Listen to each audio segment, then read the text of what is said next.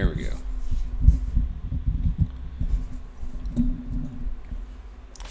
There's an update to Unity. I'm going to see if it's even worth getting. Answer is usually no. Oh. Let's see, it came out on 10 June, so it came out on Monday.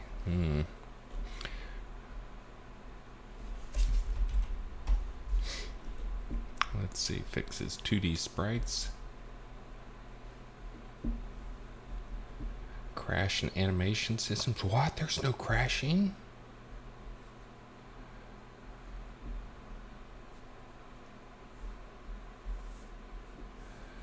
Let's see. Build pipeline. Nope, nope.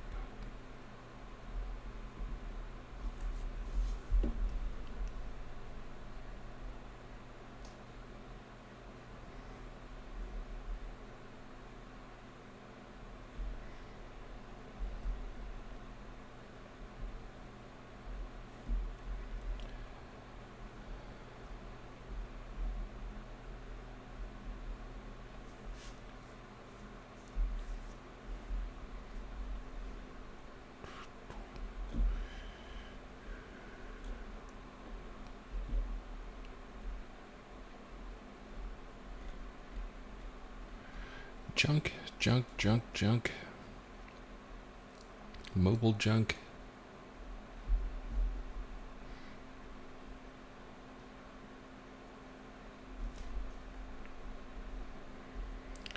Scriptable rendering pipeline junk.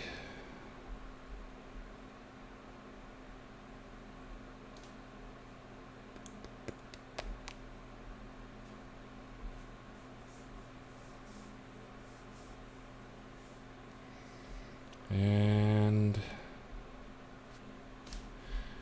a lot of VR junk. Yeah, I'm not gonna upgrade. SDN 0. Why would I sleep? I went to bed.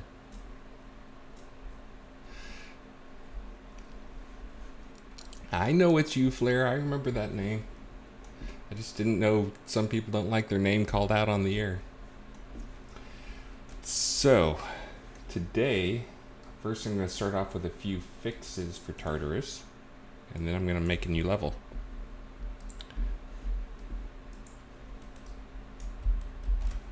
What are you talking about? There's 1, 2, 3, 4, 5, there's like 6 or 7 people.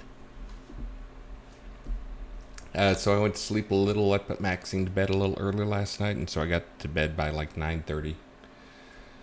And then I woke up at 12:30, because 3 hours of sleep is always plenty, with a ton of ideas going through my head.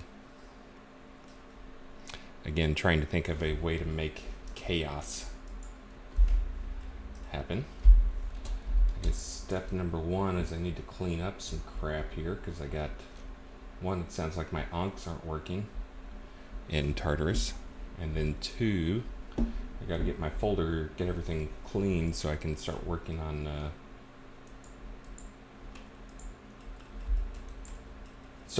level 3.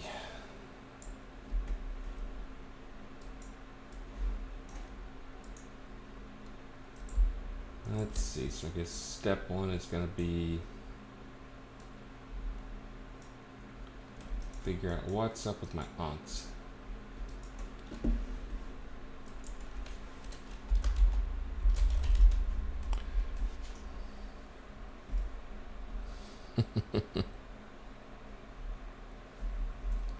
Oh, and I'm going to be streaming till, well, we'll see. I may not stream until noon tomorrow, but...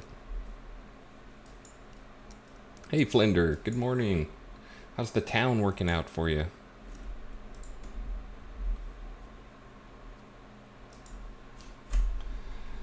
Let's see. I copy in a scene that works. I'm going to steal some stuff. So for those who don't know, my plan for level 3 of Tartarus is we're moving from sewers and undead to chaos. Absolute total chaos. So some ideas I have is one, having some teleporters, visible teleporters, that it's kind of the puzzle of here's the pattern of teleporters. Then idea number 2 is I'm going to do some fun stuff with. I was actually looking at trying to get some like Escher type stuff in there, the stairs that go up, whatever, but looking at how we do physics and how we do movement and path finding and nav mesh, like it would be a freaking nightmare to have a map that actually rotated.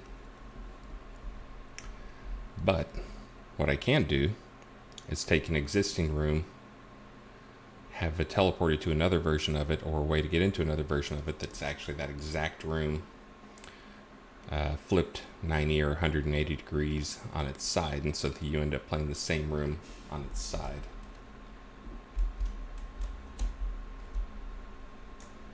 So I just added in, did an add scene, an additive for the rise. Let me see if I can find the onks in here and see if I can figure out what's different.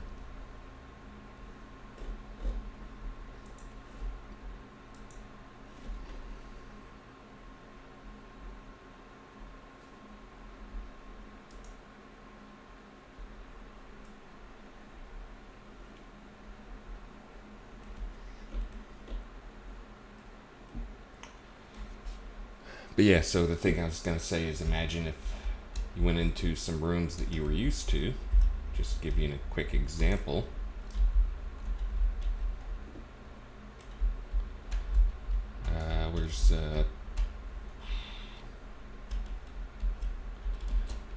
So here's the library room. Now imagine if this entire room,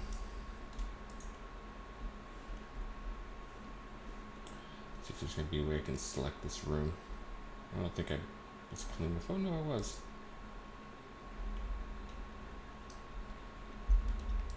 Imagine if this entire room, decos and all, were flipped.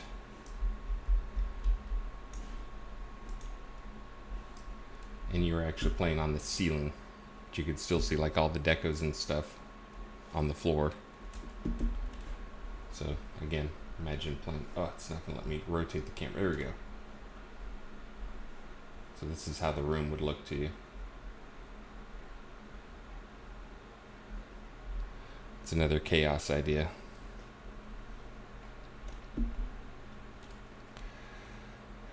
Another one is one of the rooms I may do first. Again, there's some ideas that I really like that I haven't been able to. It would be tough for me to pull them off. Just because given my limited time and limited art abilities, which again, I really like the whole floating island thing. So one of the other things I'm looking at is making it so there's a room with floating, imagine floating platforms. And then there's teleporters between the floating platforms, but between the floating platforms, underneath them is basically just the abyss. Fall into blackness that'll take you back to the starting platform or take you back to some bad place. So anyways, imagine a bunch of floating platforms where you can also see the other floating platforms. With the teleporters that basically you take teleporter from platform to platform to platform. There's another chaos idea.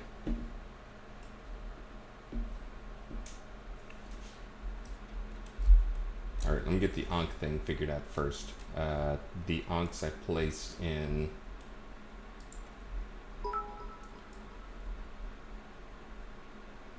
Tartarus apparently do not work. I did not actually test them, I will admit. I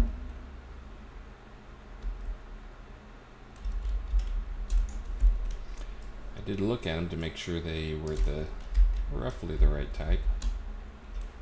That's not a good place for an Ankh.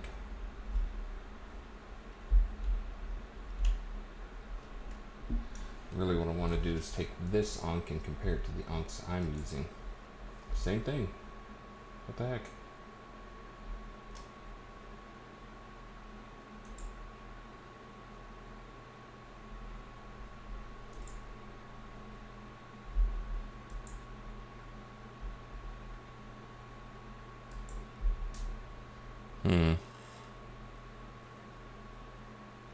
What's the good place?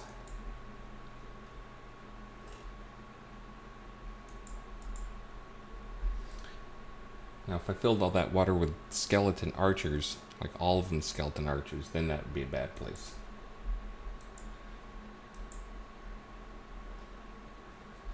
Yeah, I'm not seeing any difference between these two things. Let me check player spawn.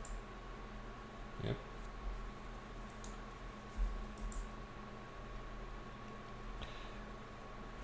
Alright, I don't get it. Looks like my versions and their versions are the same thing. One thing you gotta make sure and do is make sure your little dude is standing on the ground. There's a safe place for him to spawn. So let me come in here and try it myself. Hold on. Oh, and thank you very much, and good morning, Snugs. Snugsy one.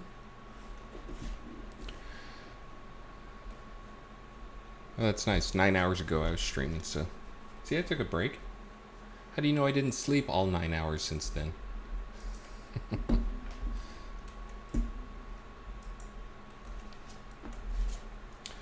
Alright, gotta hit play.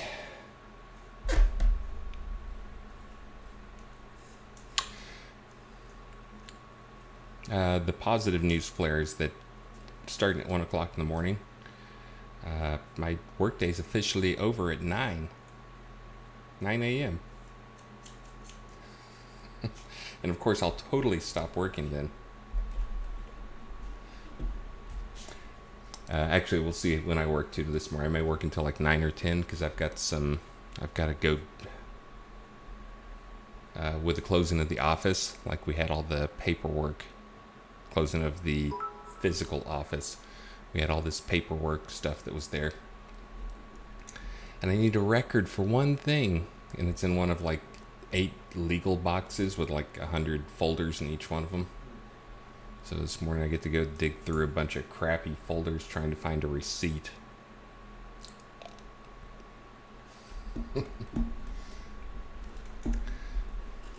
Oh, I just realized I hit play and it's going to waste even more time than expected. And Snugs, thank you. So my goal for today, for this morning, is to get something roughly set up. This is going to fail miserably, by the way. I'm going to have to, yeah, you can already see it. But it's to get the chaos portion of the dungeon set up, at least the physical side. I'm going to set up some new creatures. Let me see what stuff.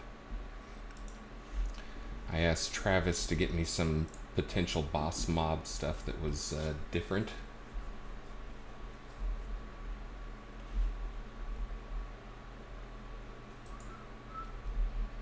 Let's see.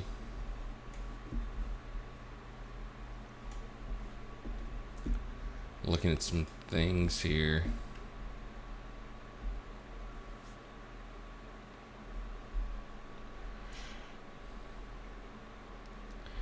Yeah, there's a, he sent me, there's an undead dragon. That's an option. Alright, there's some type of weird demon lizard thing. A hydra. None of which will be tameable. No, you can't tame a hydra.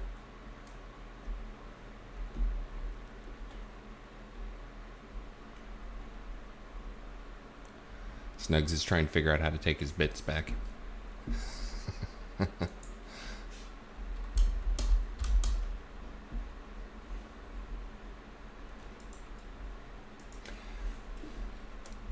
And again, I'm going to try and set up some new creatures, hopefully, for this release. We'll see how painful it gets. But I'm going to try to set up some new creatures from scratch that are purchased models. So, hey, whoa. Volk, thank you. Thank you. Huge thanks. Appreciate the early morning streams. For those who are just getting here, my plan is I couldn't sleep, so I got up 1 o'clock in the morning. I'm going to work on chaos. My brain was chaos. Actually, it was because I was trying to think. I was going through ideas in my head that might work. Uh-oh. Thank you guys for making my morning worthwhile. Thank you, Snugs times 10.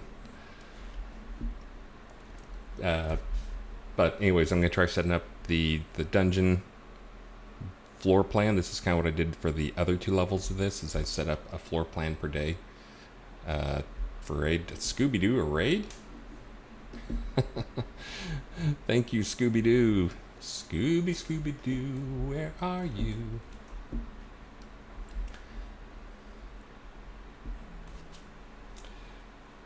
Good morning, you mean? So let me see if I'm back to the point where I can.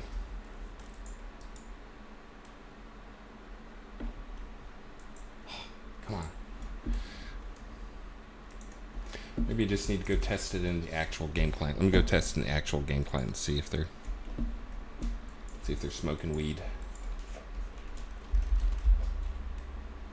Load level Tartarus. Oh, the other thing I'm going to do today, I may not show it on screen. And thank you very much, Scooby-Doo. And thank you very much, Flanderk Vant Meeden.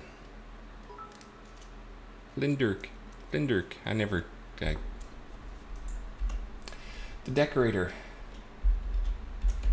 Hold on. Scooby-Dooby-Doo, where are you? I'm gonna go die in here and see if I can use the Ankh.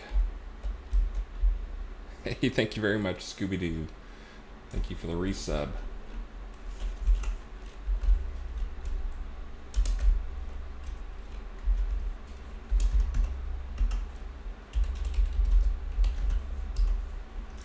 Alright, so there's an Ankh.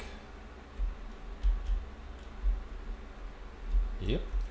It would appear that Ankh is not working.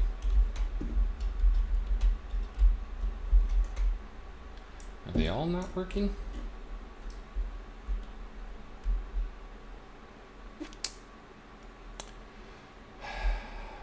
Yes, I see that. It's quite a tease of an Ankh. Oh, really? Come on. Okay. So something is up here. Sphere Collider death effects.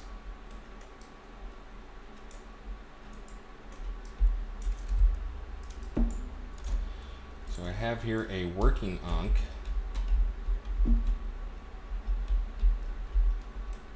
From the Rise.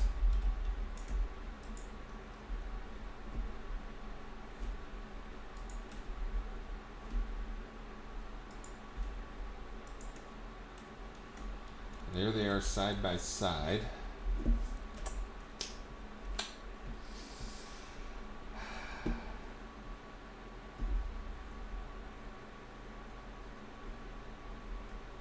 Super lame.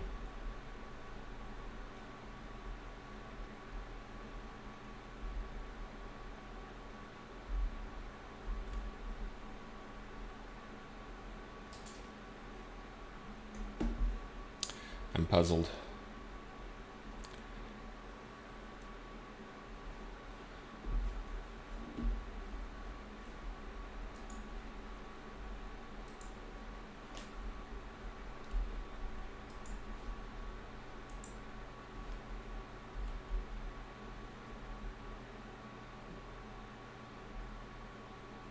Death effects, player, nothing set there. Exactly the same.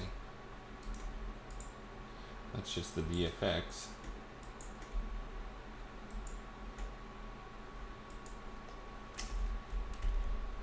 Maybe it didn't get IDs generated for it or something?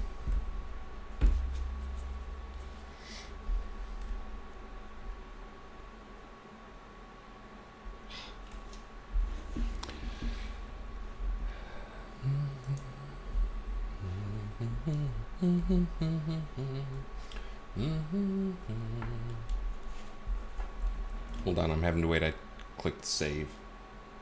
I don't know, how dare I?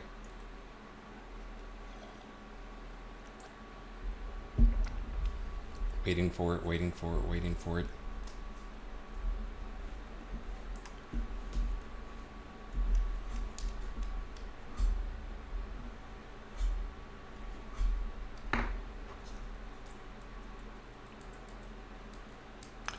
What could possibly be wrong? That may be one that if I don't see anything wrong here in the data, that means I'm gonna have to go step through the code, which means it's something I'll do later today.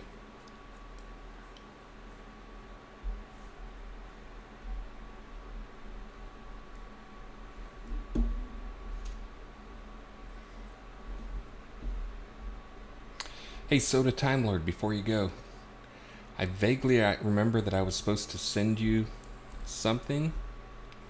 Did I ever do that? I owed you something in exchange for, like, not taking a box or something. Hopefully you're still there. Again, I only vaguely remember it, and I have not gone back to check to see. But I kind of was thinking I hadn't actually. I told you yes, and then I never actually sent you the thing. While I got you on here, I thought I'd ask. Let's see, if there's 5, then that's probably what it's going to be.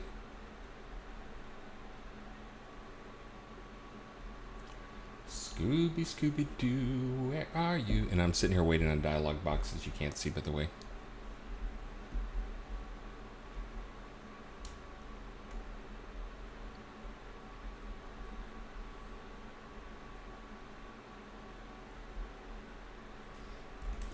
More dialogue boxes. Gonna be a lot of cursing at Unity this morning, I think. Should mark these streams mature for my morning streams.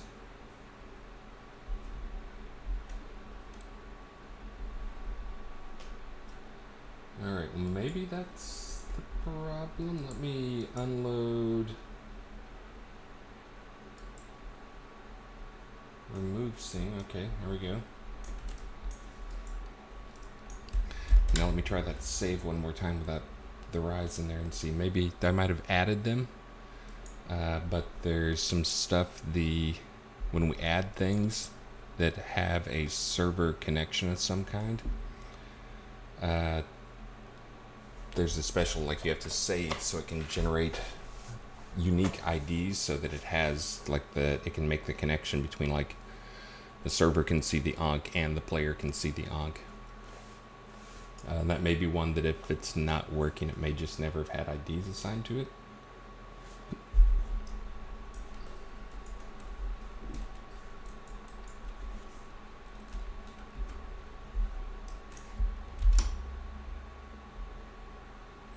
We will see. Well, technically, you guys are going to get to see a wait cursor for a long period of time.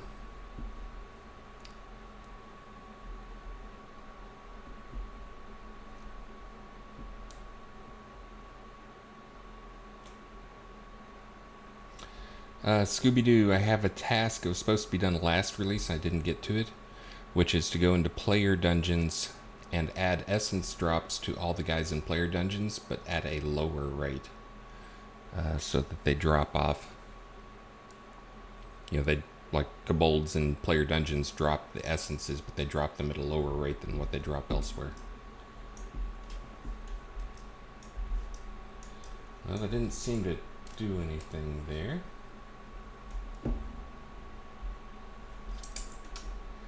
Why would the onc not work? Scooby, Scooby-Doo, where are you? Alright, well, I'm not seeing anything, obviously. Let me see if it works for me in offline mode. And if it works for me in offline mode, then maybe it'll just be fixed in the next patch. For those who missed my stream yesterday, first, how dare you? But second, I mentioned that yesterday for everyone on the team is a bit of a short day because we have our team meeting where we all have to do this horrible thing called driving to work. Can't believe I used to do that all the time. But we all had about a 3-hour team meeting followed up by a 1-hour team lunch where we still talk about, guess what, game stuff.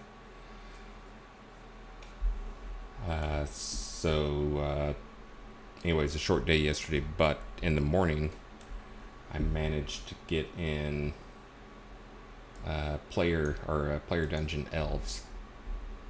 The variation for Player Dungeon Elves.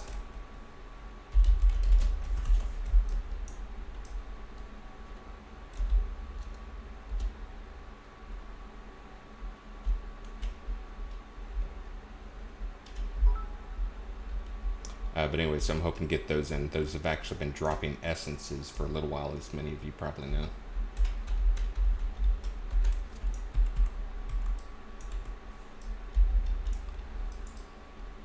Hey, Volk.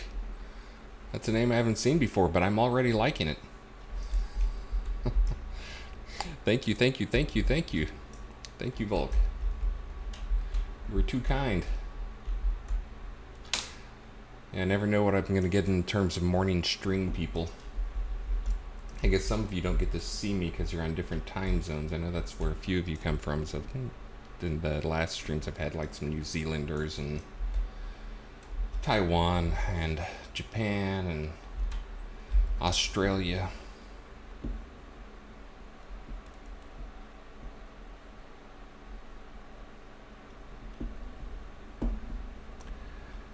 Scooby-Doo, the +1 on wand. I can go look that up for you. I vaguely remember. Yeah, that's a horrible description for what that stat does. It should just say what it is because it's only used on a few items. Let's see. First, let me kill me. I said let me... Oh. God mode false.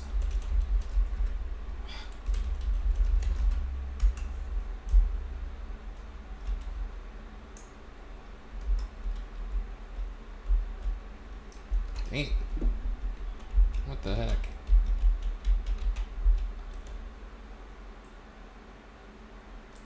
No love for my onks? Yeah, it's so weird. I think you guys just saw me. I did a side-by-side comparison of my onks to onks in another dungeon, or in another dungeon, and no problems whatsoever.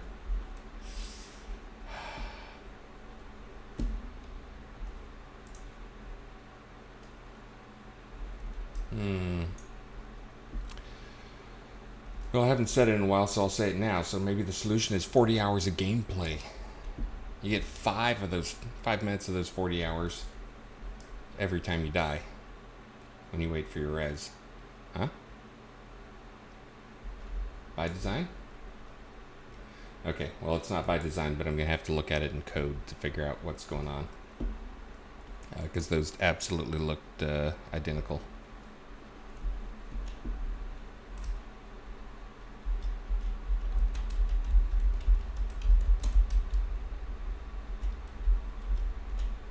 What is that, 40 hours? That's like 2,400 minutes.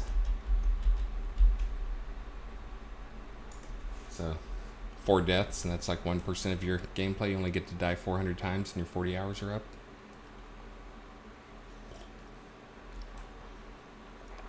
Pub rules. My life is copy-paste in the editor. If I did a copy-paste and verified everything was set up the same as in others. So not quite sure what is going on there.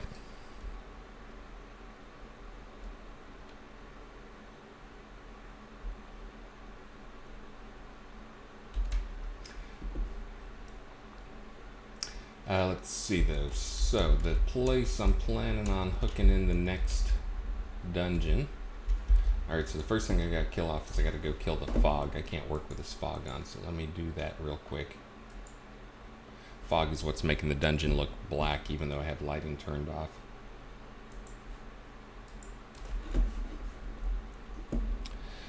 Fog, I love you, but you gotta go. Okay. Now we can see what we're working with here.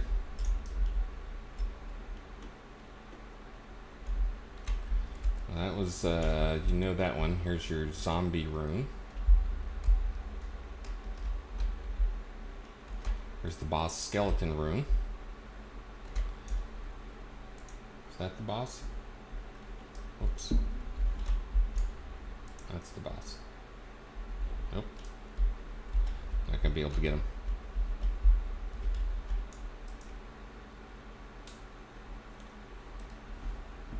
Nope, that's not him either. I guess that's him.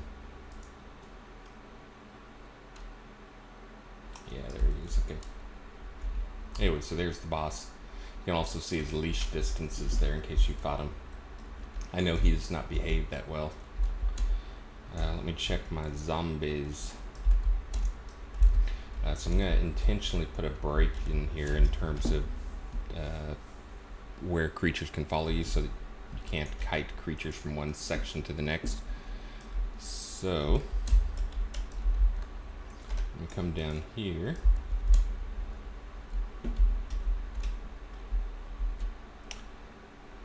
Actually, I'll go ahead and take that guy over there.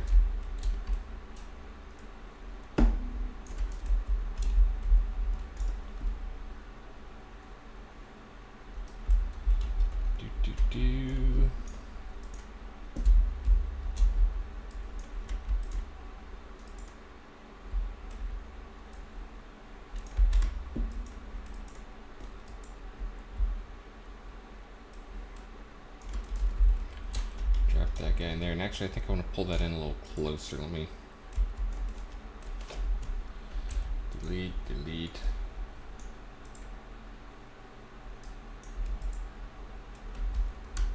It's good to have the occasional bend in these hallways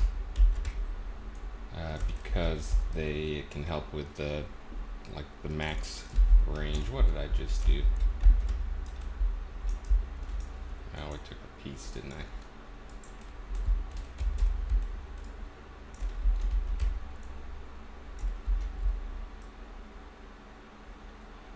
Alright, chaos just ensued. What's going on there?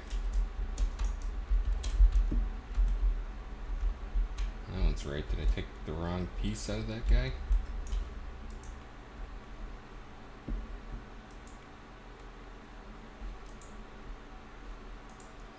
How's this one getting off?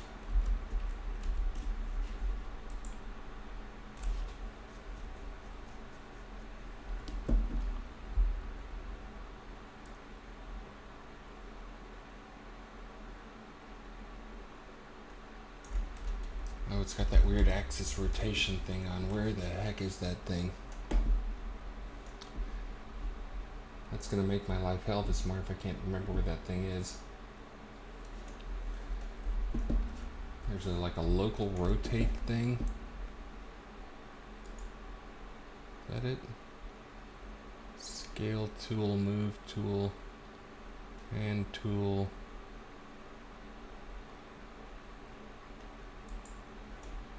Is that it?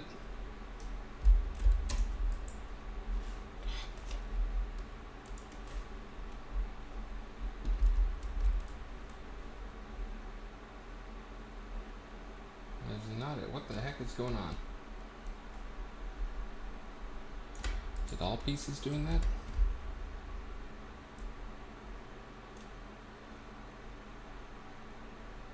Pretty much.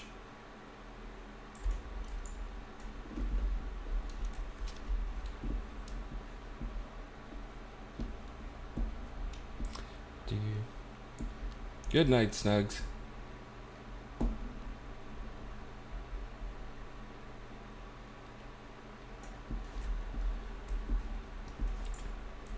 Well, chaos is starting in on me a little earlier than I expected. I'm having, for whatever reason, rotation problems.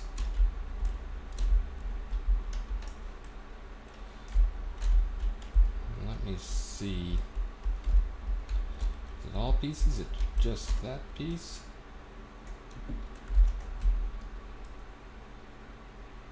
That is all pieces are screwing up. That's got to be. There we go. I bet that's what it is right there. Okay.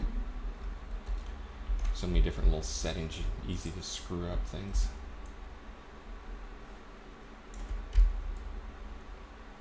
Hey, look at that. I fixed it. Okay. Whew. I was going to say this would be a painful session if I couldn't figure that out. All I'm doing here is putting a visual bend.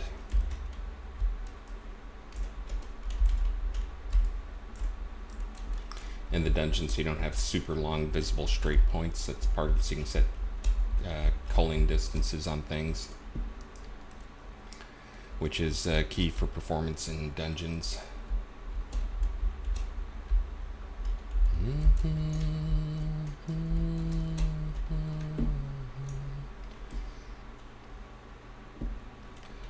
Let's see. I'm gonna take that guy.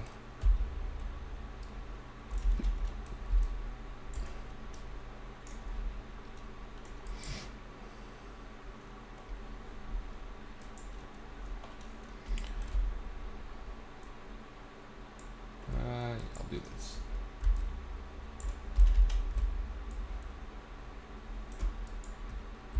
Just trying to figure out where to put get a good spot for the teleporter. No, not that one. That's not what I want. Give me that guy. Bam. Alright, so now we've got mean old boss room. Leads into this. Which again, that's just add a visual bend to it so we don't have really long straight runs on things. So now I get to do the fun thing, which is I get to add a teleporter. Let me add the rise back in here, additive.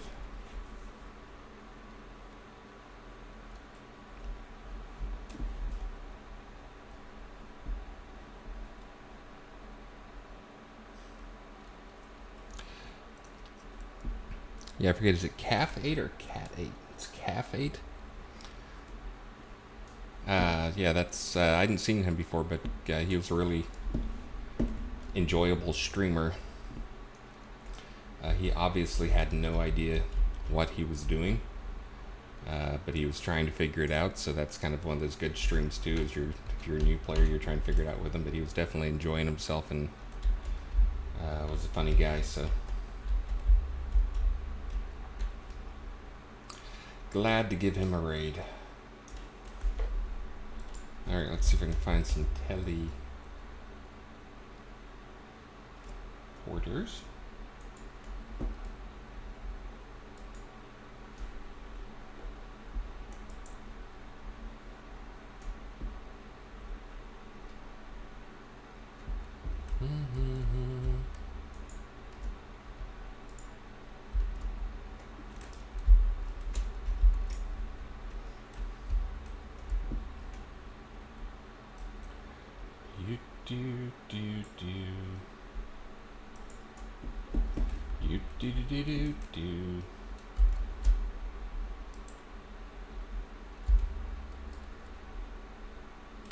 This is me again. It's useful to have another scene in place so I can do my copy pasta.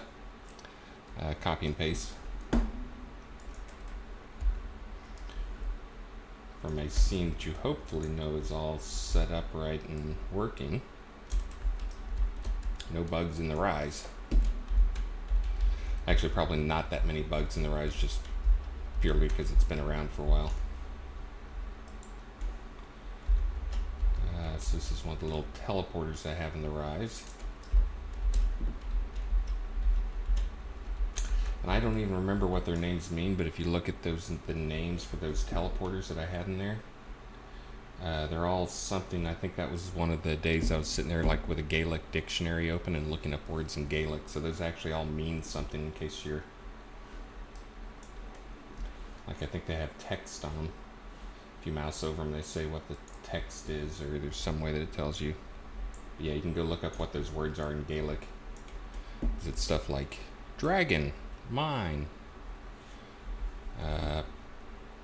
library, or something like that, and they're all like in Gaelic.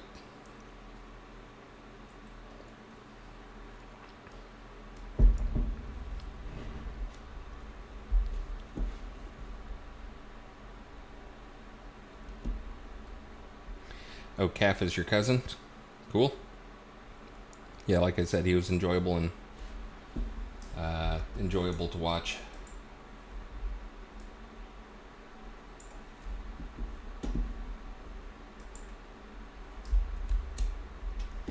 Alright, so what this is it's a teleporter. That's the teleporter, that's where you go in, and then you got the side where you go out. And again, let me re-thank Volk. Thank you, Volk. Volk. So now, with having a teleport, that means I can put some distance between this area and the other area. Can't put huge distance because of some design quirks, but let's see. Trying to figure out what I'm going to do for walls. I may pull a list and do some UV free wall stuff.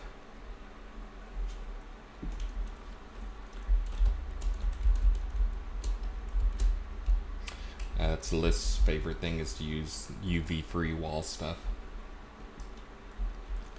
So I think what I want to start off, speaking of chaos, is I think I'm going to just start it off like in a big empty expanse. And have it like a big, maybe you can't even see the walls, so big room. But making it so you start off on like again a floating platform type thing, and there's teleporters from the platform.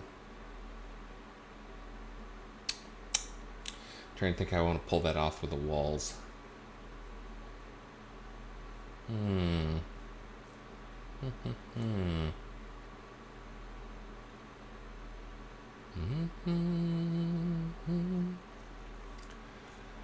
Oh, I know another one I can do, which is having scripts so that things turn on and off, time sequenced.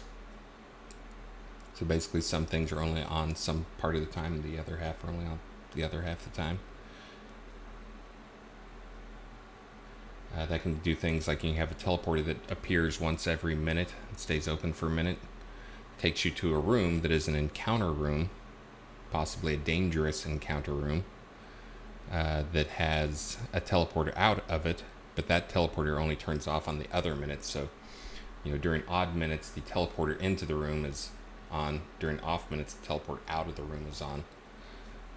So basically you can teleport into the room, but then it takes you time to get out. Again, I'm just going through all these ideas in my head, trying to figure out which ones feel the most fun and also chaotic.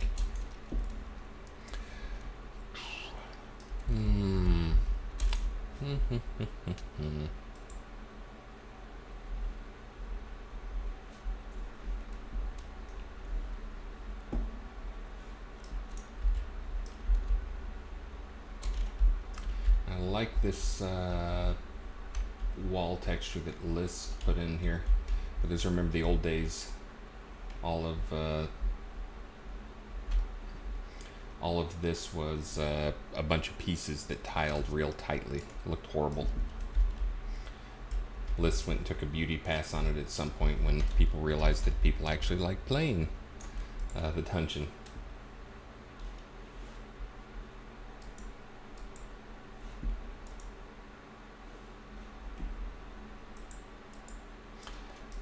But anyways, yeah, I really like, I think I'm just going to do not quite that crazy. I come up here, I'll start off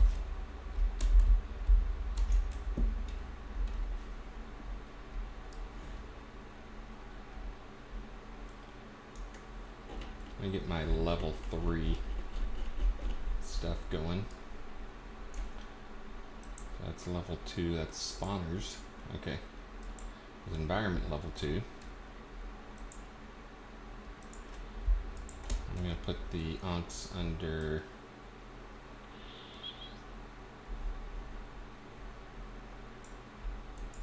spawners. Okay, that's good. Now I need to make a level 3. Oh, not a child. Like that guy. That guy, that guy. Okay, so now he's at the origin.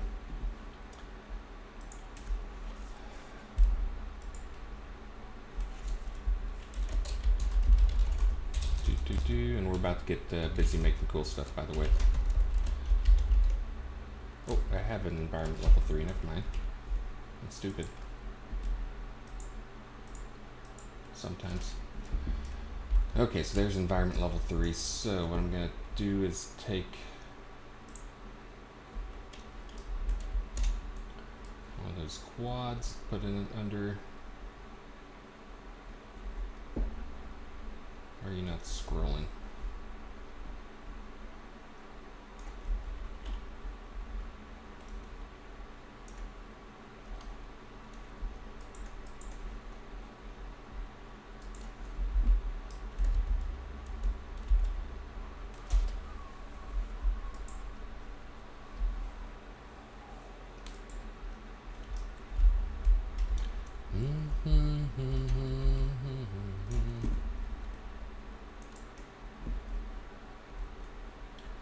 But not me.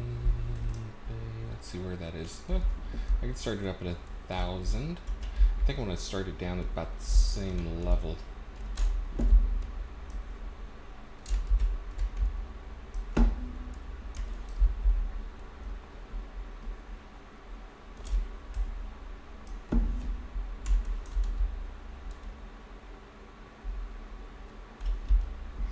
I'll do it down here.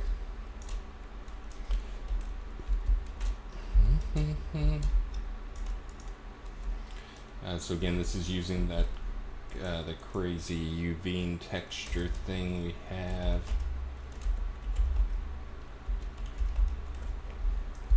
Basically, you can make a wall and the scale doesn't change the texture mapping.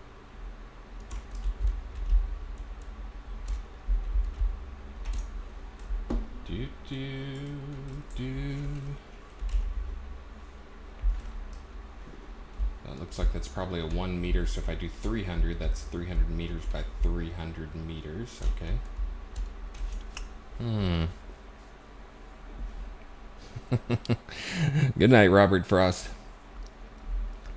Yeah, I'll get going here.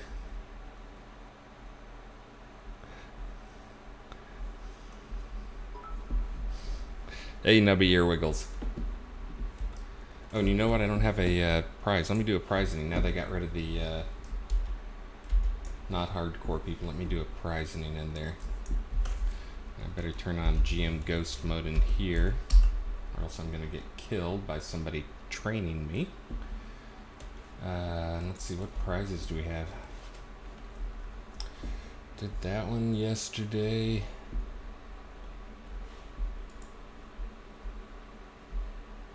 We'll do some demon wings.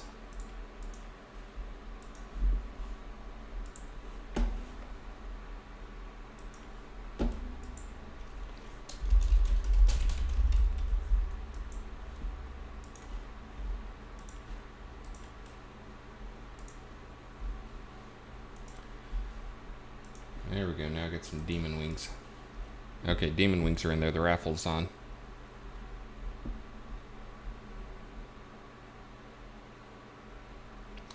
I did not figure out who Serial Noob was.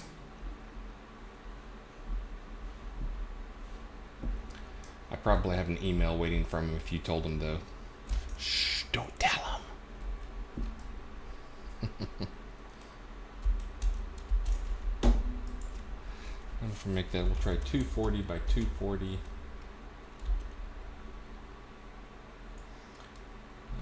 240, that one doesn't matter, but just keep it uniform.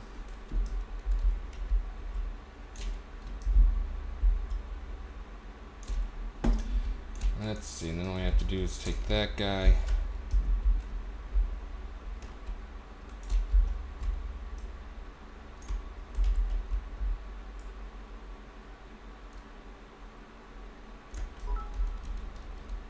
Hey, thank you very much, GamerQuest. Thank you, thank you, thank you. Thank you, 500. Man, you guys in the morning are generous. All this 100-bit stuff, you guys aren't messing around here. Vulcan, GamerQuest. Thank you.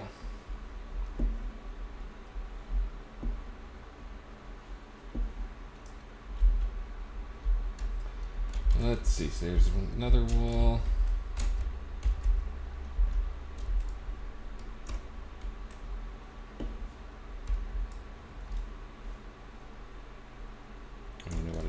is turning. I can't see it because it has back face culling. Is that what happened? Nope. What's going on there? There we go. Yeah, that's... You can see it perfectly fine from that side, but oop, back face culling.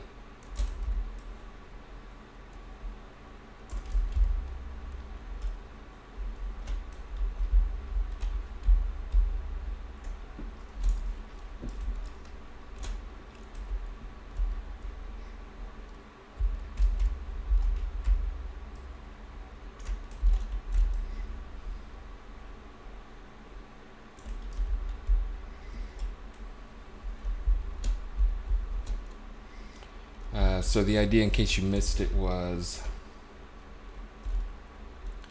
this is just going to be a large open chamber. I may have to put something in here so I can get an idea of whether this is large enough. But there's going to be some large flat areas to fight on that will have teleporters between them, so they're all kind of just floating in the void. I'm not sure. I may put just black fog at the bottom and a teleporter field. But I'll see. I'm trying to figure out that part. So I guess I can actually have it so... kind of want to start down low. If you're going to make people stair step up from platform to platform to platform. Using teleporters, of course.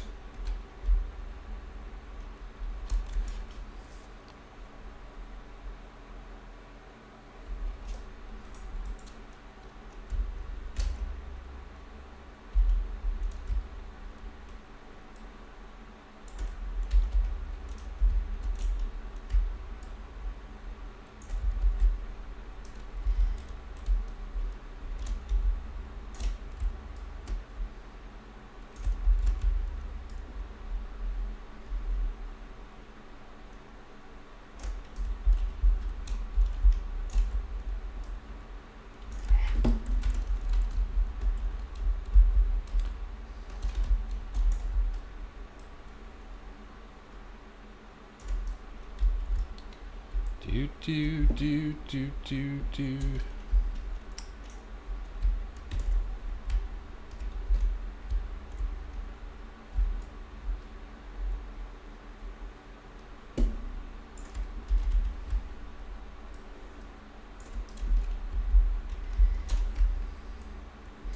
This may not be the right scale. I might have to come back, but this room will be the kind of what I'm gonna, it's kind of the basis for a lot of this stuff. This may be, again, it may be too big, maybe too small.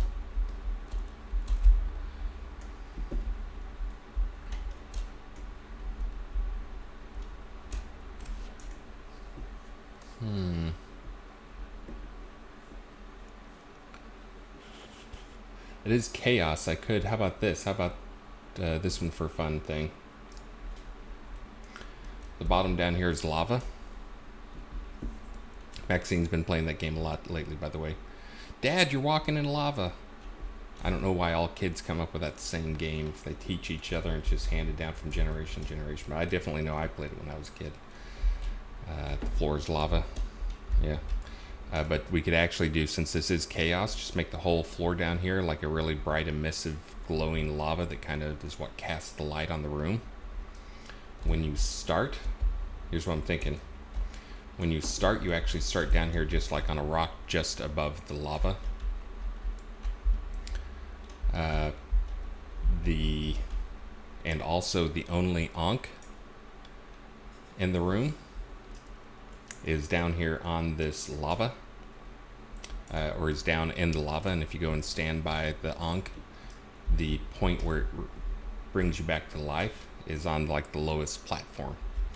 So then each platform has a teleporter or teleporters off of it that may take you either to another platform, or it may take you to a room that is just outside of this. And then I can set up like chaos temples and chaos libraries, those type things, and make them very isolated, controlled encounter spaces. So it's kind of from one to another to another to another, like you gotta like bounce between. You'll see it'll come together here pretty quick. Let me see what our lava I know we've got some lava sets.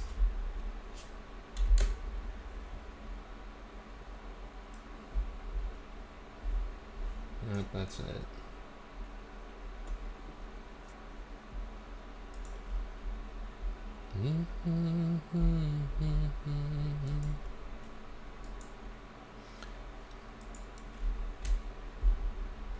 Black blade lava. Ooh. Huh? That thing animate? I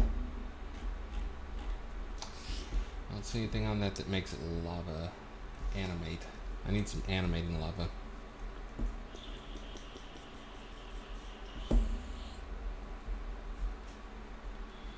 Let me do a lava and search for prefab.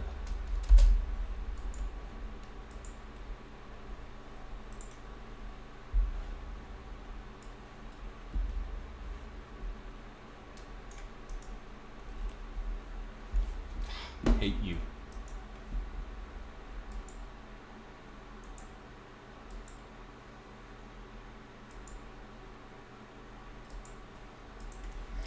That apparently is a lava.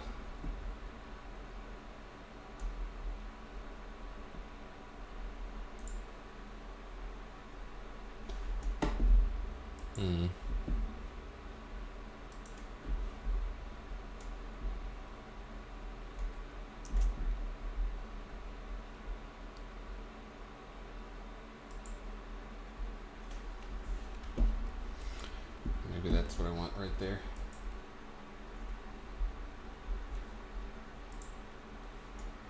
Kind of looking for something that has a animation to it. I'm surprised we don't have any of these with animations on them.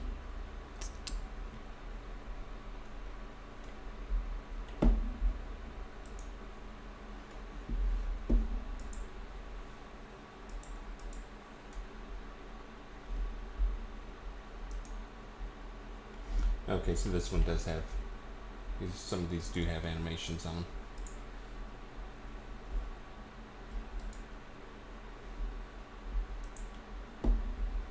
Not this one, this one's boring. Let's see what this looks like.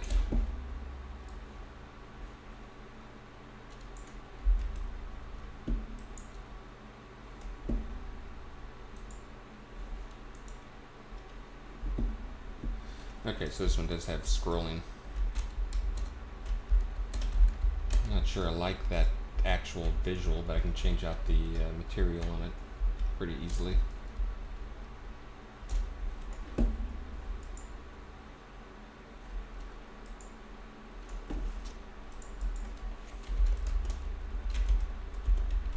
Okay, we're gonna play with this one for now. Assume this is our boy.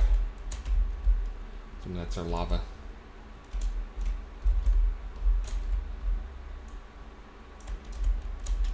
Okay. I'm gonna get back and find a better material, and then I'm gonna get back to other stuff.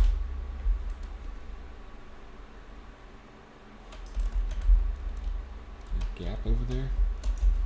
No.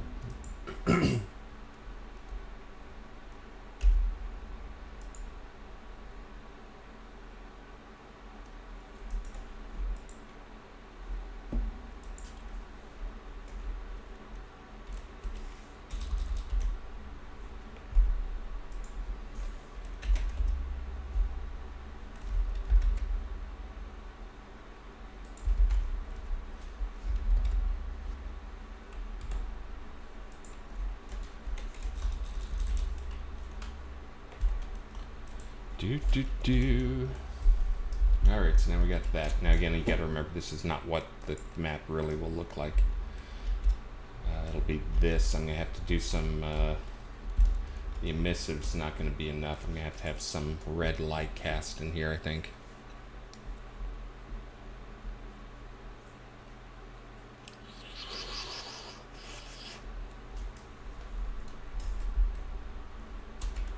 So yeah, so the idea will be this will be animated lava down here. Again, I will probably change out this texture on it.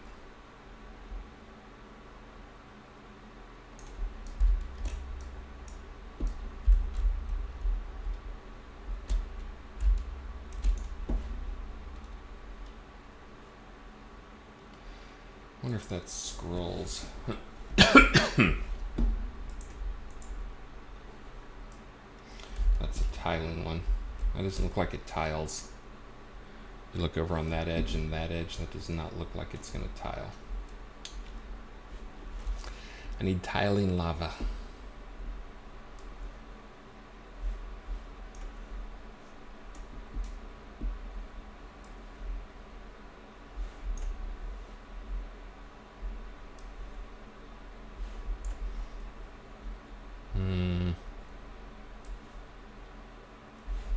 That is not lava. Also not lava. Also not lava. Oh.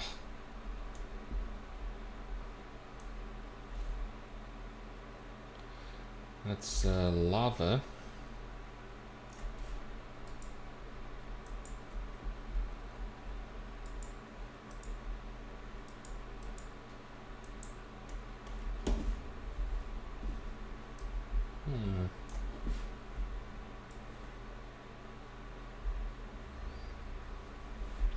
That doesn't look as ferocious.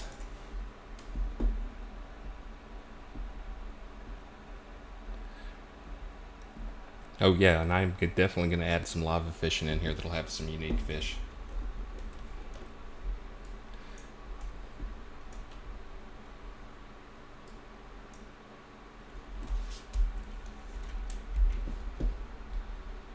Let's start looking down here.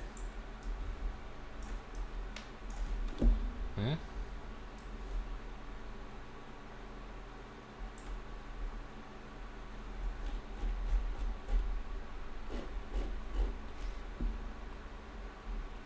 Alright, well I've got some...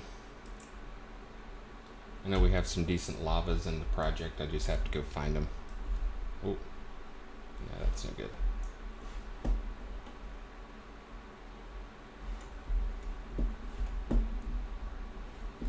I like that material better.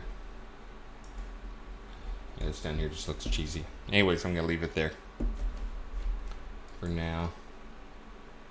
It does have a missive on it. Okay, so now I got to get the next things. I'll have to set up some lights in here so you can see projection.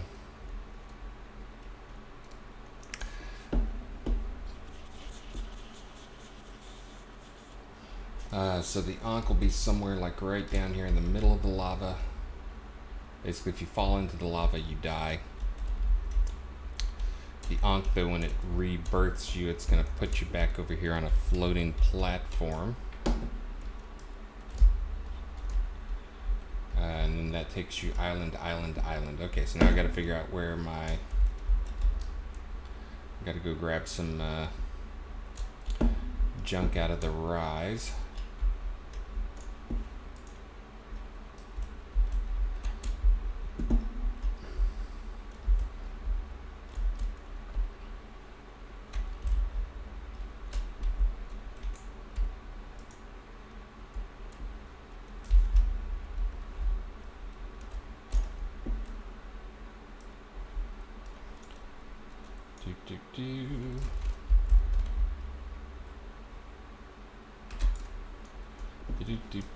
There's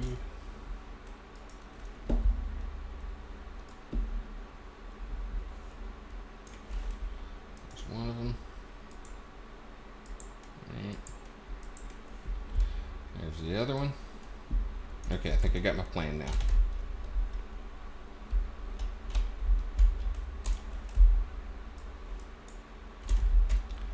That is not what I want to do.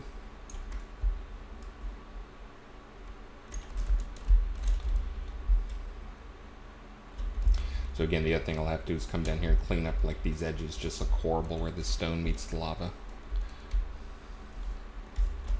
Don't fret, I'll take care of it. We got a platform here.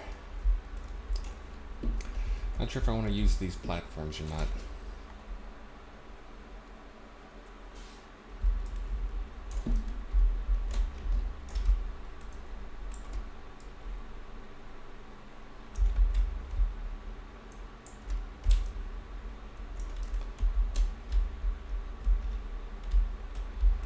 Trying to think if there's anything I could steal from the Obsidian Trials.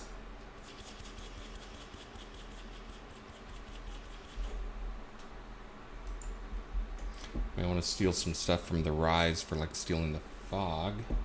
Let me think about that a little bit more.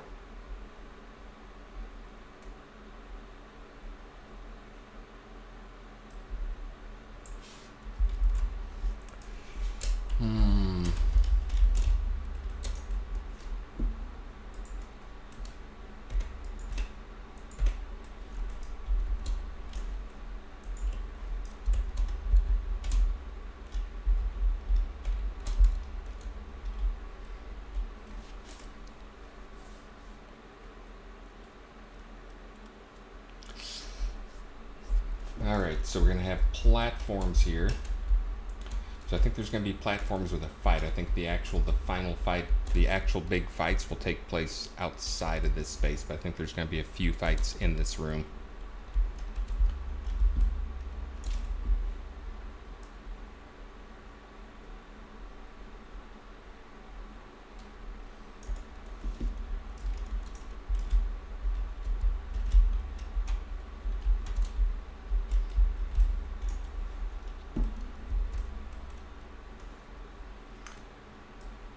So let's see, so we need to get that teleporter that I just threw down.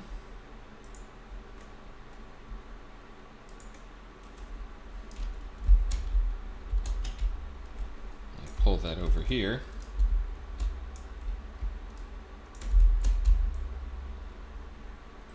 This is where you will come out from the teleporter on the other side.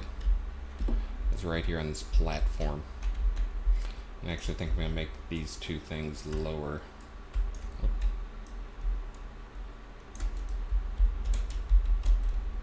Although really visually the lava will probably hold up better if you aren't too close to it. Yeah. Let's keep it up. Okay, so we're going to have the teleporter appear right there.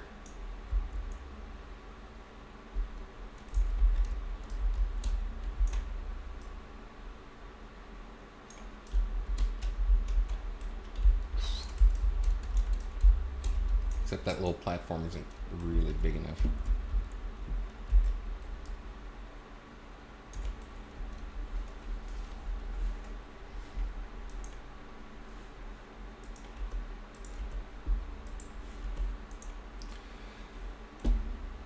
Yeah, see, I'm not liking this platform. I guess I could use the same material again.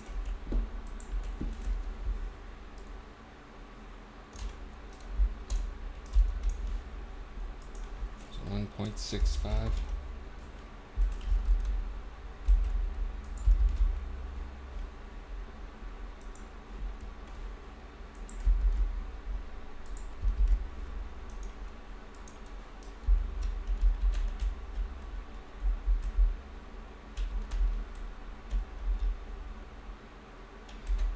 Even get a little Z fighting in there.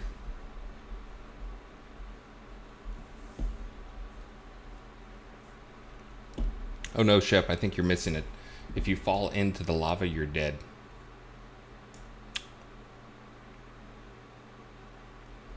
That's the idea, is that the only way out of the lava is to use an Ankh, and the Ankh brings you back to life. Rather than bring you back to life in the lava, brings you back to life over here on the starting platform. Nargle Snoop, thank you very much. So the other gimmick I got to get going here, though, is I'm going to have teleporters. I'm going to have them on timers where they turn on and off. So let's see. So let me do these guys here. I'm going to make this a double wide platform. The teleporter, that thing there can go right around there. That's where the teleporter is going to take you.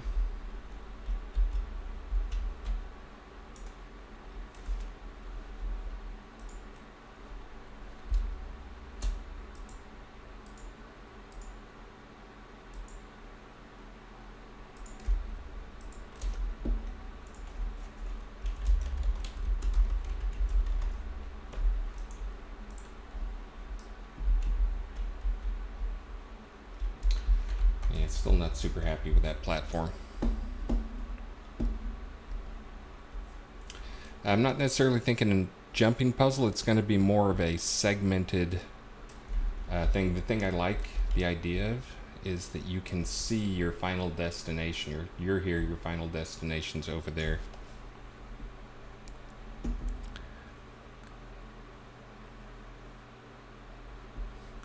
Yeah, 72. I am not sure yet. It may just be the existing fish with the chance for bigger ones or something. Because as soon as I add in fish, then I've got to go add in fish, and I got to get fish models that look cool. And I don't think I can top the lava fish models they already have. So it may be lava fishing, and what you get out of the lava fishing may be something totally different. It may be a rare component or something, or an artifact or something else. Maybe you can pull the one ring out of the lava. Surprise, it didn't burn up. The one ring was not unmade when it went into the lava, and you caught it with your lava fishing hook. But anyway, so I like the idea that you can start here and see your final destination somewhere up there. But then you know it's the actual, to get there is actually a ton of work. So the idea will be, again, where's my target point? Let me move that over here. I'm going to put that in the center of that one. So I think the next thing is going to be that there will be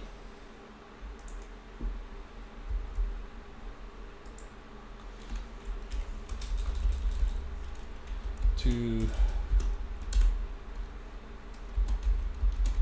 level 3.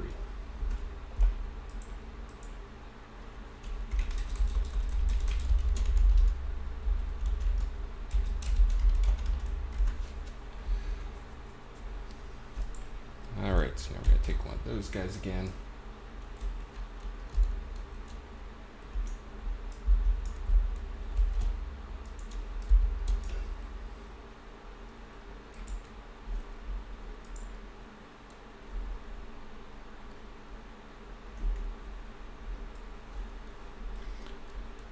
So let's see. So there we go. We got that guy. I think this is going to be a... I can move those guys off.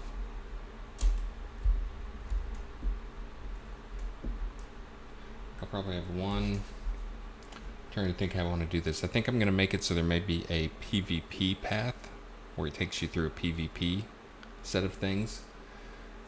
And then one that is... or two that are normal. So maybe have 3. And again, my plan is all of the places, all the things, if you fail, you screw up, you have to go back, is you're going to basically start back over on this platform.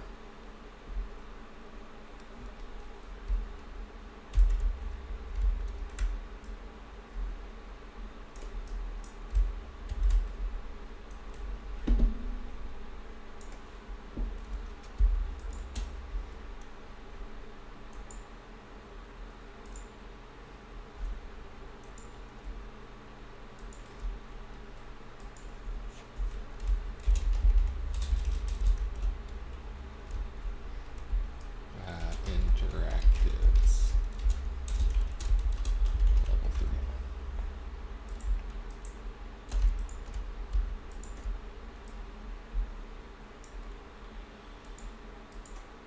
Do, do, do, do, do, do, do.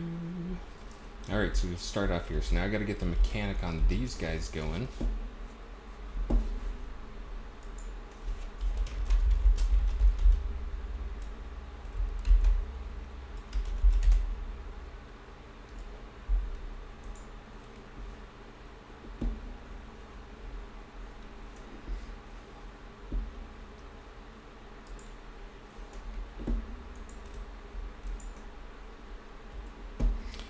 Tide water mover, let's see.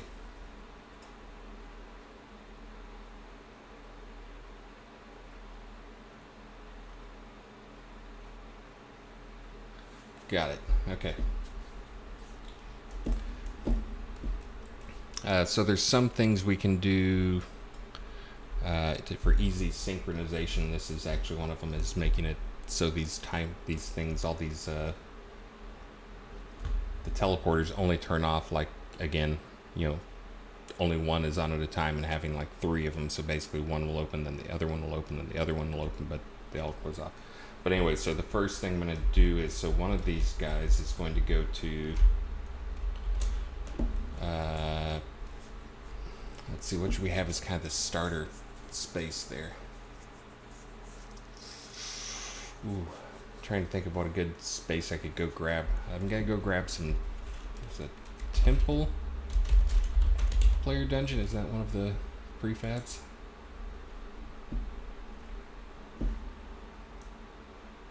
I've actually liked using this type mechanic. Using the, like, take a player house and using the player houses to play space.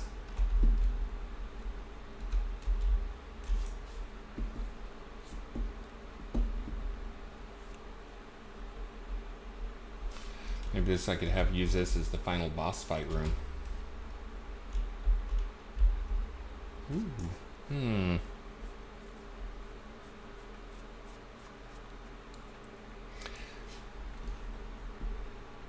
This does feel like a bossy room, right?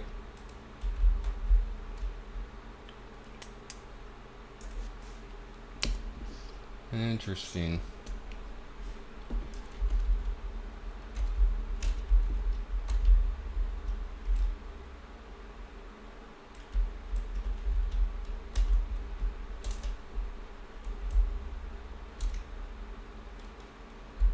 I wonder if that'll fit in there.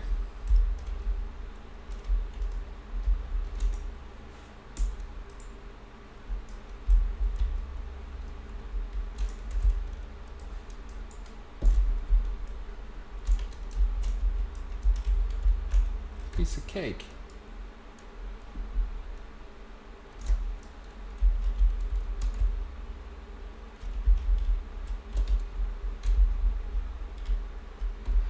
So yeah, I think that might actually be what I do for the like the final boss fight. Is, again, you'll be able to see some of this stuff in here.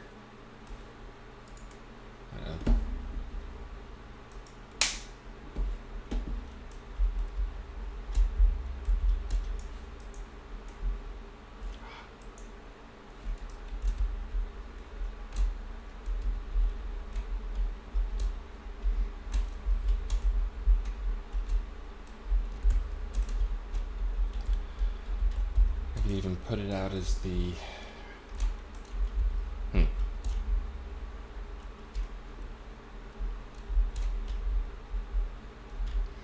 yeah, I think I'm gonna go with this.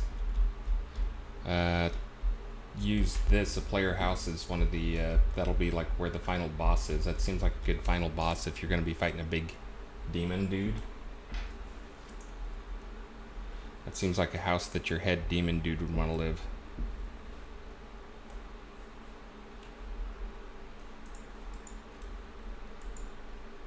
Especially if I took it up and like scaled it up.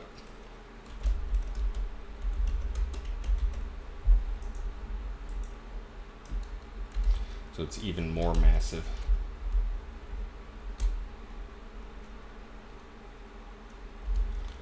I'm trying to think, I might be able to just get that in there if I make sure the lava is nearly insta-kill.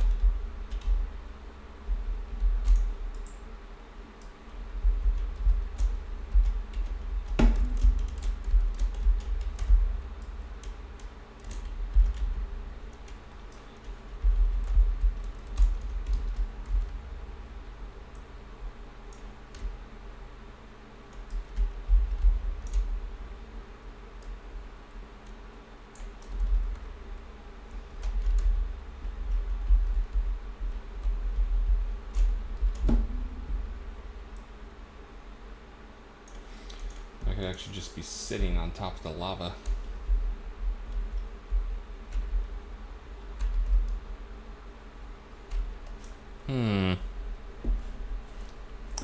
Too many polygons? Wait a minute, players can put like 10 of these in a city, but I can't have one in my dungeon?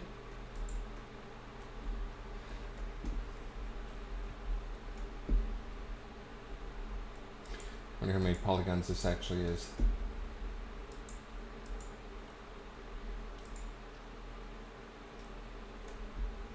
We will find out real quick. So the ceiling has 1300. 817. The thing I'm concerned about are those columns. I'm not sure if that's geometry built into them. You can do kind of like these ridges two ways. One is you can do it with a texture that just has a raised a bump map, a normal map on it. Or you can actually do it as geometry. Geometry would be crazy. Let's see, so 372, 876 for the doors. Okay, so the whole thing, the whole exterior is under 9,000 for its 6,000 tries, so it's not that bad.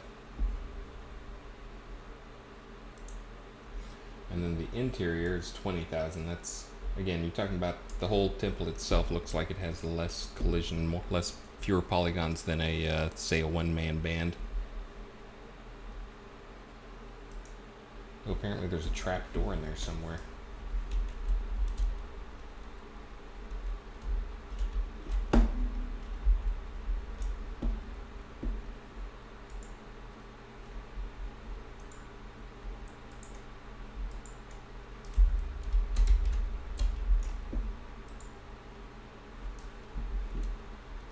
Look, there's a little trap door over there. What? I had no idea there's a trap door in this thing.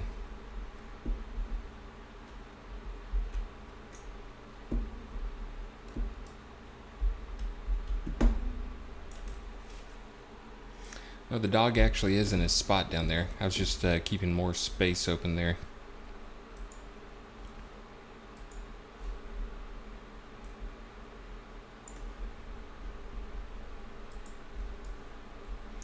There's the dog. He's actually sleeping with me.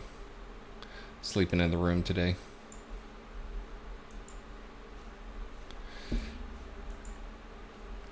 Let me put my real cam down here and shrink me down. I just didn't want to block anything down here.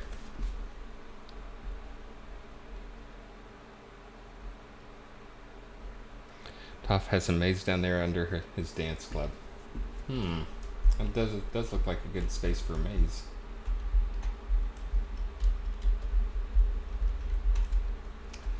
Interesting. Okay, but yeah, I mean, I like this. I just love the look of the inside, like the crazy Roman. Outside. All the gold stuff. Again, this feels like it would be exactly where a demon would want to live.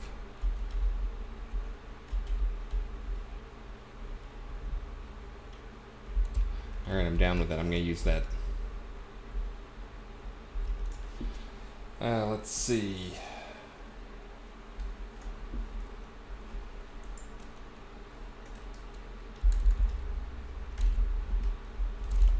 So we're going to have that in there. Maybe I will just put this way up high. Again, the thing I want is to be you to be able to see your real destination.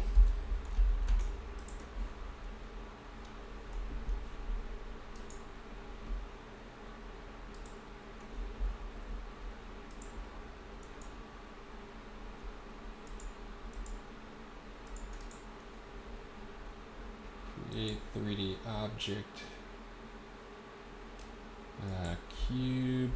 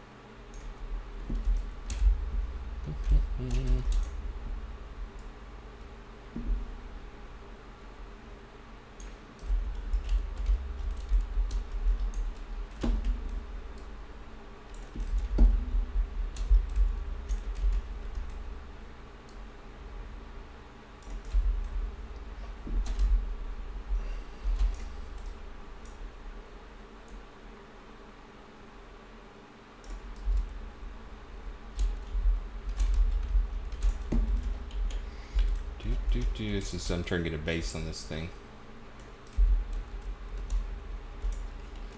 So when you see it from below, it doesn't look broken.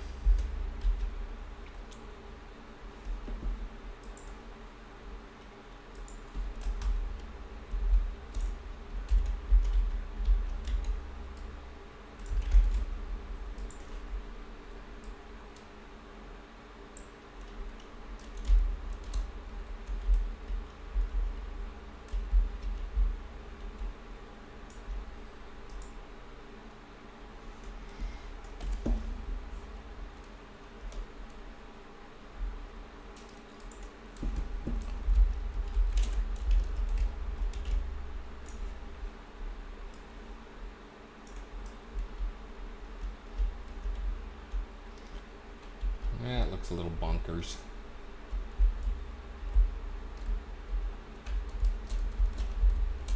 Alright, I'm probably going to have to create a new material for that. That's alright.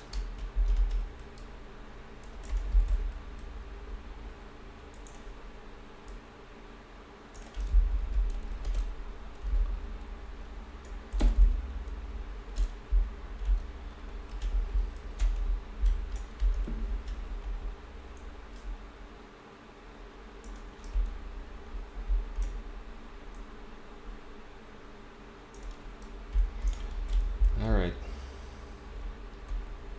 Let's see what your view will look like.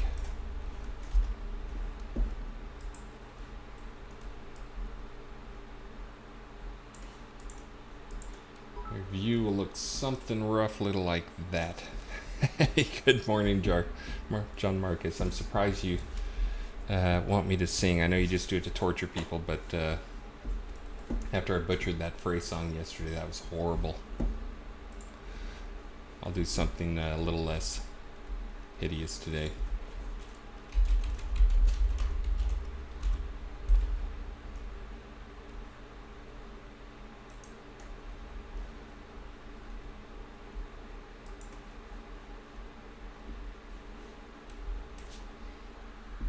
Let's see what time is it? 2:45. Gotta be careful not to wake up the wife too.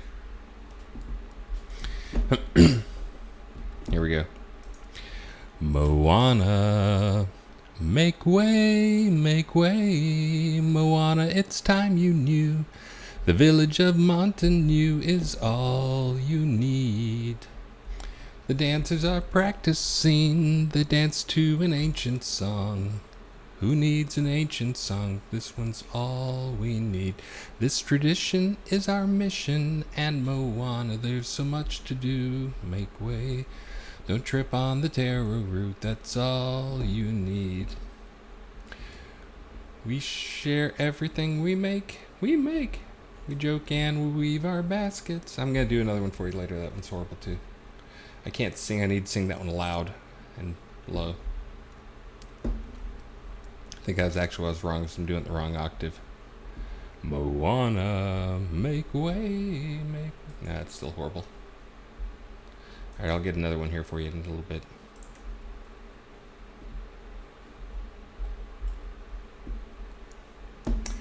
Again, I gotta sing those loud and proud. It's tough to sing quietly in the morning.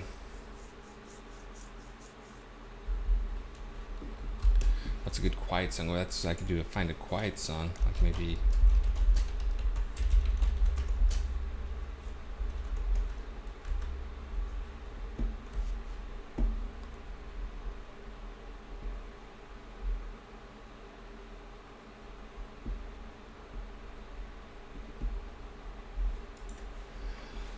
I'll have to think on it. I think I can find a better one though. So anyway, so this is kind of what you'll see when you start off is, again, you got to have lighting in here.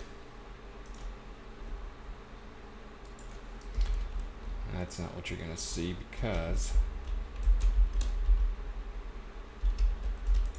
I think we're going to have a light.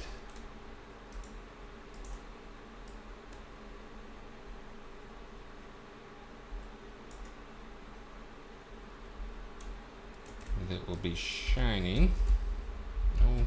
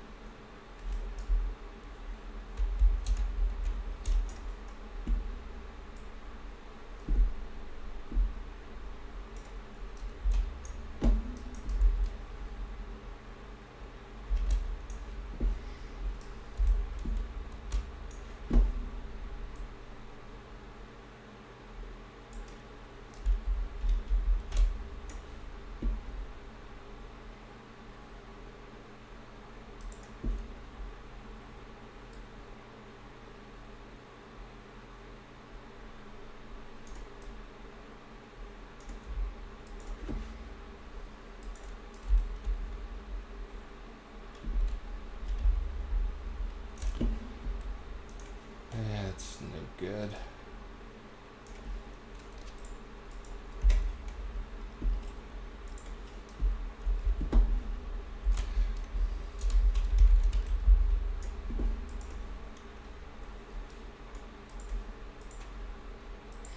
I have to try some new light types, I think.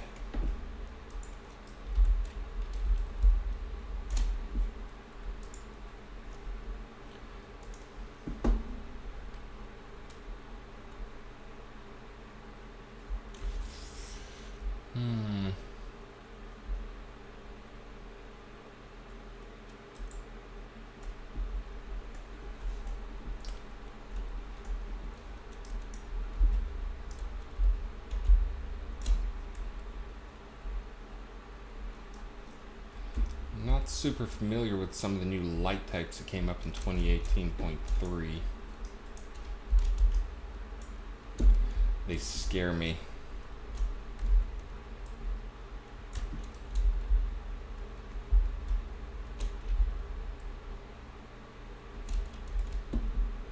It'd be really fabulous if I could have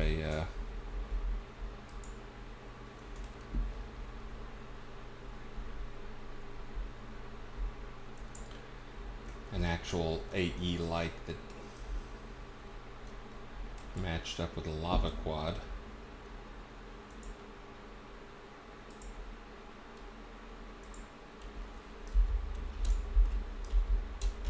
Is that a thing?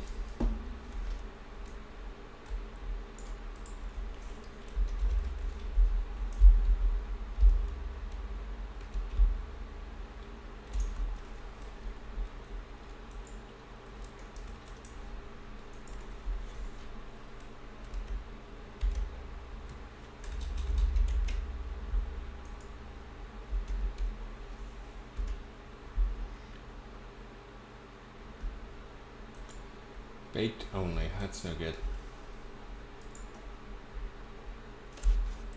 Can't do baked only. Sadness.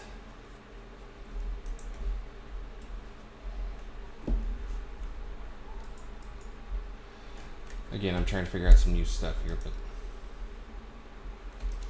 Alright, let me get some more things done. I'll figure out the lighting here in a bit. I know there's some things I can do. I'm just trying to figure out what the cheapest is going to be.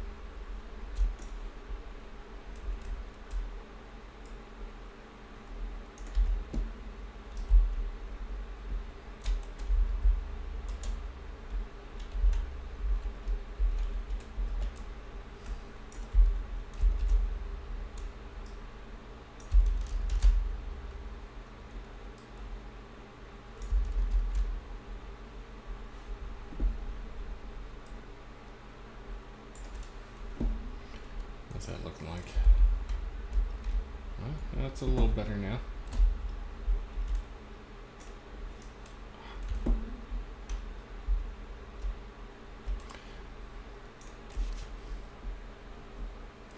It's quiet mode.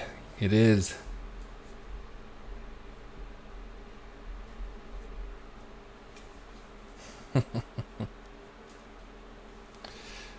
Yeah, go to bed. I'm going to be doing this again all morning long here, so I try to figure out some cool stuff with this. And for those who hadn't heard me say in the afternoon stuff, since there may be some people who don't overlap, I'm off Sunday through probably Wednesday of next week, which is why I'm trying to get in some extra hours and do some 14 or 16 hour days instead of my usual 10 or 12 hour days. Try and get caught up on that stuff so I can give you guys some good fun stuff for this next release.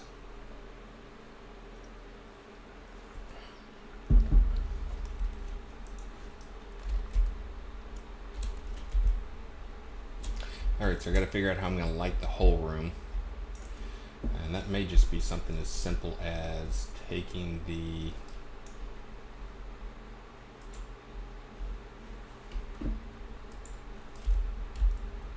maybe this will kill off the spotlight too, as if I do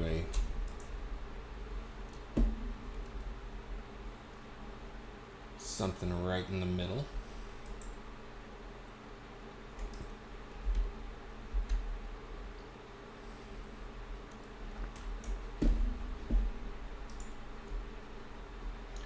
And just do a light, a point light. That is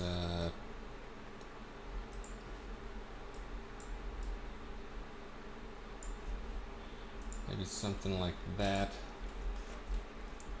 Has a range of 150.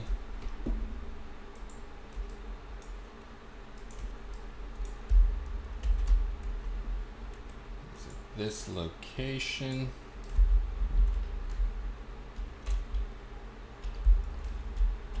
So I think it's gonna have to be lower than that. I think it's gonna have to be down near the lava so it pulls off the lava feeling.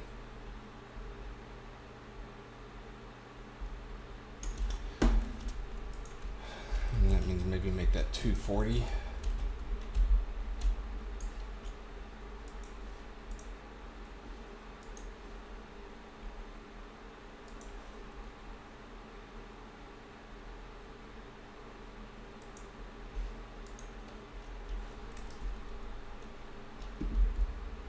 Alright, now we can see what this looks like.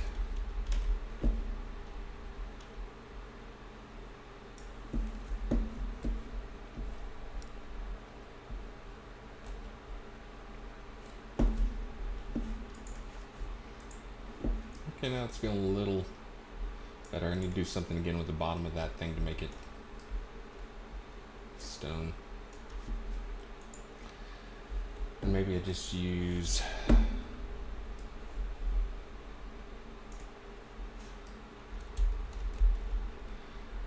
oh, except it's UV free, so it wraps around at a diagonal.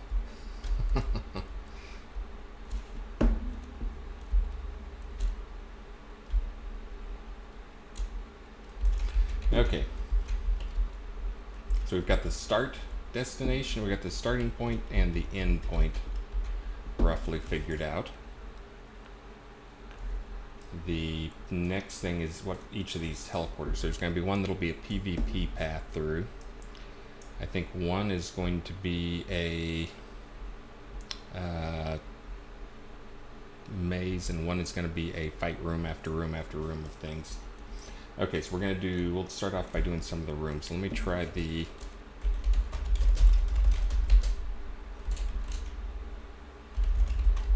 I know there's some temple rooms.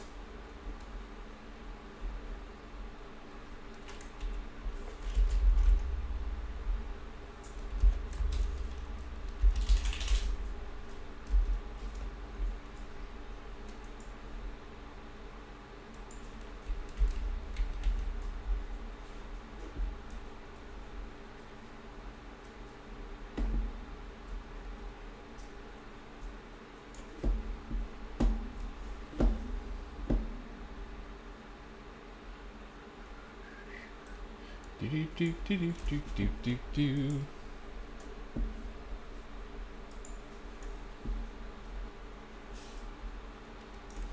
There's what I'm looking for.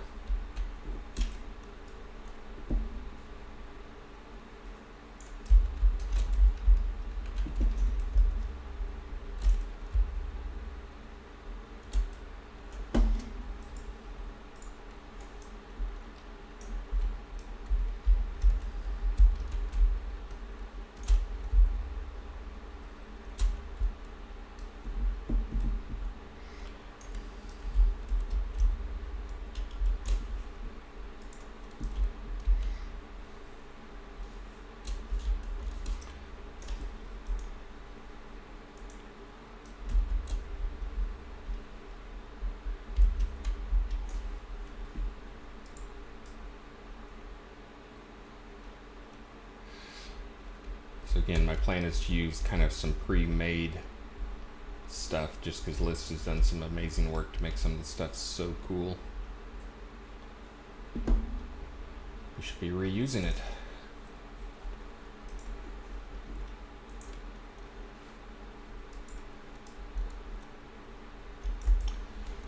Alright, so let's see, back to over here. We have the teleporters.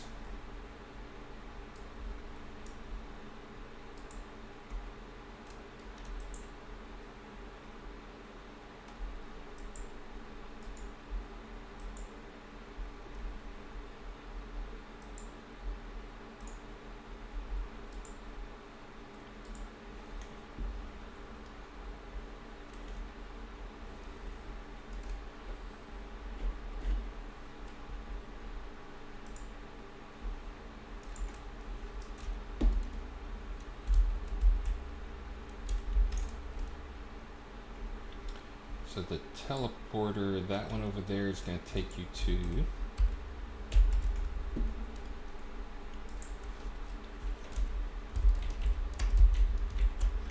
level 3 Temple 1.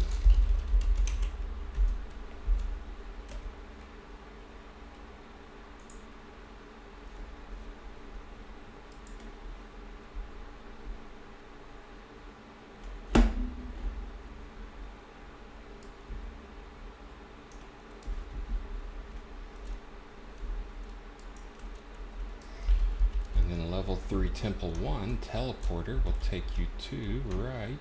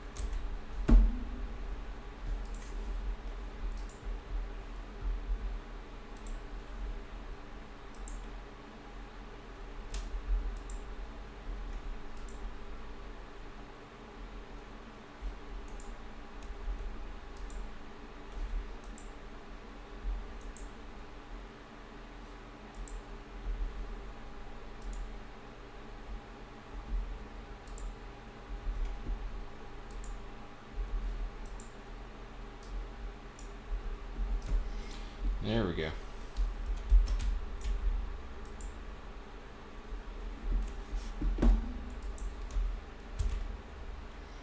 Kill off that thing. So now what I should be left with here is just a cool looking little temple.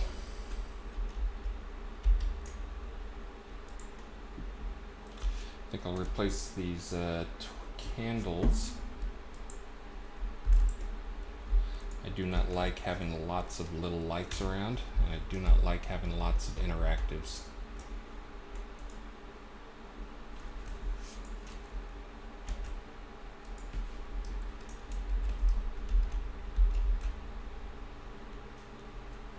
I'll leave those. Those are good for the mood.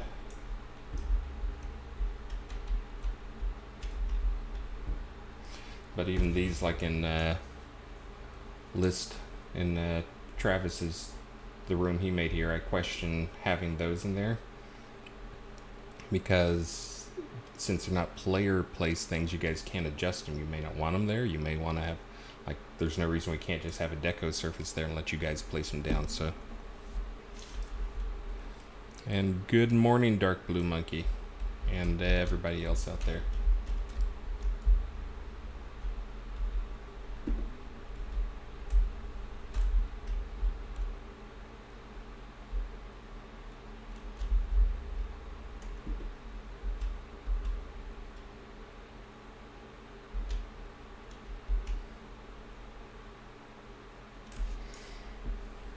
It is early for me, Sarah Dragon. I got up at 1 o'clock and started working.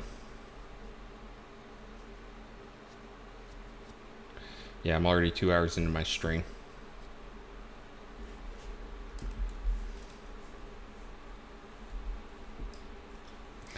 Insomnia is why I'm the best.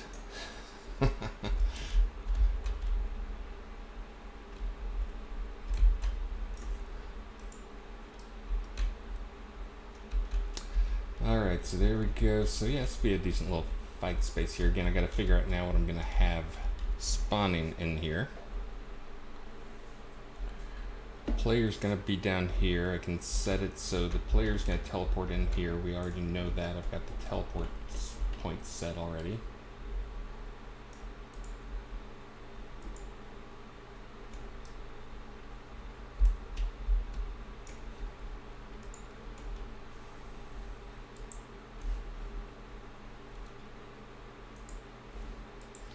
Change that thing so it calls.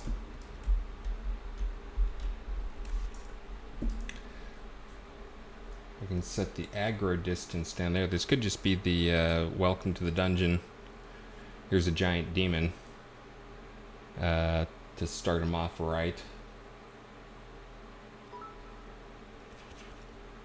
Hey, and thank you, Rinaldi, the green guy. Yeah, so I think this will be the welcome to the dungeon.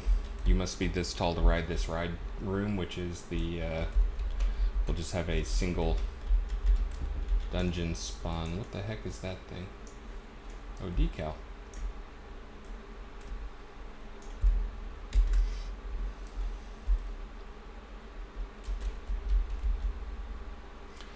Again, List does a great job of putting some of these things together, and some of his, the way he does things. Again, he uses that UV or free shader that I've mentioned before, where it maps in global space. Because this dude right here is actually just, you know, a statue. But you can see because it's using that shader and the shader moves with it, you can take that statue and just put it up against the wall. It looks like it's built into the wall. Pretty cool, huh? But yeah, Travis knows all the tricks. That is why I'm using Travis's stuff instead of trying to do something new and exciting.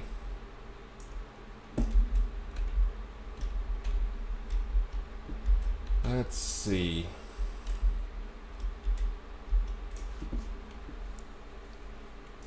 So I think it's gonna be that you spawn in down here. We know that much already.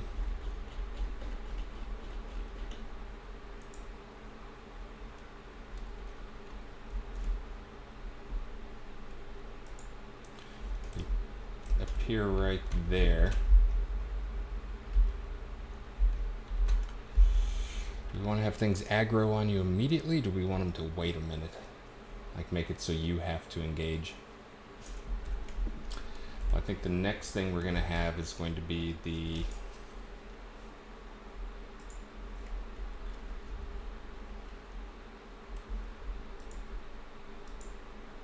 we're going to have another teleporter.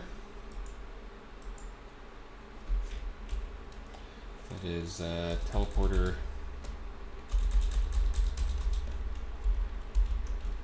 Temple 1 to Platform 2.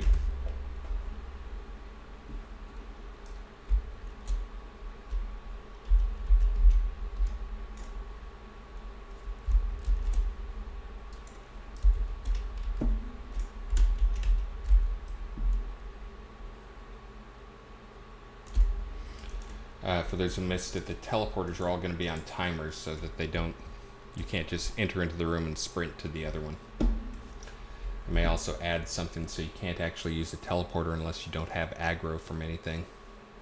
That way it could be that we either force you to sneak by everything, if you can, or you have to fight everything, but you won't be able to just sprint through.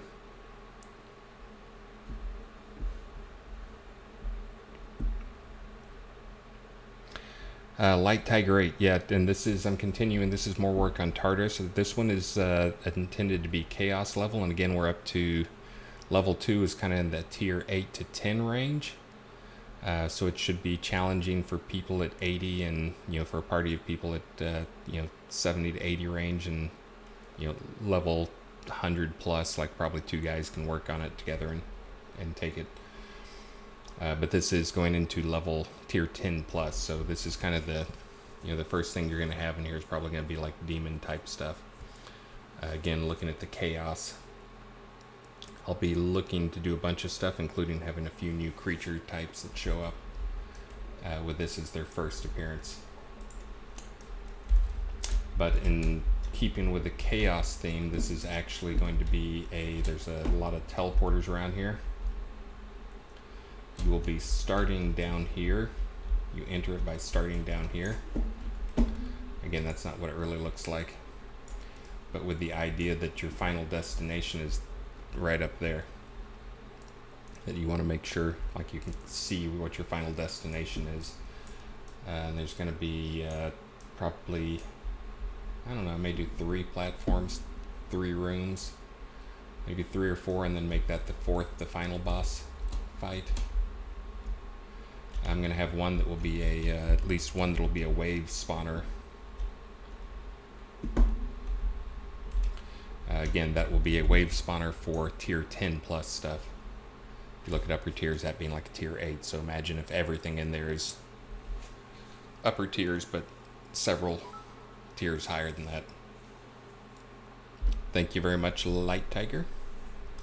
I should warn you, the zombies in next release will be getting a enrage buff. That basically when they get down to a quarter health, they become fast. And drain more focus. So just a heads up. Trying not to ruin it, but I'm trying to also add some danger to that. From watching how people do it. Tame down the focus drain. Oh, it's going up. Yeah, the focus drain I think is one of those where it hits fighters more than anybody else if you're trying to tank stuff. Again, though, tanks are getting some love for next release, so especially heavy tank people. Yeah, but if you're trying to stand toe-to-toe with them, that's the part that is rough. Maybe that's what I could do, is make a focus drain for them that is if you hit them, if you do them, hit them with magic, they drain focus from you. Ooh. Show some love to the tanky guys out there. What do you think? Again, when I'm getting to this level here, especially level 3, this is kind of something that I don't, I'm not interested in whether or not you can do it solo. I'm more looking for party type experiences and mechanics. And I try to never force the the Holy 3 or Holy 4 party mechanic type stuff where you must have a healer and a fighter and a mage and a thief. Trying to not force those things down your throat. Ooh, Rinaldi, that is a fabulous idea. Have the since I'm going to turn up the focus drain, have the Cure Plague potion block the focus drain. That is a fabulous idea.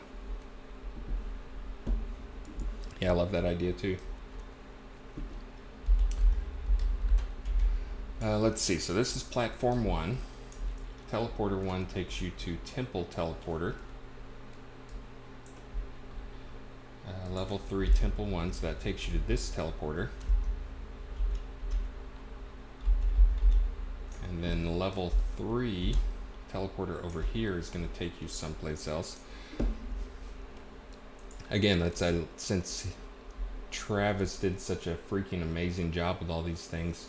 Oh, that's another thing I guess I can do pretty easily. Let's see. Again, the way he has built a lot of this stuff means that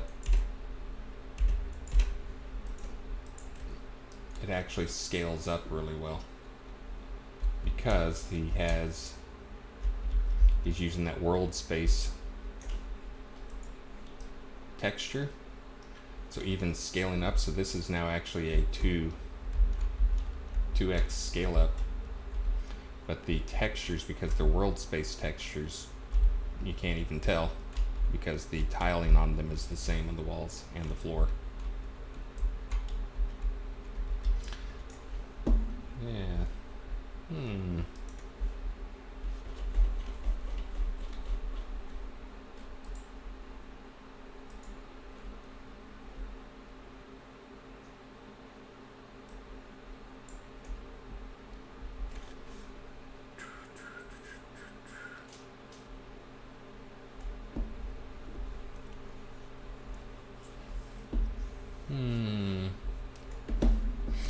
Oh yeah, I still owe John Marcus a song here, I think.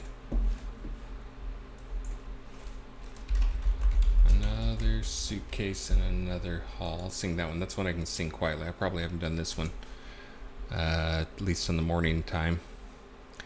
I don't expect my love affairs to last for long.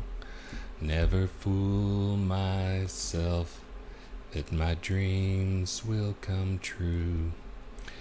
Being close to trouble, I anticipate it, but all the same I hate it. Wouldn't you? So what happens now? Another suitcase and another haul. So what happens now? Take your picture off another wall. Where am I going to? You'll get by, you always have before. Where am I going to? That's supposed to be two people singing it where they overlap. It makes it really hard. Time and time again I've said that I don't care, that I'm immune to gloom, that I'm hard through and through. But every time it matters, all the words desert me, so anyone can hurt me. And they do. So what happens now? Another suitcase and another haul. Take your picture off another wall. You'll get by, you always have before. Anyways, it's tough singing quietly in the morning. That dog keeps wanting to get out, so I didn't want to leave the bedroom door open, so I only have one door between me and the wife. I know this will shock you, but it's not like getting up at 3 o'clock in the morning. All right, so I think that'll be good right there.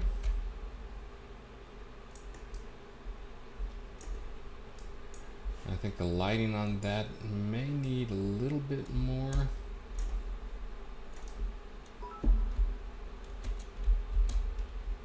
Trying to figure out where the spotlight for that thing. What's casting that light? Oh, right there.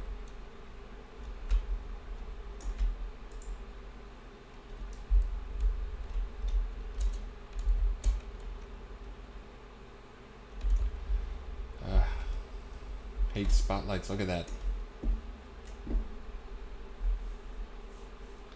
126-degree angle. What?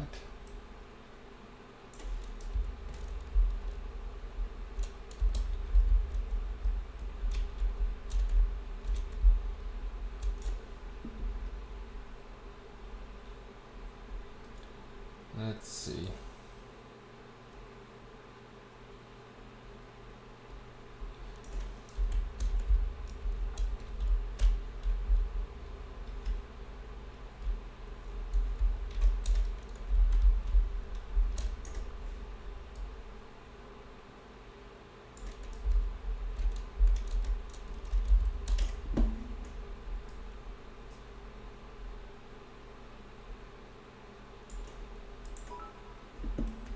Hey, good morning, Carnivon.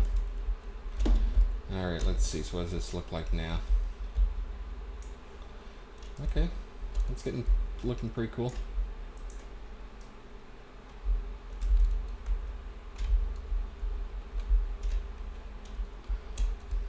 And again, all these fights, since they're going to be teleport to a room, performance is not going to be an issue with them. Because there won't be anything else around here.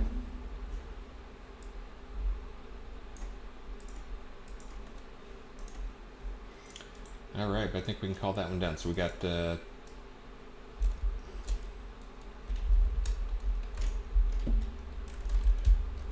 one. Can go right there. That'll be on timer. I'll add in the spawns for a couple of demons. I think this may be actually just set up where it's just, again, welcome to Tough Dungeon, and have maybe like one big demon and some little imps around him.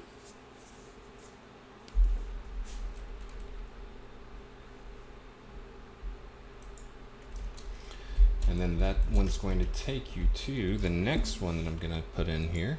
Let's see if I can find another good one.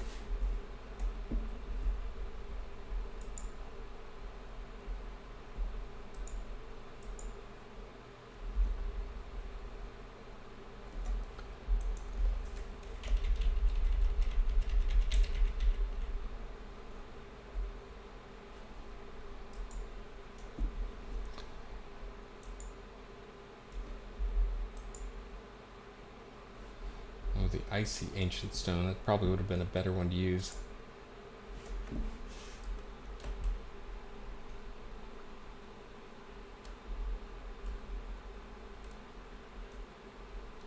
I wonder if that's one that would be fun.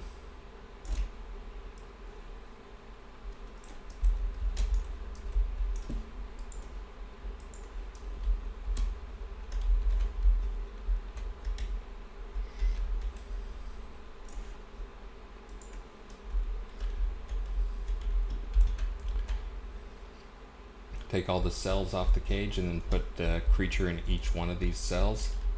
Huh? What do you think?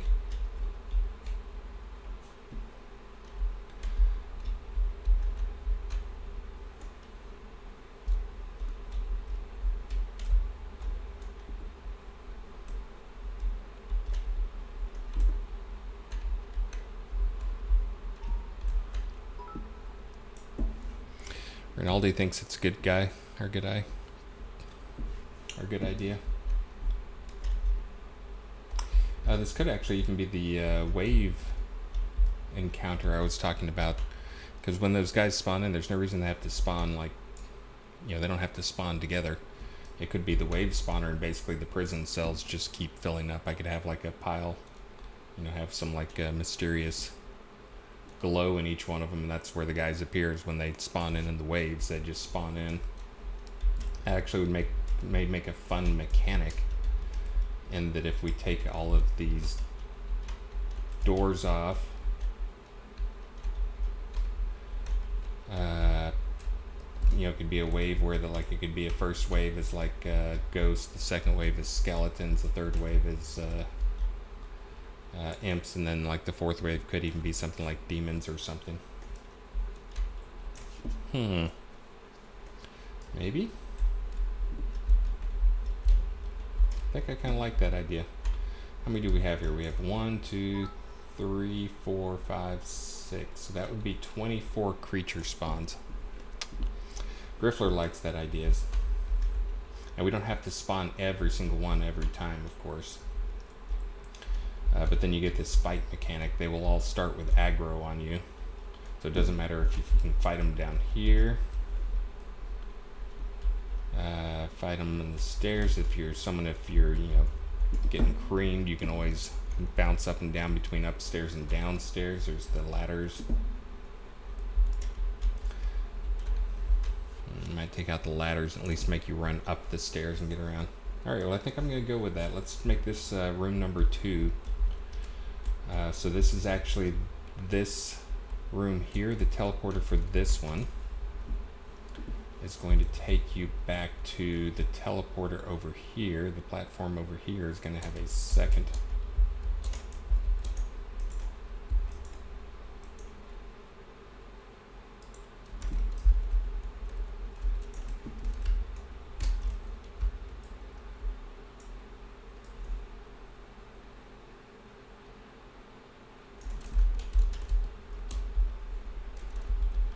It's going to be there.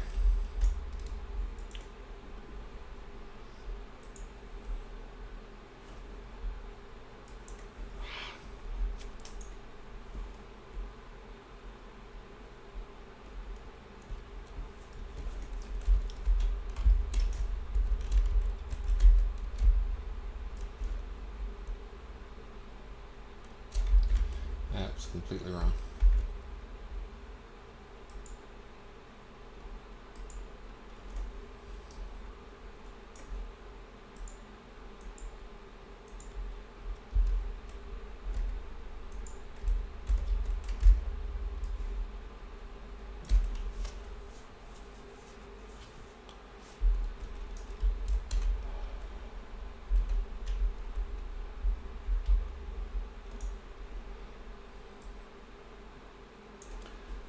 Alright, so that's going to be the teleporter to Temple.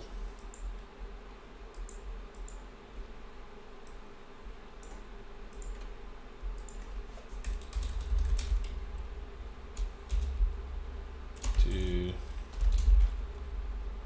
Temple. Platform. To Temple.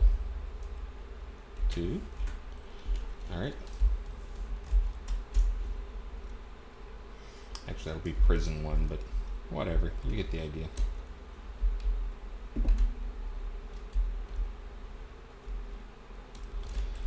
And so this one, I think I'm going to seal off. I don't see any reason why you should be able to go that way.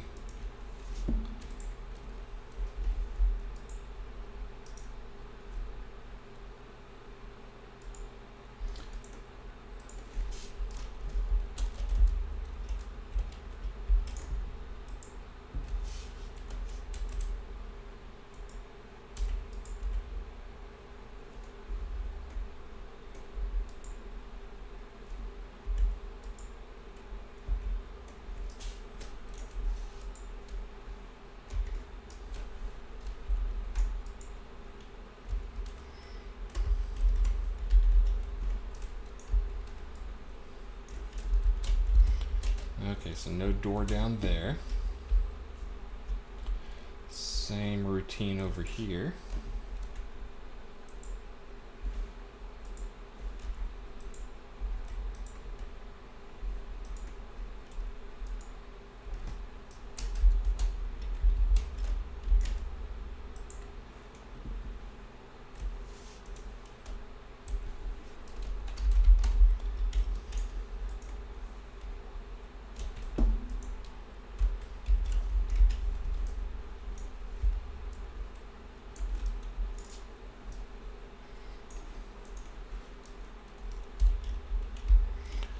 Alright, so we close that off. I think I'll give a little bigger fighting space down here, though.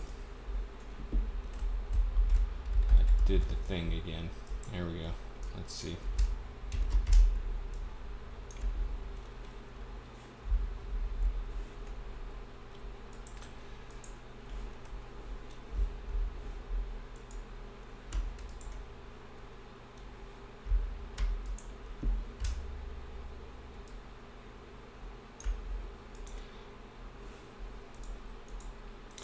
Yeah, this is one of those side effects I'm sure Unity did not think through fully. Their way they do their prefabs is it gets tedious because you have to start breaking prefabs. Then when you break prefabs, things get poopy.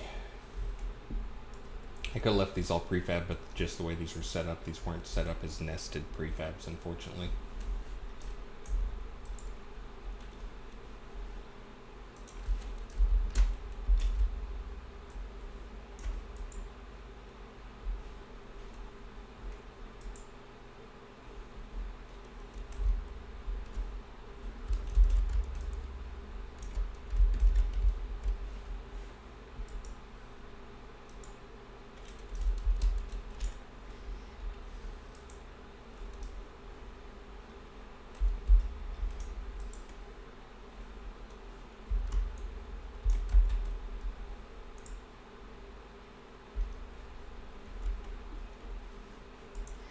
What the heck am I clicking on here?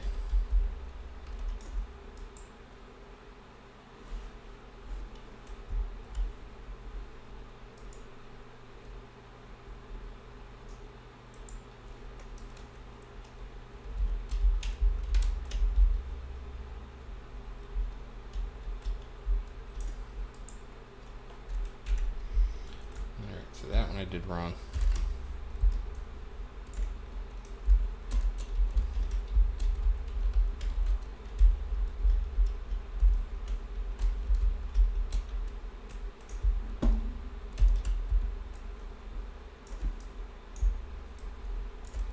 I'm just trying to extend this out a little bit so there's more fighting space.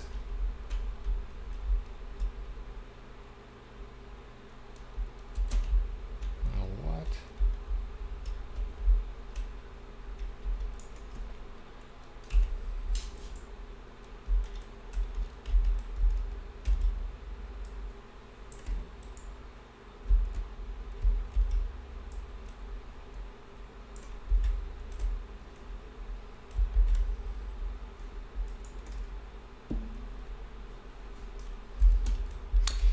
built this a little weird.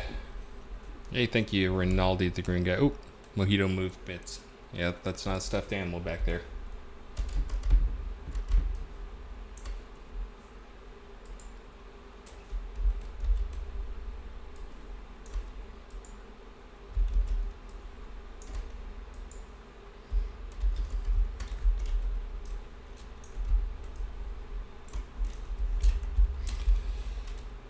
Yeah, again, he built this a little weird. I didn't use the built prefabs.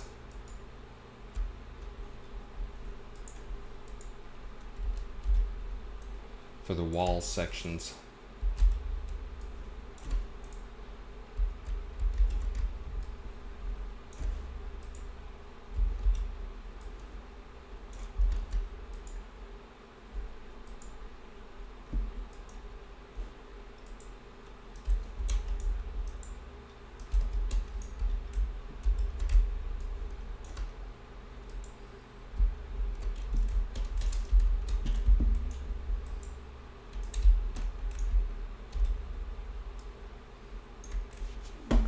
Alright, so now I've extended that play space a little bit, and now I can do this guy.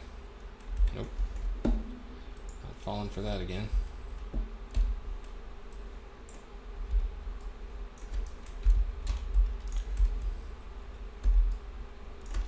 Okay, so now this will be a little more room to fight down here in case people want to like make this their fighting area. Some people just want like a little bit of room. They need more of the room than just what's there. They're just trying to give them a little better fighting space. And again, you got to imagine these guys are all going to come pouring out.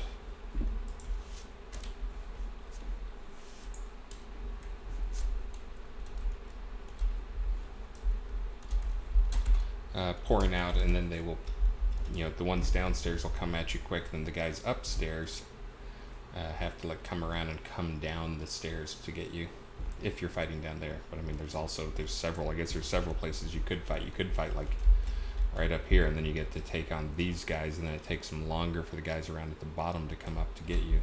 There's several ways that could work. Well, let's see. I do that. Does that have everything?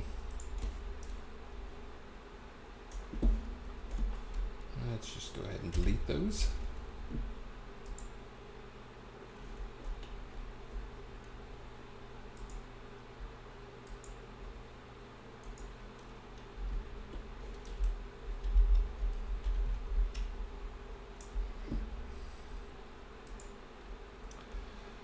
You know what? I'm going to say that my undead hordes do not need prison seats or toilets. I'm pretty sure you guys would rather have an extra quarter of a frame a second or whatever.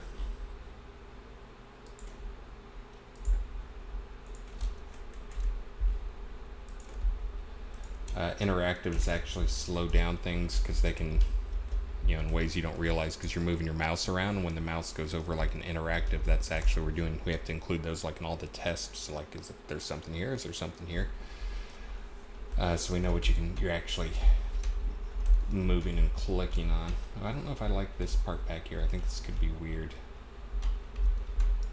That could cause some nav mesh problems. Let's see if I can just delete that.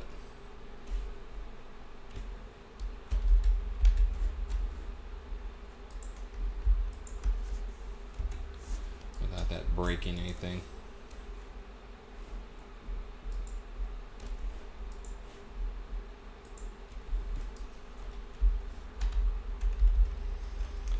There we go, open up that space down there. Alright, I think we're getting close here.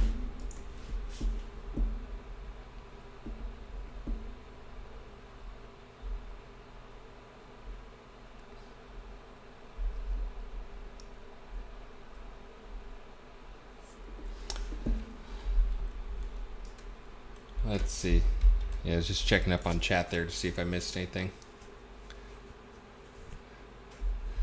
I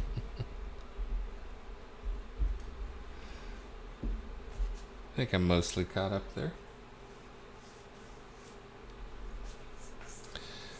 Prison Bound, yeah, I woke up at 1 o'clock and had ideas running through my brain.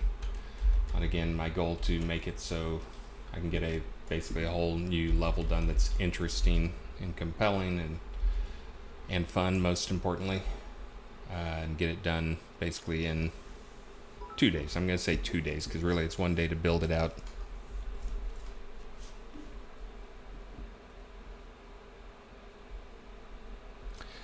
Yeah, Rinaldi, I'm not sure what happened with the lock thing. I'll talk to, they keep meaning to talk to Wizard Smoke about that. Yeah, he was supposed to have added that already, so I'm not sure what happened for the lock.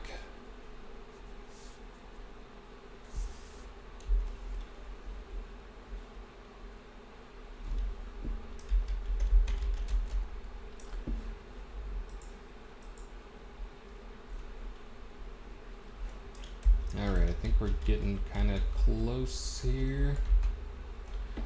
Got the interactives, I got the extra junk pulled off.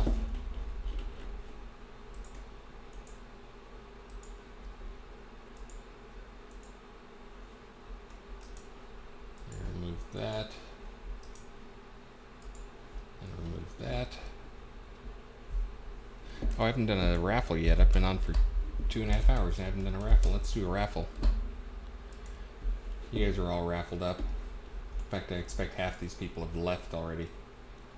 Get in there. I just saw, Prison Bound, Rinaldi the Green Guy. You guys haven't raffled? What? This is for some Vault Edition Demon Wings, by the way. Okay, I think you guys are all in now. Well, XXR Hardy. You're probably in there already. You are. Oh yeah, you're the fourth one in. Here we go. Close giveaway. Pick winner. Cypher 1 Black. You are out there still.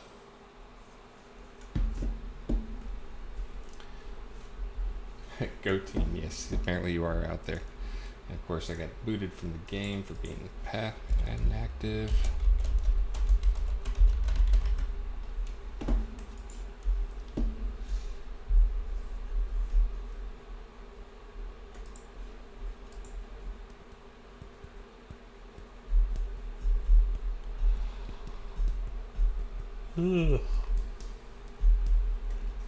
I guess I do need a second cup of coffee here.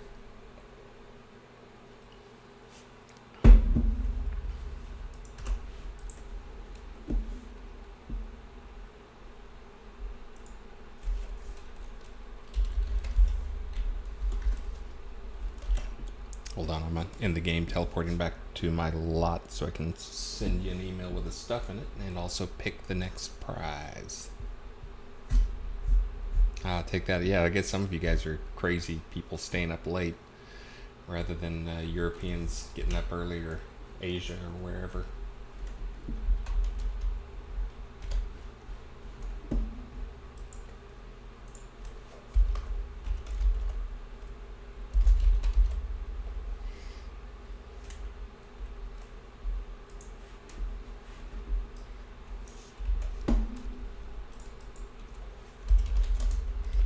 Demon Wings, Cypher, Scent. And let's see, next up, how about if we do...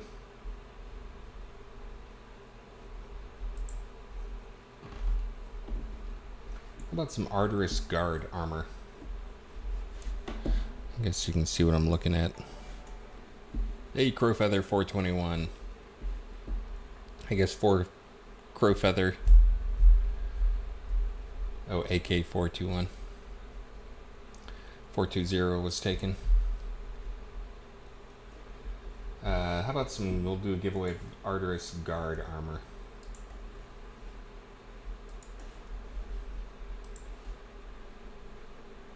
That, of course, is the stuff that the armor's crap, but you can tear it down for patterns. Hold on, don't raffle up yet. I gotta reset the thing. Okay, now it's open. Now type raffle to join. Prison Bound, Griffler, Yaz, Cypher 1 Black, and Vino Corlin. Quernavon and XX Hardy, you just missed out on the first 5. Sorry. You do not win. So let's see. So I got this set up now, so I think that's good. I think the lighting in here is already pretty decent. Yeah, this will be a great spooky. I think I'm gonna I'll do some more. Well, I can leave it to players to provide their own light down here, I guess.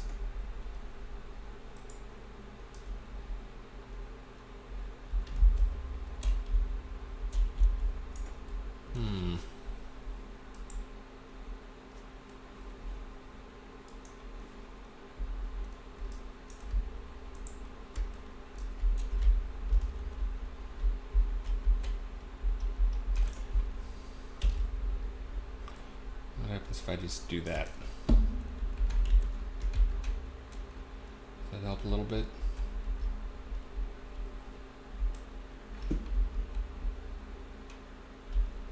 Yeah, it might be better.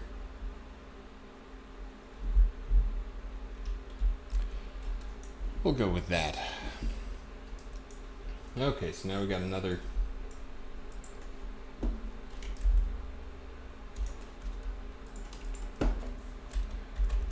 room set up there.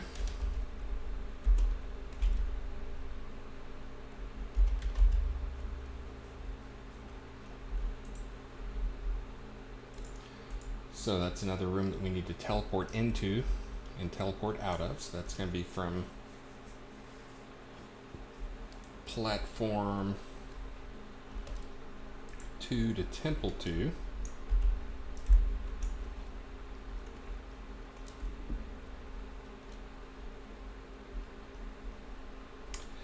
And let's see, platform Temple 1 to platform 2. Did I ever update the target for that? Probably not.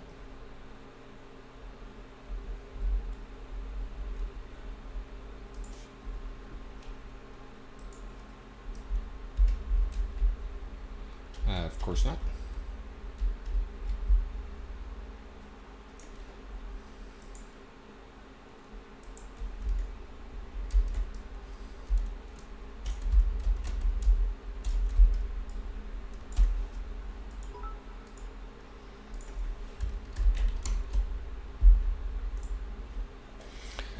And thank you very much, Griffler. Oh, I got the screen. You don't have to 42 bits to yell at me, Griffler. You can just do 1 bit or 2 bits. Thank you very much.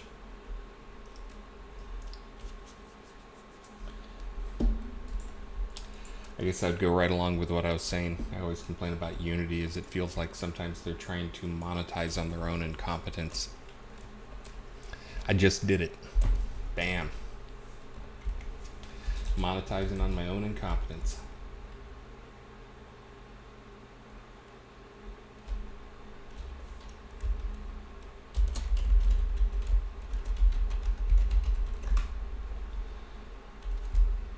Alright, get that guy right. That was only tiny. I was just reminding you that that's what I say.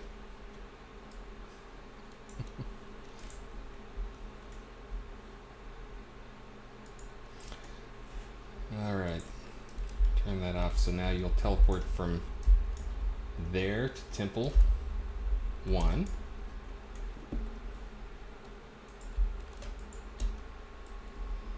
Move those guys down there.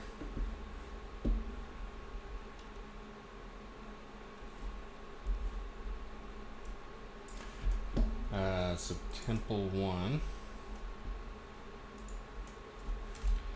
I'm going to call that, call this thing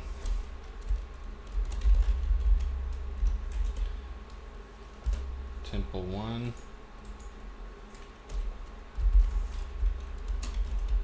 Prison 1.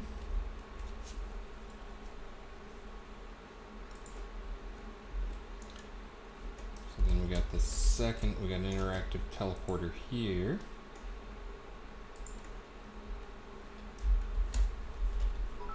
That again Whoa. Hey, thank you, Crow Feather, for the sub and the 1,000 bits. Thank you for joining my early morning streams. Yeah, I was just saying, like, early morning people are very generous people, apparently. And Nargle Snoop. Thank you, thank you, thank you. Thank you, guys. But, Crow Feather, yeah. Absolutely. Thanks for the sub and for 1,000 bits early in the morning. For those who don't know what I'm doing, I'm making levels for Shroud of the Avatar. Again, you're seeing it in its very rough state. But again, I did the same thing for the first 2 levels of the dungeon that actually right now is the most popular scene in the game. It dethroned UT for a while there. We'll see if that holds up. UT is still pretty lazy experience. You got to work for it in Tartarus. But for the players who actually want adventure rather than just to see an experience bar go up, they've been spending a lot of time in Tartarus. But I streamed the first creation, the first 2 levels, and basically it's a day to create the geometry for it. This one I'm doing, again, I'm trying to do chaos. Griffler, I'm going to do the new mob. That may be tomorrow is what I do, is try to crank out some new mobs with some new features to them. And that'll be to populate this dungeon, this level of the dungeon, because I want to get some more demon stuff in there. We basically have, jack shit for chaos stuff other than a demon. Maybe an imp. And our demon is horrible. But I'm going to try to get some new demon stuff on there. And again, this is... You're not seeing how it actually be seen, but this is kind of the idea is that that's just a room full of floating platforms. Chaos. I'll probably put some of the stones, the obsidian shards around here in various places. So it's clear it's magical and crazy. Oh, and maybe that's what I could do is I can make the base of this temple obsidian. Oh, I can make all these things obsidian. Use the obsidian shard shader on them. Obsidian shard shader, obsidian shard shader. How many times can I say it fast? And then make the floating shards around here. So it's basically just a bunch of platforms that you teleport from platform to platform, and each platform, and again, it's one of those things you'll have to know where they go. See ya, old man here. And speaking of work time, I'm gonna get some more coffee. I'm gonna call it coffee time. I'll be right back.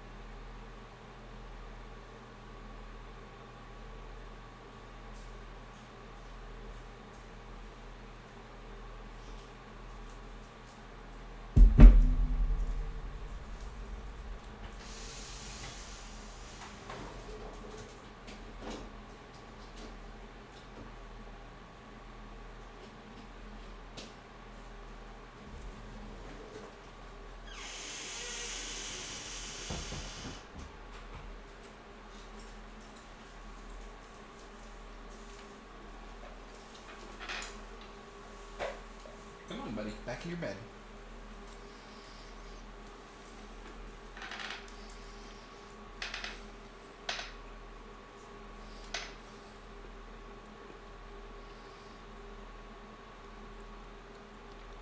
Come on, picky dog.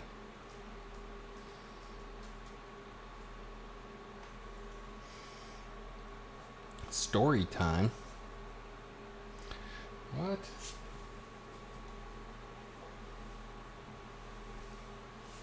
There you go, dog. Oh, back ditches.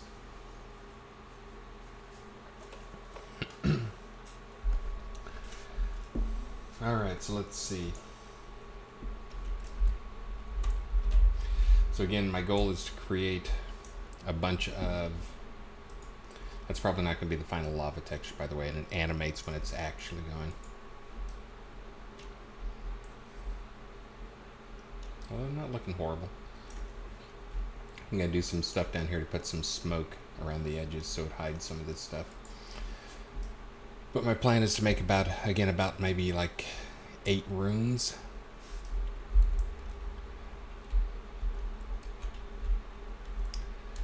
And then make the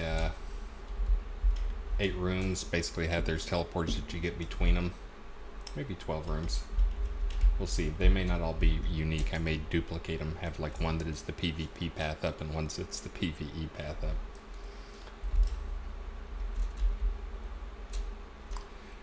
But 8 rooms, 12 rooms, something like that. 12 encounters with teleports to get there, and then the final thing is the final boss fight, which will take place again in here. There'll be a final boss, demon boss guy. Hey, John Marcus, welcome back.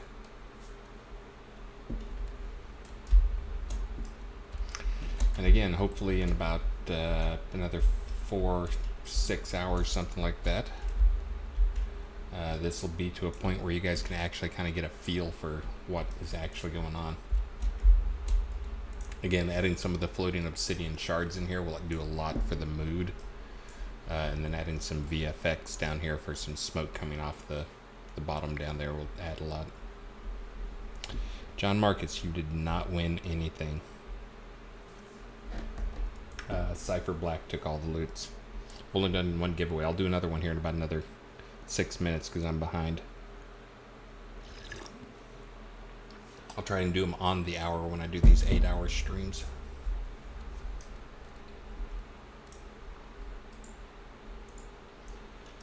Let's see though. We got... Let me remove... Not save that one. Let me go ahead and save this one. Got some IDs. Hold on.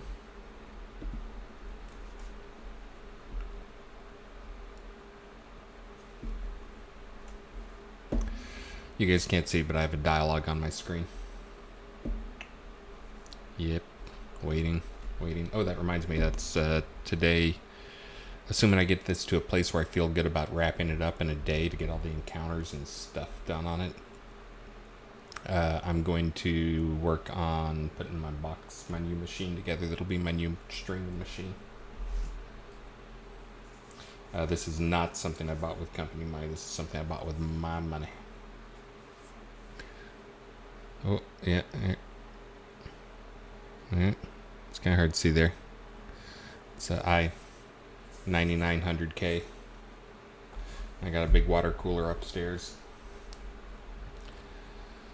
What's that thing called? Like Gigabyte Aorus motherboard. 3000 speed RAM.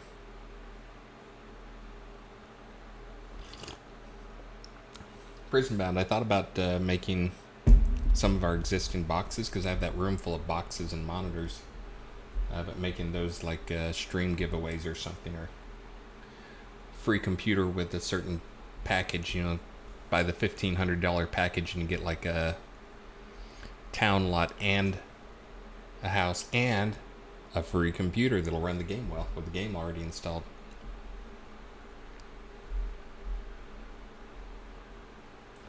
Just because I'm trying to get that crap out of my house.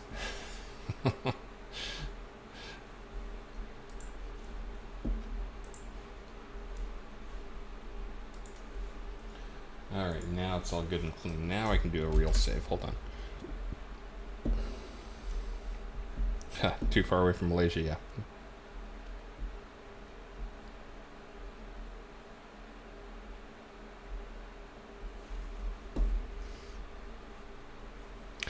And Alphine, I'm pretty sure I sent you some crowns here a while back for all the streaming stuff and streaming giveaways. Keep up the good work, man. Awesome.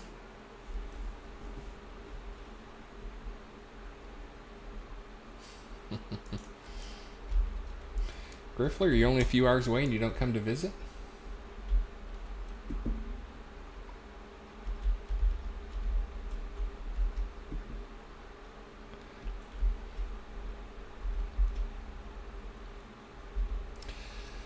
Sagewise, yeah, I actually was looking at faster RAM now. DDR4 prices are finally coming down. At the launch event, okay.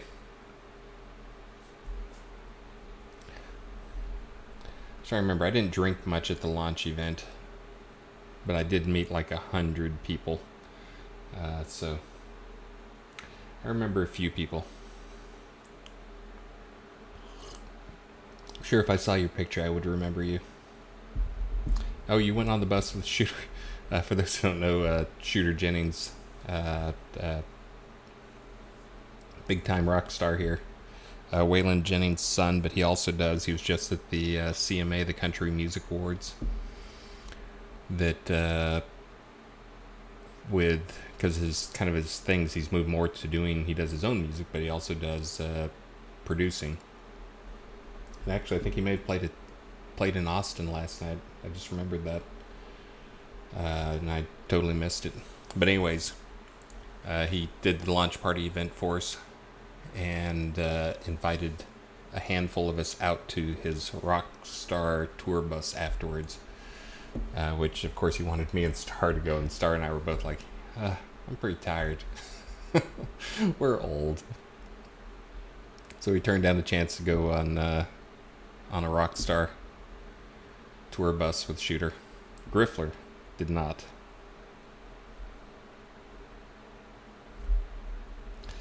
Lord British, yeah, Lord British. Yeah, he's more of a extrovert. If there's ever an extrovert, Richard is the extrovert. Star and I both do a good job of hanging out with people and talking with people and chatting up people and that stuff. But that's kind of, as now I've heard more and more people describe the difference between extrovert and introvert is not whether or not, they can actually hang with people, talk to people. It's whether or not that, it burns energy or it gives you energy. Richard, hanging out with people, hanging out with fans, hanging out with you guys, he totally gets energy out of it. Star and I, we were out after about 2 or 3 hours. That's also one of those reasons why I occasionally see the people worried, Richard's not taking part in the game. Are you kidding me? He freaking loves the being part of the game and being the attention from the players and talking to the players and being Lord British. So that won't happen.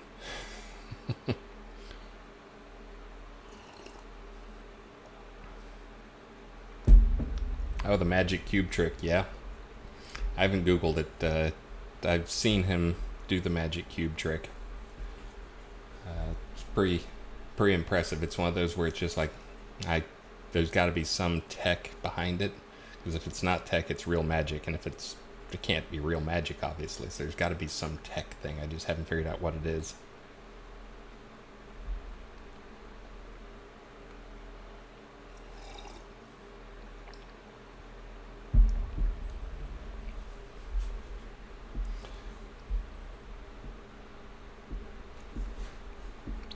And he's in game. He has some people he hangs out with and has at least one alt character that he'll get on and play occasionally, just so he can actually play the game, because when he's on his LB he can't really play the game, and after years of us giving him crap about that, he actually tries to play the game some. But yeah, he'll be on frequently. Always add him to your friends list. You can see when he gets on. He was on the last stream for those who missed the Friday stream. But obviously he's got a lot of stuff. He's also in the process of trying to move back to Austin, so he's doing some extra travel. But right now I think he's actually, his wife is French. Like their family's in Paris, so I think he's doing his once a year, spend a week or two in Paris with his wife's family and the kids. So he probably won't be on the next stream. I don't know that for sure, though. I just vaguely remember hearing him say that.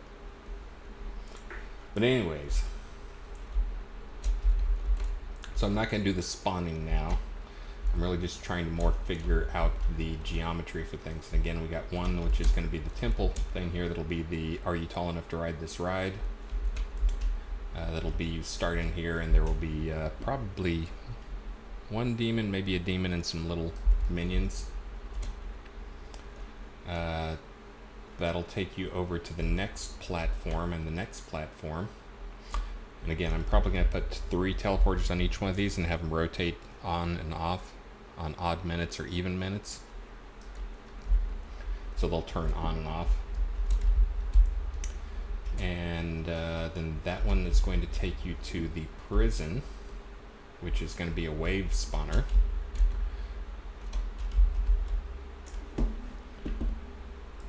And the wave spawner is going to be guys spawn in the prison cells and then come out to attack, kill, slaughter you guys. So then this one will have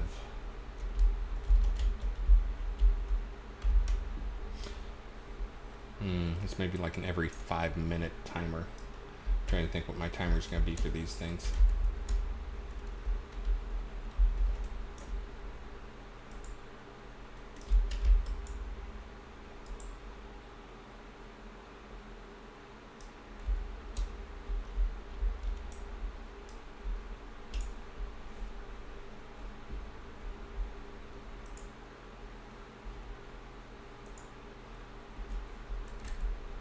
Sorry, I just saw a bug there. Had to fix it.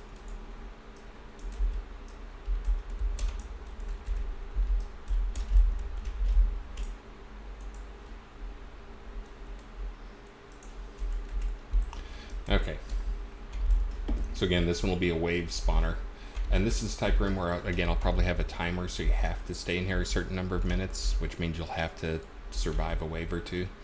But I expect this will be the type room where people will come and, you know, just make camp here and live in this room for a while. So let's see. So the next room, so this one will take you back. What was that? That's what I thought.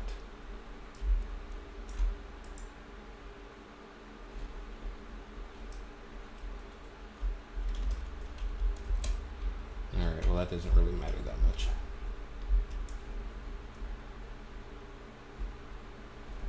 So this one will take you back to that platform 1 to platform 2. This one needs to take you to platform 3. The exit from this one. I'm gonna get that exit put in there.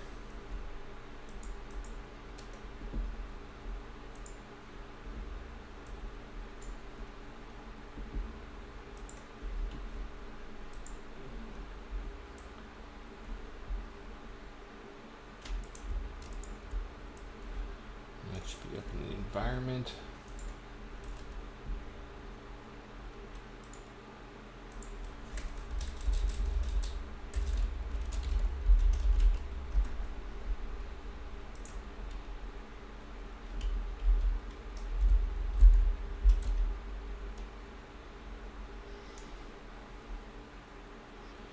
Alright, so we need another platform here.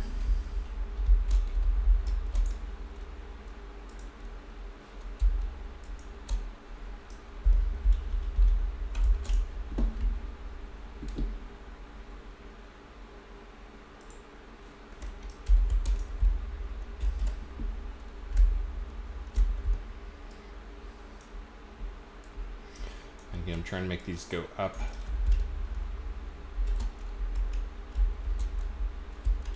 Each one a little higher than the one before it. So maybe there's a chance you could jump down.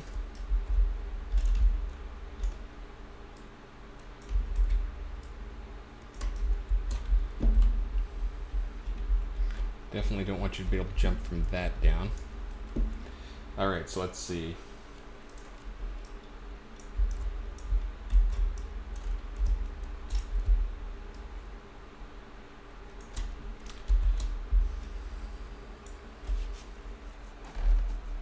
Do.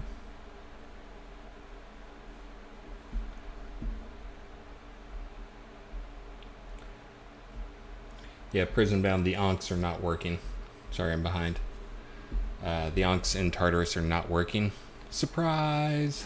But I pulled up comparable Onks in other dungeons and looked at the data, and the data on them looked to be set up right. The spawn point was correct as well. So I'm going to have to go back and take a look to see what's up with that, but I'm going to have to debug on code side, and I didn't want to debug on the air. One, because you don't need to see that stuff, and two, because it's boring as hell. But let's see, so this is target level 3 platform.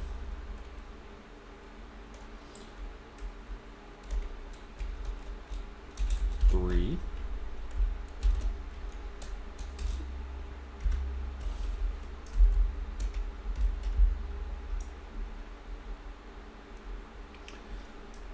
Let's see, so the next one I gotta pick a new room.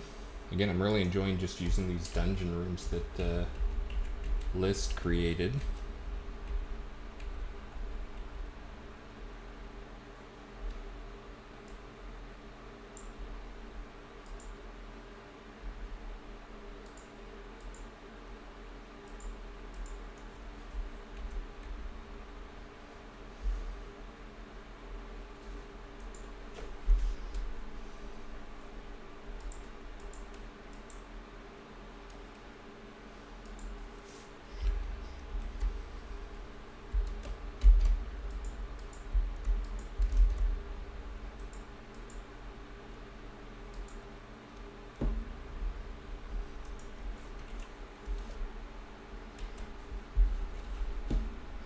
And that could be another one I use. Reuse the Hilt Rotunda. Like the round room with the balcony. I just think that's a fun mechanic in terms of play mechanics and play style.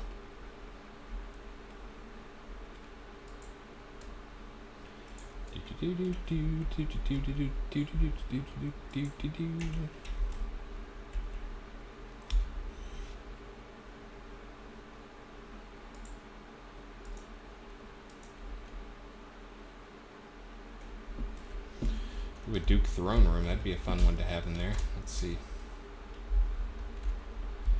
Why do I have a big wall out here in the middle of nowhere?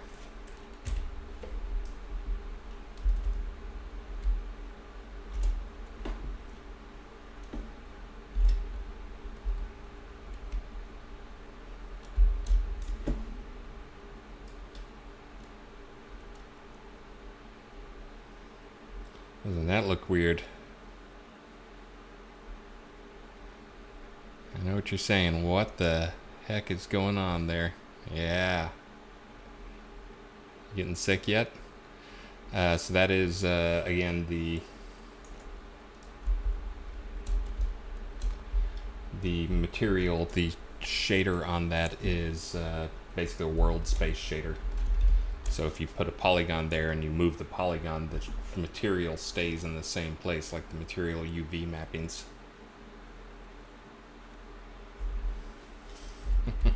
Keep that in game. Let me see if this is a room I can use here. Oh, this is kind of cool.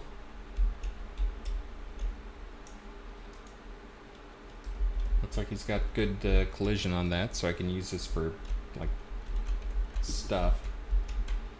Again, basically I could have like a demon or something crazy in here and have them spawn right there, or I can make that's where the teleporter is and the thing is between you and it.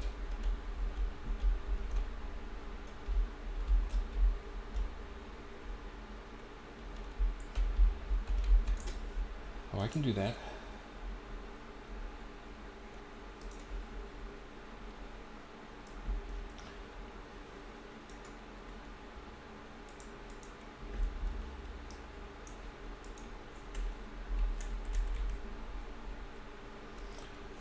Probably don't need decoration surfaces. Ah.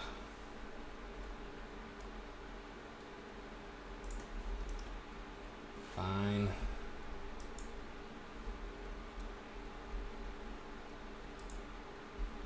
Yeah, so what you just saw was if I try to delete a piece from this, to delete it, it actually wants me to modify the prefab. You're not allowed to delete something unless you're modifying the base prefab. The only other option is to unpack the prefab, which is what I have to do. But then that breaks every part of the prefab in there, and it's annoying as crap. So again, if I want to take existing stuff and modify it, Unity did not fully think through some of that stuff, I think. Which is surprising since it took them like 6 or 7 years to get all that crap done. Seems like we've been waiting for the prefab stuff forever. The nested... Oh, you suck. The nested prefab stuff.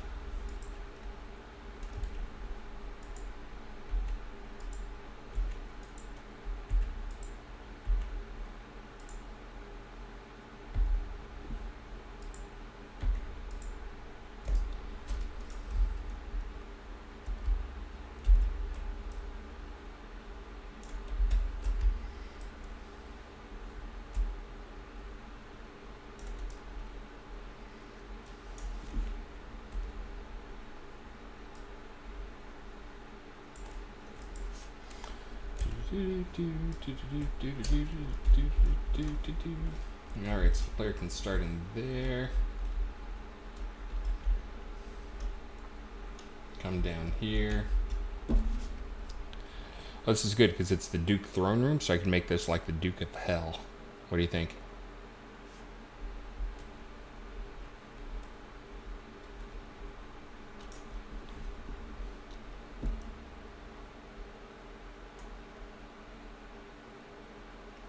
Griffler. Alright, I'll go ahead and get one. I was going to do, there are two things I was going to get. Thank you, Scooby-Doo. One is I don't have a vibration dampener for this thing. It's actually just straight attached, so anytime I bump the table, you guys can probably get some noise out of that, or at least Griffler is annoyed by it. Every time I type. Yeah. So getting a vibration dampener for the microphone. The other one is USB mics, even good USB mics. Like this is a Yeti, like the most popular one. They still get some...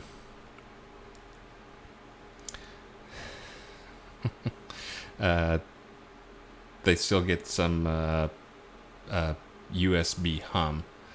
And the USB hum actually comes not from, the quality of the microphone or whatever. It comes from the USB port coming in. The power coming in is from the, just kind of a crappy unfiltered power off the PC, which is what all the, PC stuff is. So there's actually, you can get some filter. It's basically just a go-between USB thing that you put between your USB port and your microphone that cuts the power from the computer, but then has its own external clean power supply, so you can get rid of that, the buzz, the USB buzz.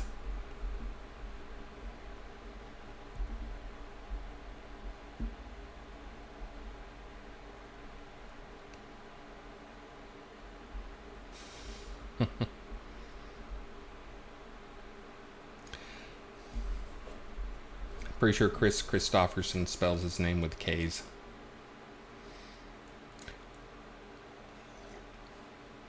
And I've actually met him. He did computer game voices, but I met him at a Shooter thing. Mentioning Shooter again. Shooter invited me to they had a celebration for his dad's, for Waylon Jennings. And Chris Christopherson was there, and I hung out with him for a while. Drank vodka with him.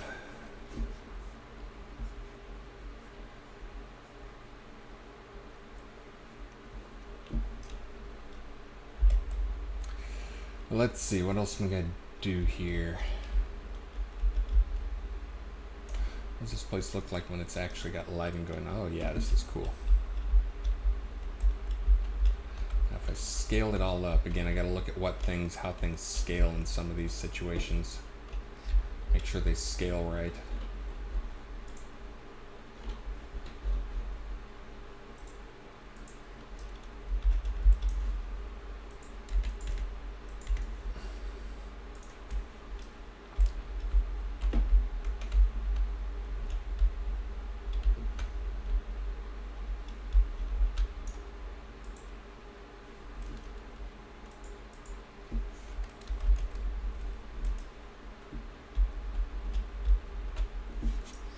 All right, that looks cool.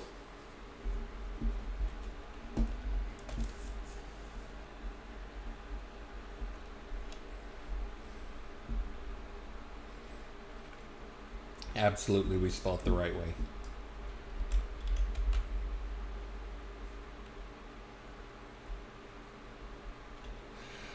Pub rules, that was the other thing I was going to try to do Friday, is adding in the slew command for dungeon owners and pot owners.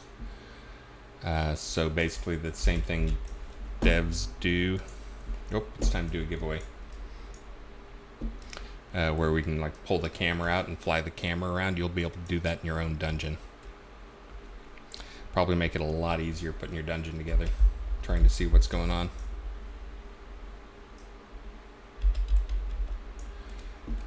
Let's see, let's do the giveaway, because I said I was going to do that at 4, and it is now 4:18.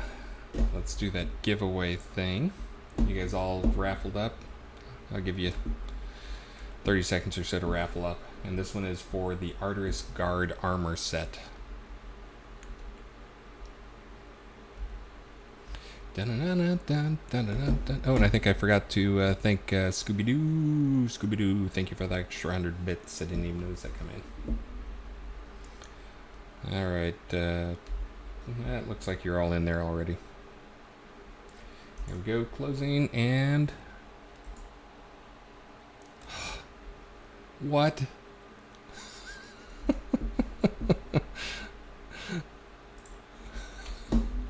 Don't blame me. I didn't write the random number generator. Hashtag soda math.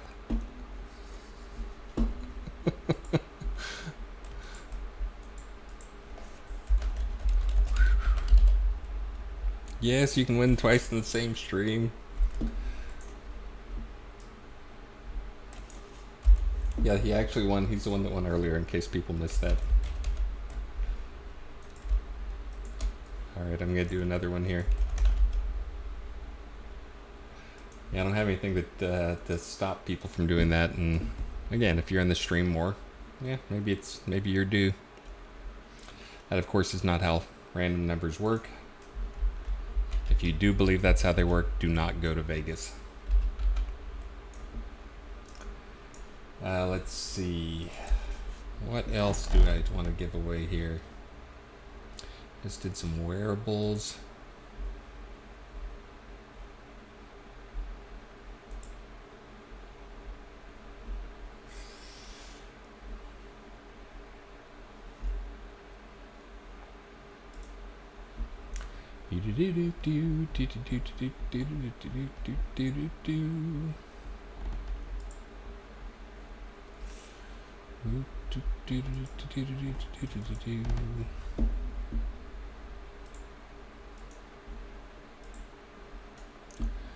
How about just a nice simple village basement? Let's do a 5-story mine basement. That looks really annoying. Oh no, we're gonna do we'll do a mine basement.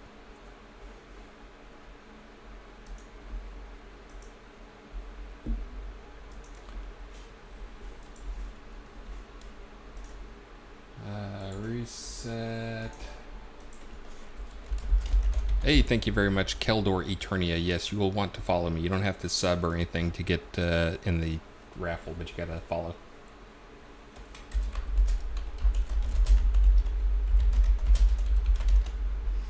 Alright, now it's open.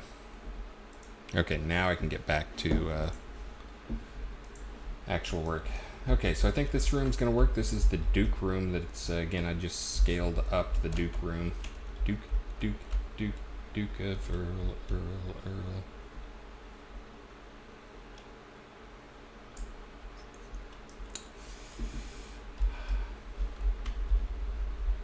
Just scaled it up just so it'll be a better space for fighting. Do do do do do do do do do do do do do do.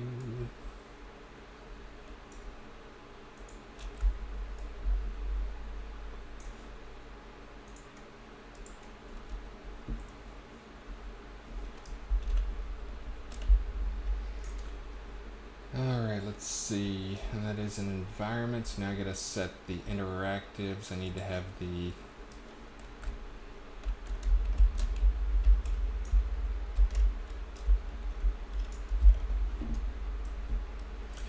teleport endpoint set in here.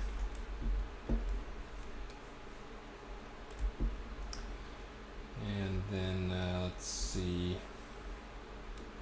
I gotta have the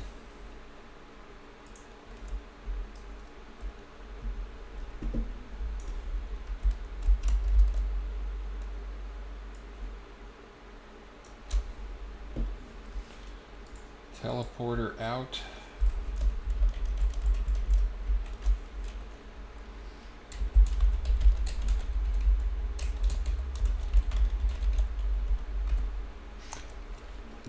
This is actually one of those things I didn't finish my thought earlier, but this is one of my favorite levels. It's no secret that I played quite a bit of both Ultima Online and World of Warcraft and Asheron's Call and other stuff. Probably the game I played more than anything was EverQuest.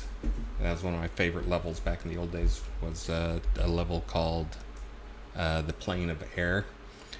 It was basically a bunch of floating islands with like boss encounter stuff that you had to, clear this island and you had to move to the next island, clear that island, move to the next island, clear that island, move to the next island.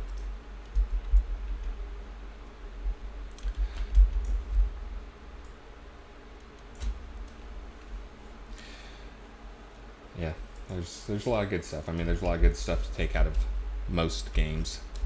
If you only look at the good things, go pick some of them. So I just had some of the more memorable scenes. That's one of the nice things with one of the interesting things is, you think of Ultima Online, there's some, like, I can name some cities or some spaces I like, but because it's all one big contiguous world, it doesn't really divide up into those scenes as well, where you have, like, this was a cool scene, that was a cool scene, It's a little tougher. I would prefer, honestly, our game be an open world, contiguous game, but much more difficult for development in terms of, for a 3D game at least. If you're doing a tile-based game, there's a lot of easy ways to get around it, but for a big 3D game like ours, where it's actually 3D and not just a tile-based game or 2D game slapped on a 3D environment. Let's see, so we got the teleporter out, can go there. Again, all these teleporters are going to have timers on them, so they're only on. Mojito back there. Oh yeah, he is back there stirring. They'll only be on like every minute or every third minute. So when you enter into one of these rooms, you basically have to survive in the room for a little while before you can go to the next one.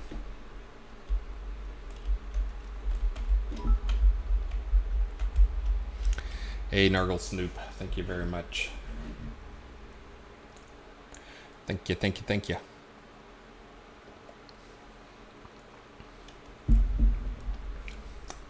Ah, the tartar sauce, that's good. Yeah, I'm excited to see what List does for his map this release. We actually started this around Christmas time. Both List and I talked, and we were like, we freaking need more high content maps. Taking some old maps and cleaning them up like I did with the Ruined Keep and some others is add some content, but players want some new spaces to go to. It's not just they want go to the old space with higher level creatures in there. So Keldor, yes. Eternia, yes, that is Mojito back there. That is Mojito, who is the you got your May reward. You got a miniature Greyhound is what they called it, but that's He's an Italian Greyhound. They're modeling after him. He is the stream mascot. He normally covers my chat when I'm playing the game, so you can't see the chat, so people can send me private messages. But yeah, that's Mojito, the amazing Mojito.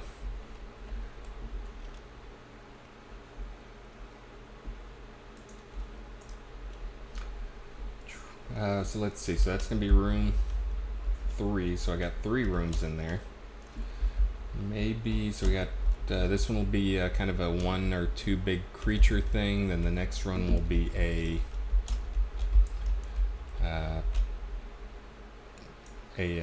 spawn wave. Waves of spawn that'll come out of the prison cells. And then the next one will be another one where it'll probably be, I'm trying to think, again, some of these I'm going to cram in. I'm going to try to stick in a new creature or two, actual new models and animations and all that stuff, not just new stats. I'd actually try to get some new gameplay mechanics and visuals. That'll be 3.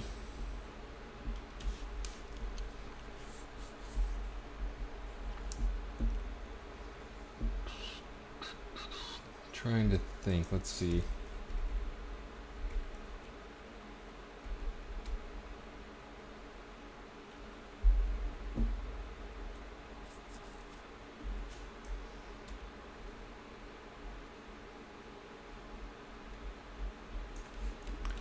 Did we ever give this one to you? I'm trying to remember.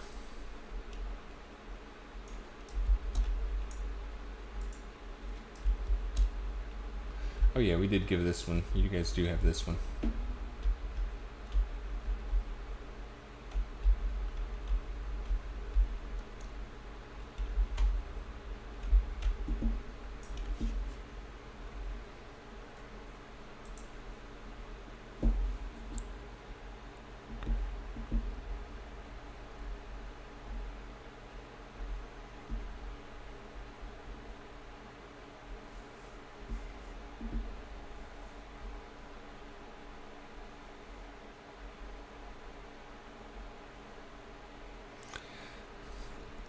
Yeah, Griffler Maxine loves Mojito. And surprisingly, again, it's dependent on the Italian Greyhound, but they're pretty soft-hearted in terms of, like, you can't really yell at them. They're the type dog that if you raise them with a lot of being angry at them, like they're the type dog that'll just, shiver and wet themselves all the time. But we're very aware of kind of how to raise Italian Greyhounds, and Mojito's a pretty confident dog and doesn't do that type of stuff, and he's super friendly. And that's also like those nervous, shivery dogs that are scared of everything are the ones that are not great with kids. But Mojito is absolutely fabulous with Maxine and any kids, really. And overall, a really good dog. He's got some pee-pee problems. For whatever reason, our bath mat upstairs in our bathroom, he always wants to go pee-pee on that. I think it's just because he's too lazy to go downstairs. But yes, you absolutely have to do the positive reinforcement. You can't do the negative stuff and be angry with him.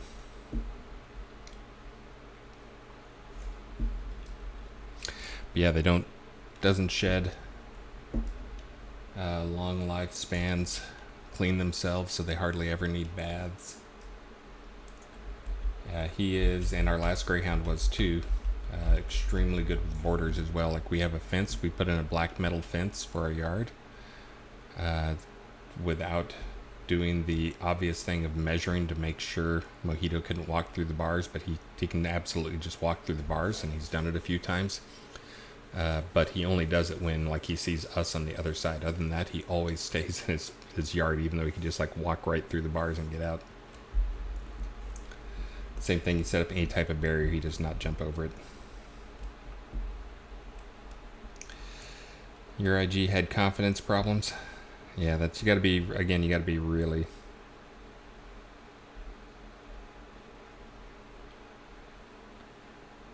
Oh, you're in game, yeah. Oh, he gets killed, yeah. Yeah, I'd like to see that, the changes you mentioned as well, making him not killable.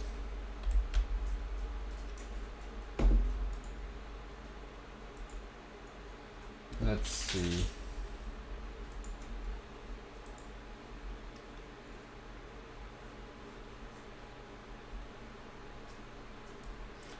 That's another battle royale. I guess I could set this up as it is and just modify the spawns in here.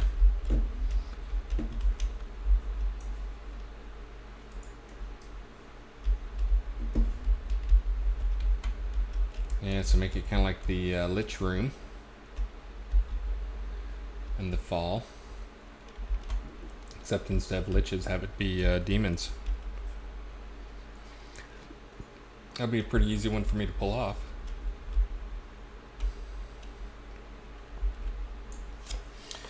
Have it get tougher and tougher waves of demons. I think we're gonna go with that.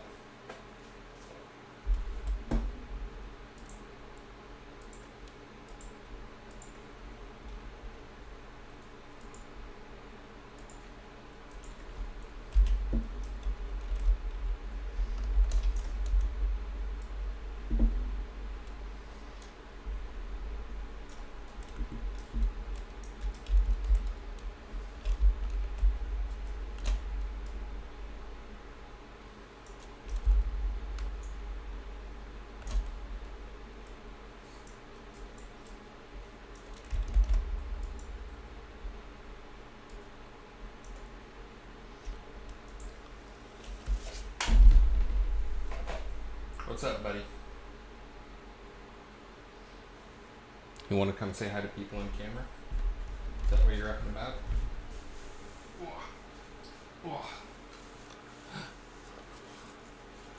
You want to bark into the microphone? Woof. Woof. Wait, look up here. Up here, bud. And you can actually look and see his markings match up with the one you guys got. Whoa.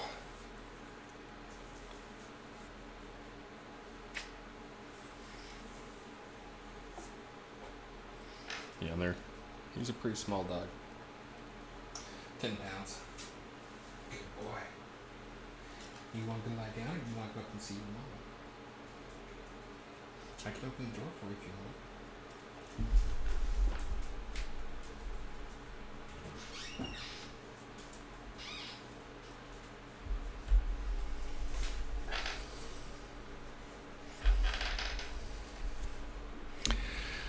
Yeah, 10 pounds.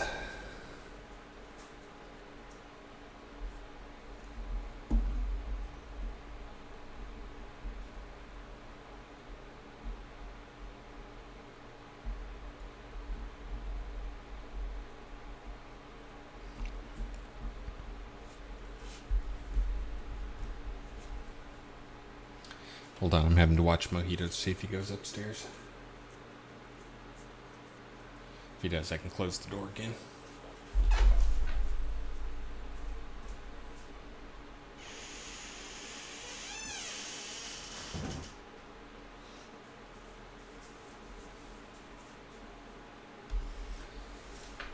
Alright, no puppy cam now.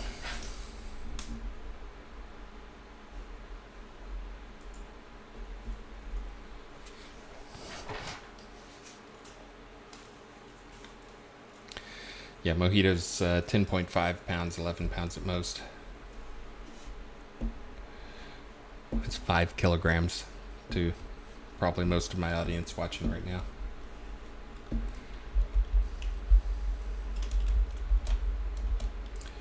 Alright, so I think we're just going to go with this room as is pretty much. Yes, freedom units.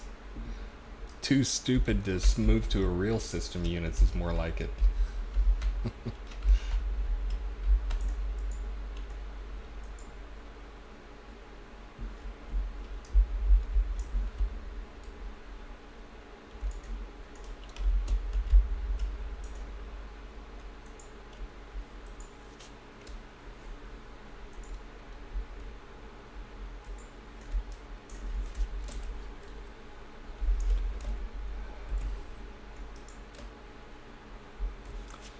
Unpack prefab.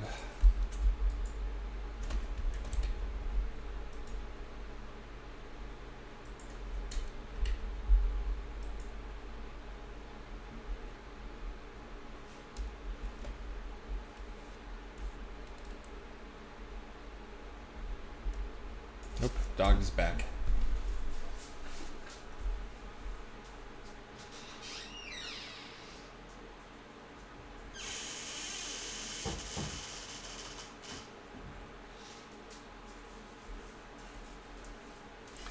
Need to get some WD-40 on that door.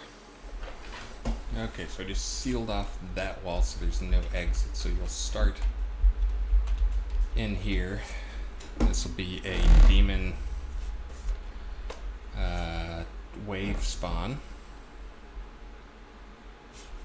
Again, right now we have one demon. There's I think there's 2 variations, but they're very, very close. My goal for this is to get a couple of variations, maybe a couple of variations of the existing one, like maybe have a tier 10-ish guy. I think the current one's supposed to be more like tier 15 or tier 12 boss or something like that. But have some in between, so it's not just giant demons with big loot bundles.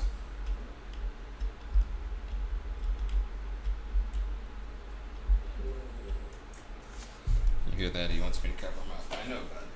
I know, life is tough. Go ahead and lie down.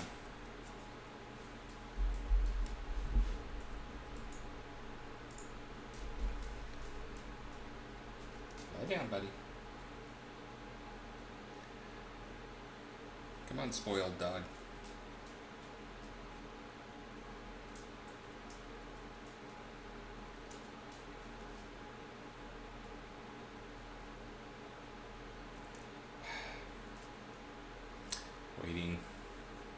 Waiting. No rush, dog. No rush at all.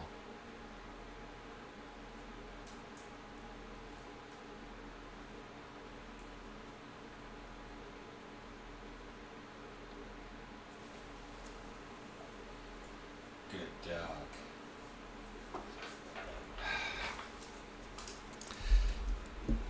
Alright, high maintenance dog is now lying down. Okay, so I got that wall closed off. I think we can leave that. That's all fine. Alright, so I think that's all good. Oh, I think the one other thing I need to do is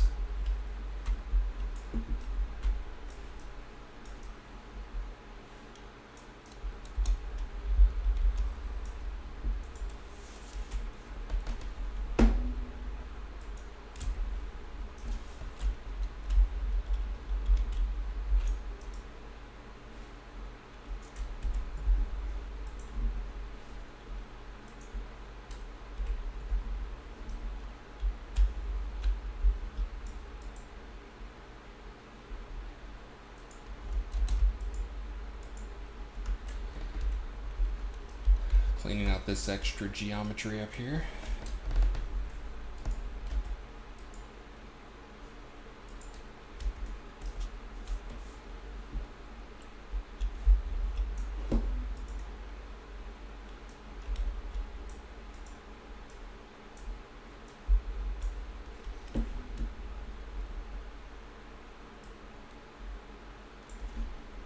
Bam.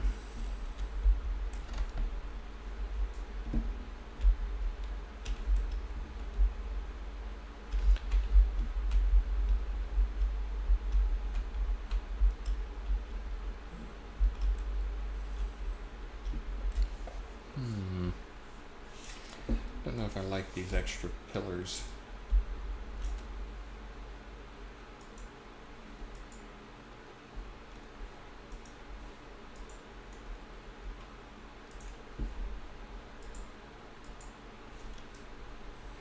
Yeah, they'll be tough to remove. I'm just gonna leave them. I think they're a little weird to fight with pillars around you.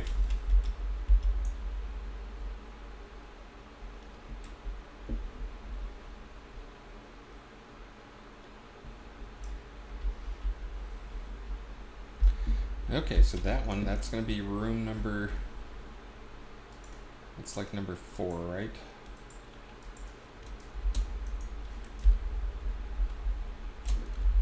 Oops, still got some junk. I clean out this junk.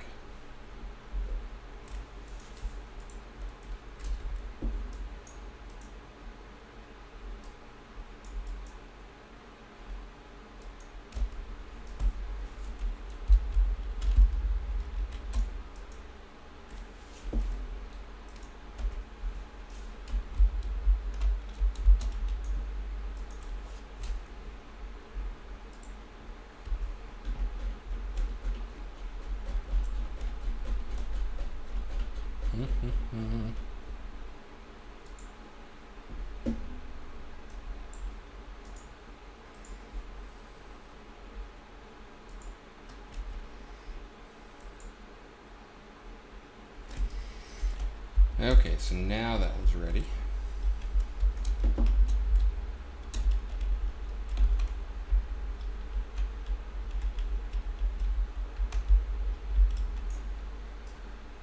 I guess technically I should add in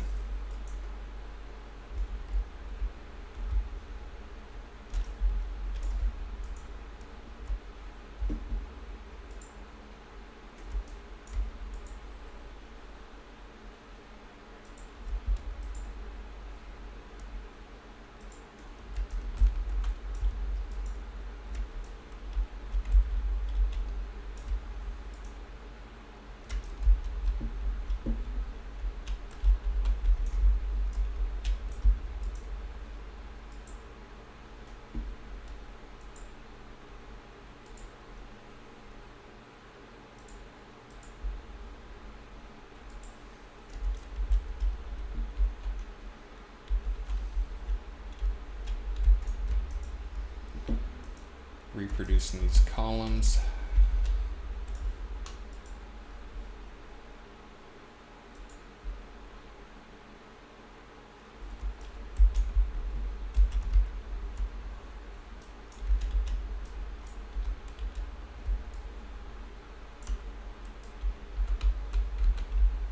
What?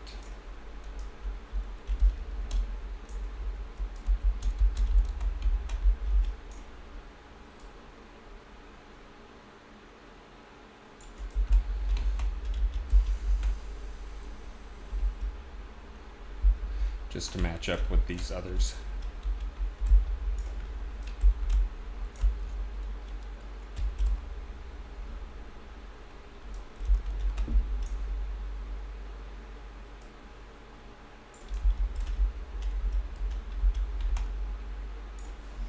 Nailed it.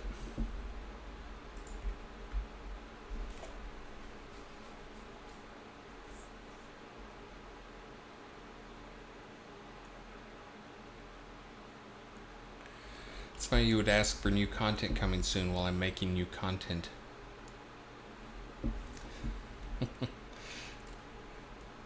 Yeah, I think the first thing that's going to come from episode 2 will be the overworld map. And again, maybe R68 will see a first pass on that. You will have to wait and see. Again, that's kind of come down to 3 people are working on that and trying not to rush too much.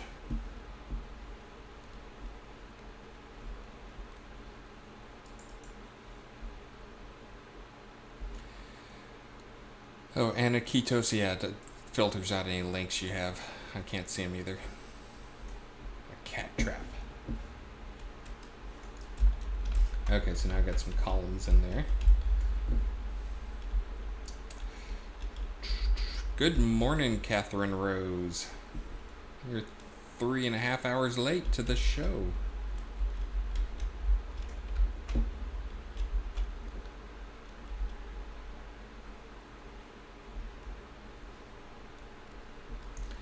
Alright, so that looks like, so that's the next room. We got 1, 2, 3, 4. So we got 4 of those rooms. So maybe just add like a 5th or a 6th.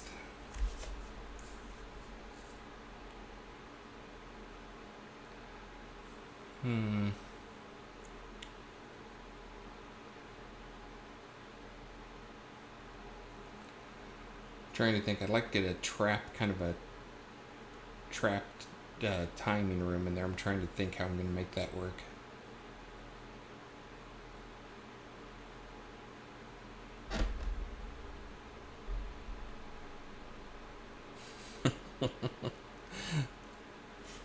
Yeah, Catherine knows I couldn't sleep, so I've been up since 1 o'clock working on chaos.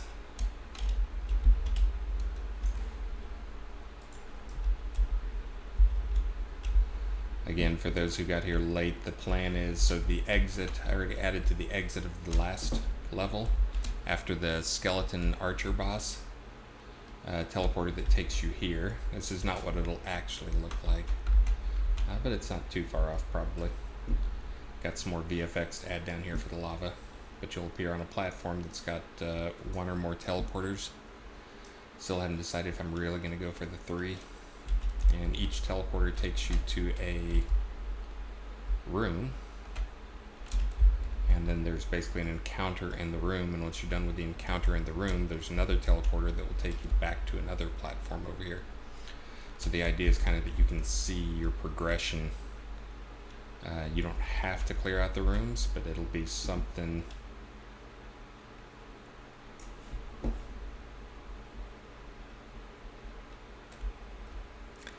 I'm sorry, Keldor. It's early in the morning. Not trying to be grumpy.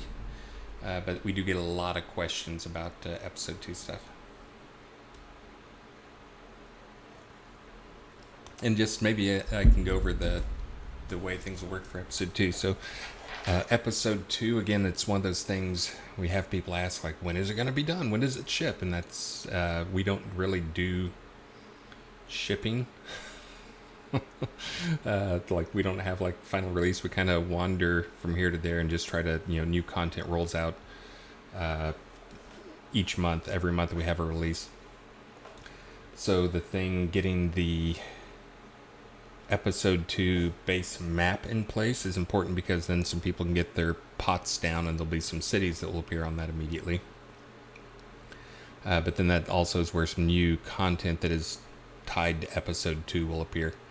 But as far as if there's a date when it's going to just like be poof and it's there, no, there's going to be a date when there'll be poof and there'll be the main continent that is there, kind of like Lost or Hidden Vale and Novia. But pretty much all the content and all the features and stuff like that are just going to trickle out. Again, also the plan with episode 2 is content will be locked to episode. If it's in episode 2 lands, it'll be locked to episode 2, and you got to have episode 2 to play it. But the features and stuff like that, again, player dungeons and some of these other things that players, are all obviously being used heavily in episode 1, are kind of like we'd said, these are things we're doing for episode 2. But again, it's kind of this weird, since we kind of just we iterate on everything and we add stuff every time, it's a little bit different. So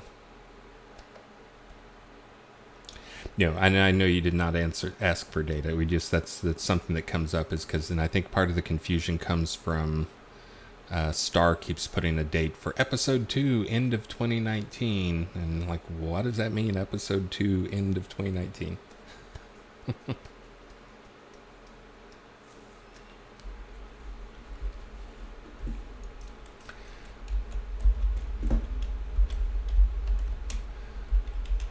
So it'll keep. I'm not taking shots at you. That is a common question we get, and I totally get everybody's excited about it. But that is, again, it's one of those things, we do our development a bit differently. We don't have like big releases like, WoW, where every 8 months or a year or whatever they roll out like a big release with 15 maps in it.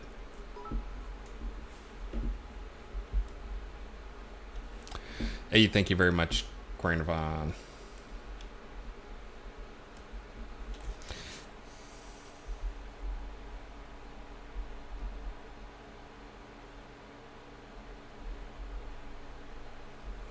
Yeah, and so episode 2, it's basically going to be, there's a continent that will be on the north side of Novia that will appear, that will be We're doing the content for it differently, again, because we learned a lot from what we did in the first ones. It's always the content you get later is always better.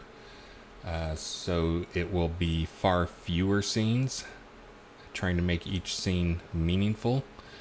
Again, this is having to take a hammer and smack Richard and also Sanyo. The episode 2 book is done. Tracy wrapped that up, and Richard and some other people are kind of proofreading it, trying to extract more, story specific stuff from it.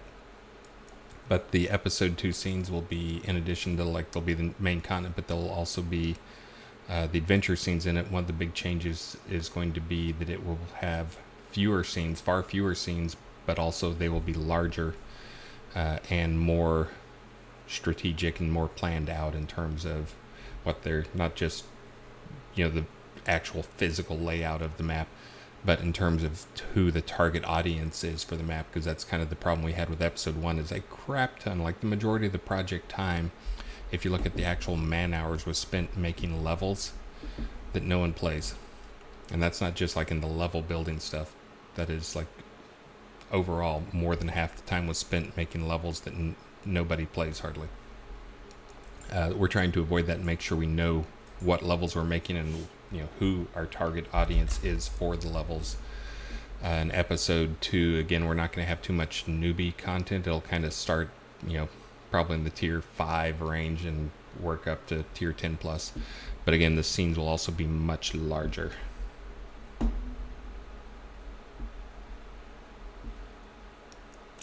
So Clairnavon, I think the overland map, the scenes, it's not going to be a single scene. It's going to be the same dual scale we have right now. There's just some things that it would break. What we are going to do is, again, there's going to be larger chunks, fewer scenes in larger areas where you can enter them, and the actual scenes themselves will be, again, more on the scale of like a Blood Bay or a Blood Bay times 4, like 4-kilometer areas. Pub rules. So the way we currently have it planned is episode 2 will roll out. It's like a $19 add-on or something like that. A lot of people have it already, but that will just be access to content. And then after some point, once that content has been out there for a while, it will become free to play as well. So really, if you're buying episode 2, it's really more for like early access to the episode 2 content. All the episode 2 features will be available in episode 1 lands. You can pre-buy it, you can wait and see.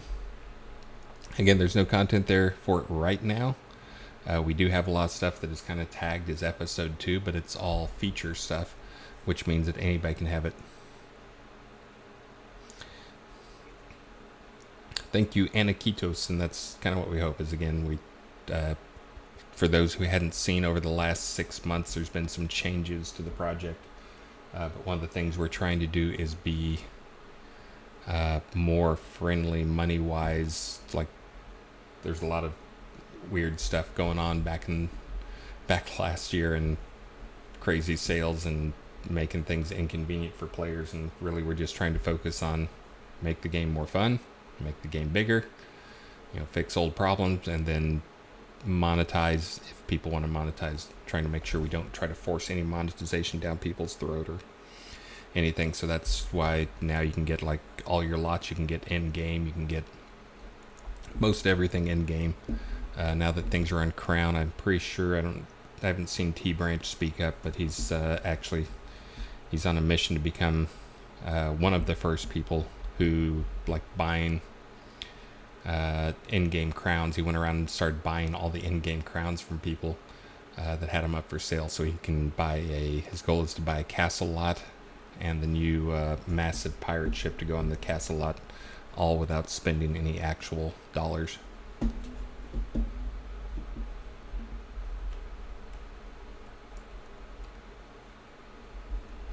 Yeah, and Keldor Attorney, sorry if that came off as me being grumpy or yelling at you or something like that.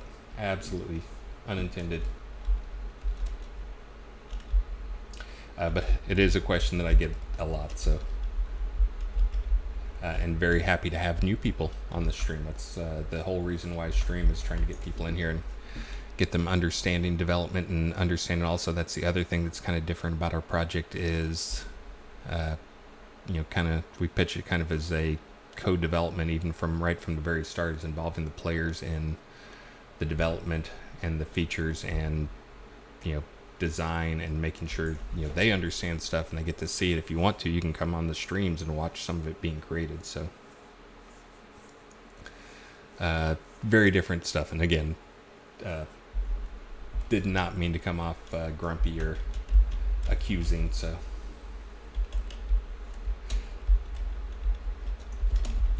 let's see. So the next thing I'm gonna do is, so we have the fourth one there. I think I'm gonna try to do probably one more, and then I think I'm gonna move on to some spawning stuff here. Actually, I think I'm gonna do, I space these guys out. I'm trying to figure out the back and forth on these. Probably need to space them out a little bit more.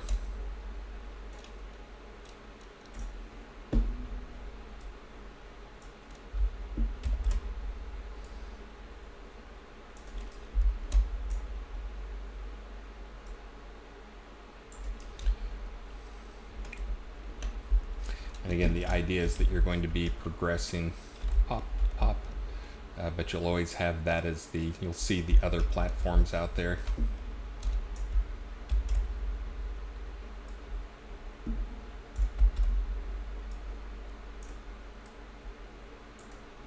And so you can kind of see you're continually, slowly climbing to the top level.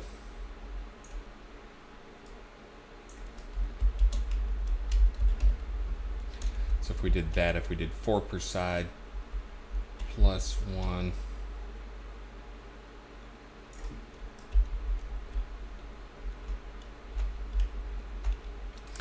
That was the other thing I meant to do, is have some actual fights. So let's see, I could have like actual fights on the platform. So maybe I can make the corner ones, or make every other one be a fight platform versus a teleport platform.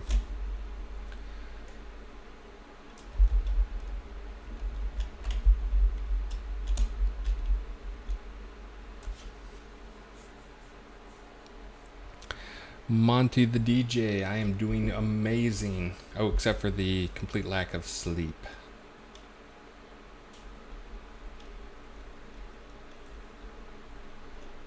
Started my stream. I'm now 4 hours into my stream. But good morning.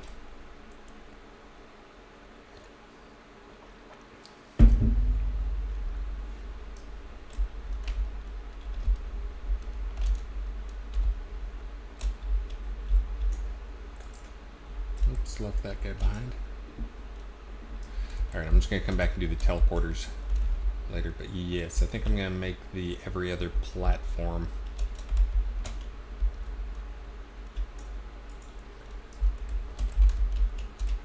thing. And for the other one of the gimmicks that's going with this this setup is, oh, thank you very much, Catherine Rose. Thank you. Starting the day off right for me. But there's teleporters that turn on and off on here that are just on timers. So basically, when you teleport to the platform, there'll be some combat there, but the next teleporter won't turn on for another minute or whatever. So basically, you have to get to the platform, survive for a minute, and then if you want to, you can jump in the teleporter. However you want to make that happen.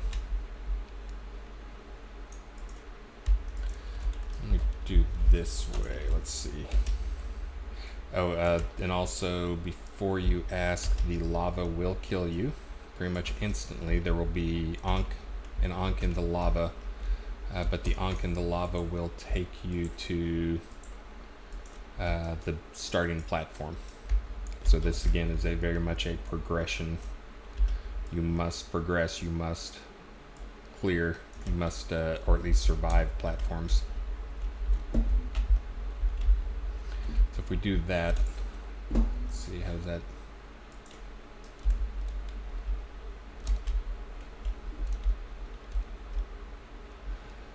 And then that would make the corner ones.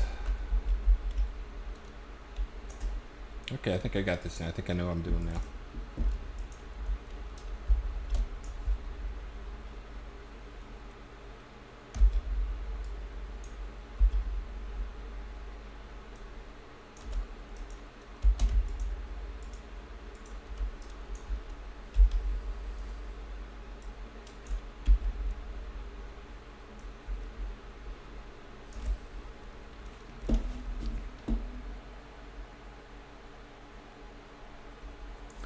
Let's see. Have a small problem with Tartarus, by the way. It completely resets my PC, like the reset button. Crazy. So yeah, usually what Anakitos said is usually that's a sign that something just is overheating your hardware. Obviously, nothing we make should be able to reboot a PC. But yeah, most overheating is due to, or most random rebooting like that due to a scene is due to hardware overheating.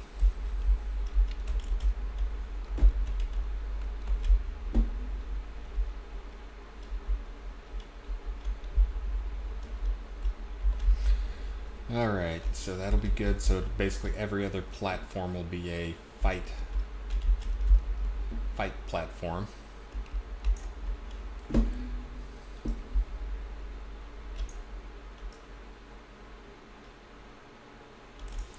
Let's see, that one to that one. And then the teleporter can take you to a room, and then the room can take you over there. Okay, that's good. That way I can get in an extra...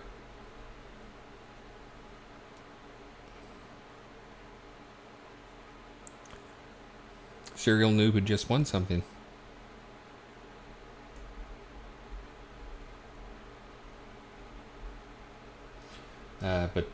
Yeah, so it'll be, I think the progression, I think I'm going to change this up. I think I'm going to make the progression platform 1 to combat platform.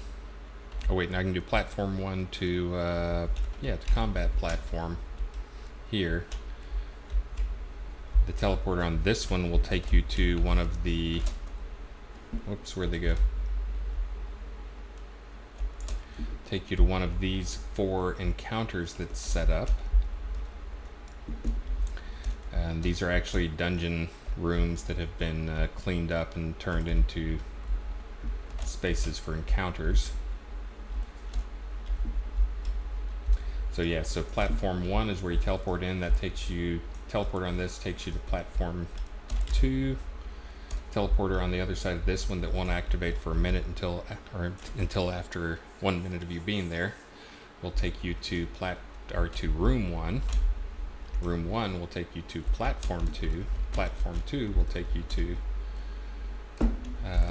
anyways, you get the picture.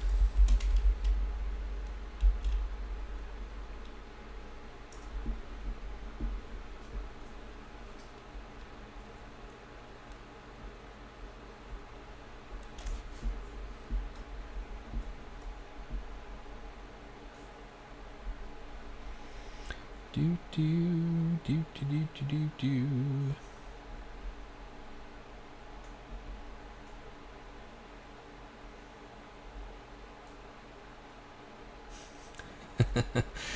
Prison Bound, yeah, that's this is a scene. I'm trying to do some different stuff in it. That was kind of one of the experiments. Like, I've had some mixed feedback. Again, there's some players, you set up one thing to make it kind of old school and hard, which some of the old school hard people like it, then you guys are like, I think I can get away with having the crazy train to zone stuff here, just because it is a higher tier dungeon. I mean, this is not brand new players. Luger last name, yeah, that's I'm trying to figure out where I'm going to work in some PvP stuff in here.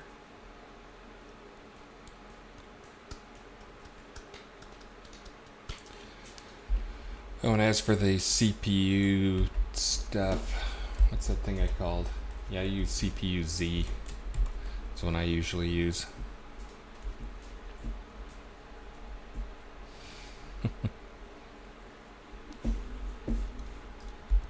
Mojito, why are you up again?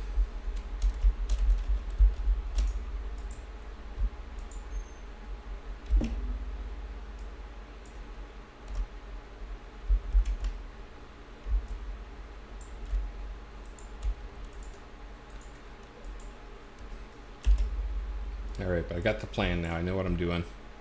And I don't have that many more rooms to make because I'm going to use these platforms to actually contain half the battles. So it'll still be roughly 8 fights. 8 fights plus a boss fight. But the fights will occur on platforms. Half the fights will occur on platforms, and then the other half can occur on the others. So, and then the final fight will be the boss fight up here.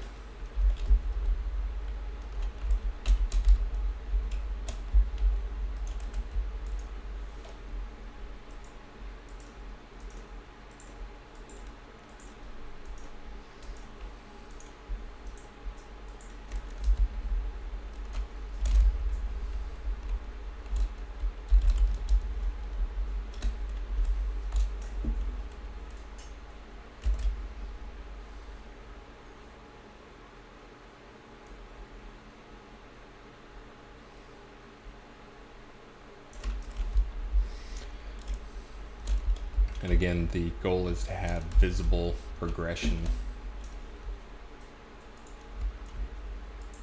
from the start, so you can see that you're working your way up towards the final boss fight. I need to redo that bottom. And then the final boss fight is actually going to be a new demon type that will be in this, which I'm sure most people recognize as a player home. But it is a fabulous player home that makes a great fight space. Mojito, do you want out? Hold on.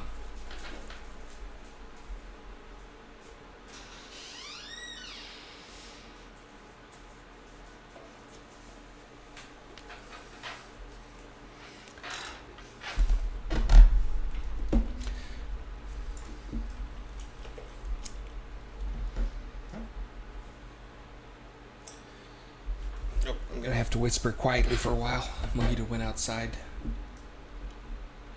I think the wife's alarm is set for 5 o'clock usually, so she's probably up.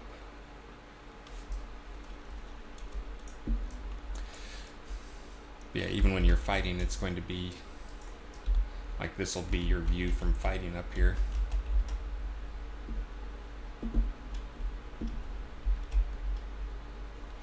And this is, of course, pretty intentional that,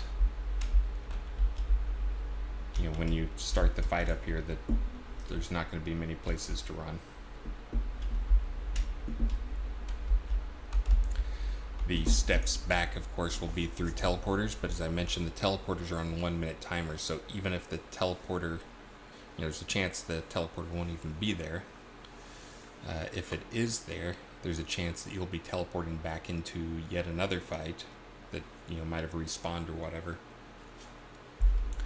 But having this where you start, basically I'm going to probably start you over here. Hold on, I gotta shut the door again.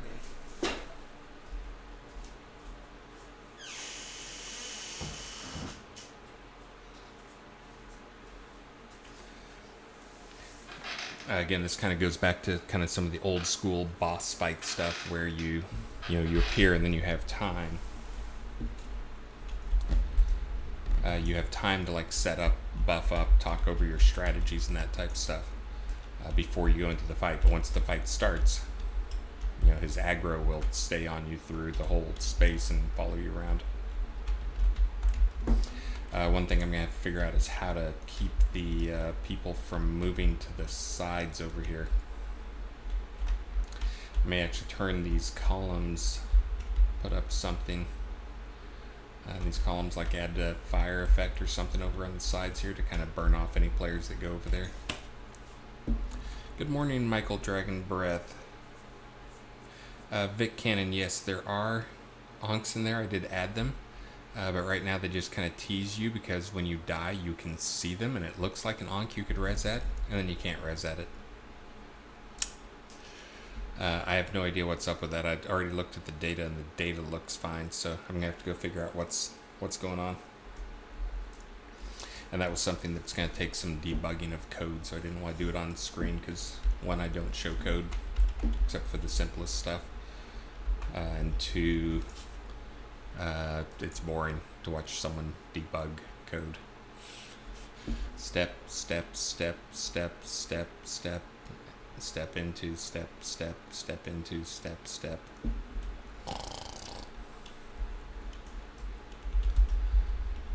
Alright, so let's see. So we're going to have that. So I need to get another. I got that platform there. And then I'm going to have the one little platform. So it'll be platform fight, room fight.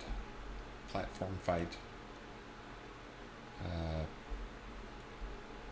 Room fight.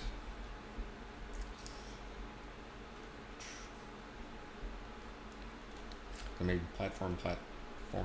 Okay, I got it. I got a pattern. I'll do it.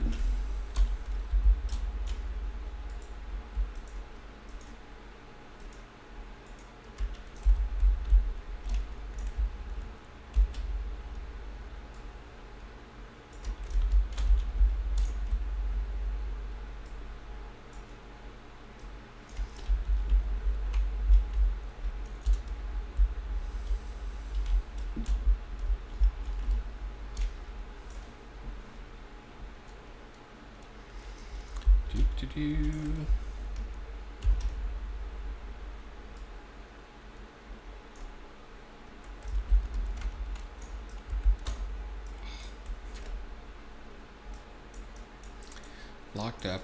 Come on, Unity.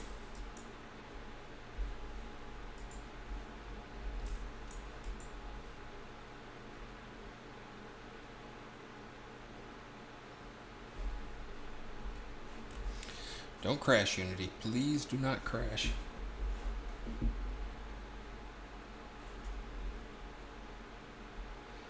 Oh, I think I might have hit Control A.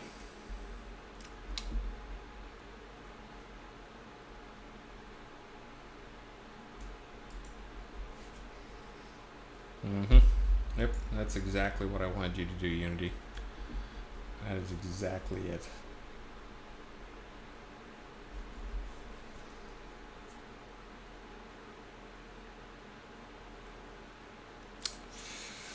Waiting and hoping Unity does not crash. Oh, it looks like it might be, nope, still going.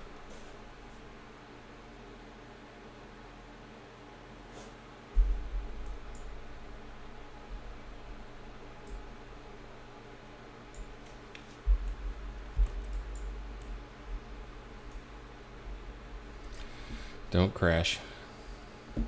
Don't crash.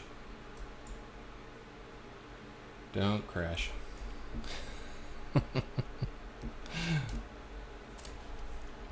T-Branch, yes, I was up at 1 o'clock this morning working on this stuff. Right now I'm just sitting here praying Unity does not crash on me. Probably got to sleep by 10 o'clock last night, so. Don't crash for me, Unity.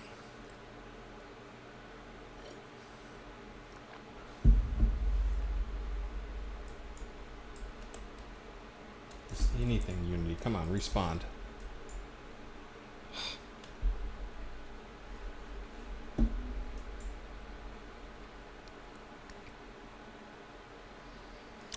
Do. Yeah, I did not get to work on the new computer yesterday. Team meeting went until 1:30. Lunch went until 2:30, and then I picked up Maxine, came home, streamed for an hour, and then went to play with Maxine. Do a stream of the computer build.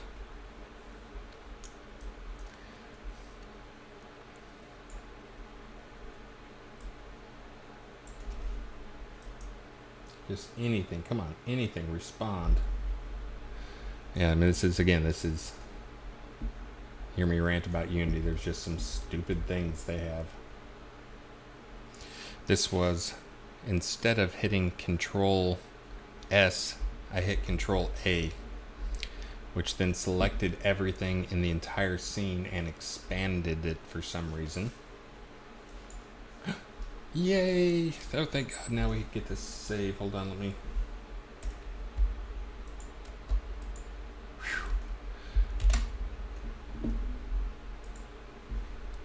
Now I can save.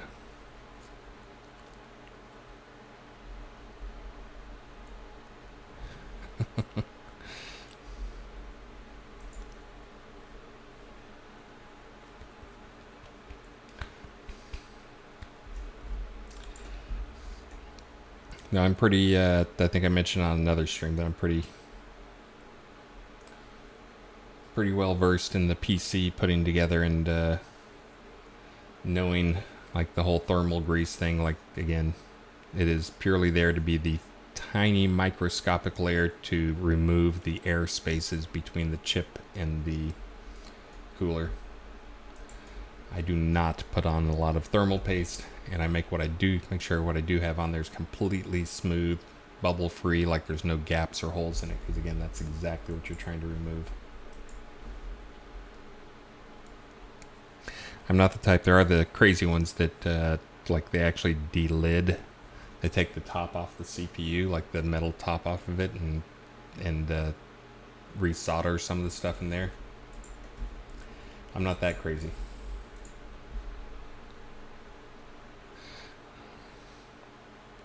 No lapping it. I do make sure and clean everything, of course, before I get started on stuff. Just that, even like crazy as it sounds, like the oil from your skin is the difference. T-Branch, I've seen there's been a couple of things that it seems those work pretty well. I forget who it was, but I was reading a couple of different reviews in terms of thermal paste, trying to compare to see if the metallic paste was actually worth the time. The fear factor of using metallic paste versus the other paste, because the metallic paste can actually interact with some coolers, depending on what the metal is on them. But they were like comparing. They did the thermal sheets. They did the silver stuff. They did the actual metal stuff. They did, but they had like 30 things. But then, like, for one of them, they used, so they had like a baseline. One of their thermal paste they used is they just put in toothpaste. The toothpaste did not perform well.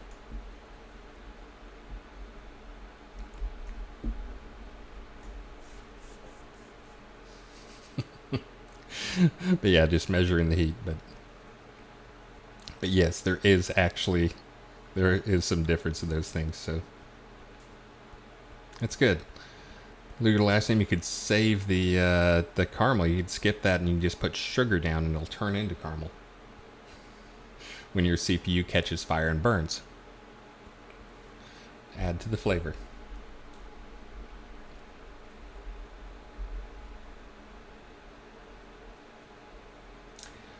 And I'm sitting here waiting on it to save. It looks like it will save, and I won't lose all my work. I'm just having to resolve a bunch of errors or a bunch of ID stuff right now. There we go. One to go. What happened there?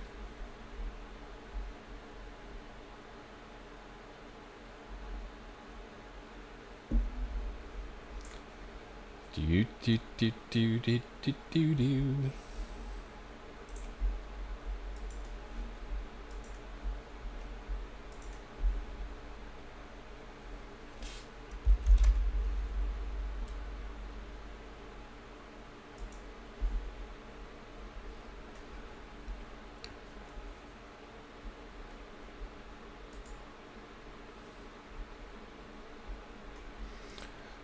Do do do do do do do do do.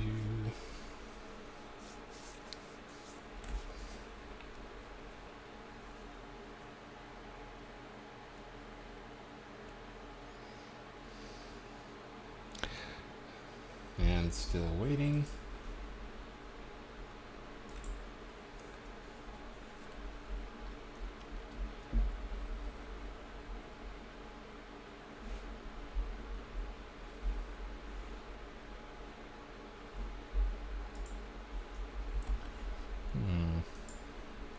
Getting a wave spawner error. I'll have to deal with that next, I guess.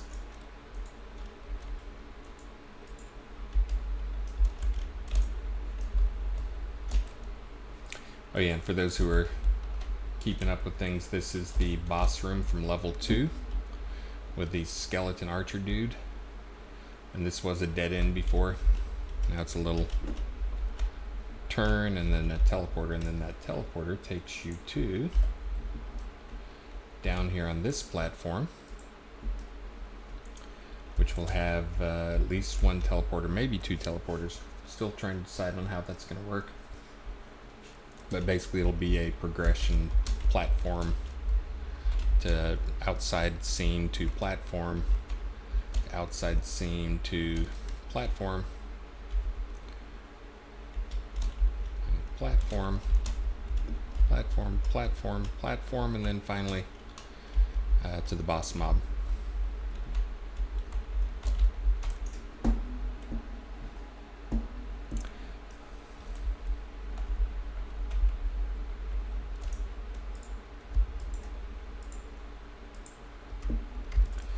Coming right along.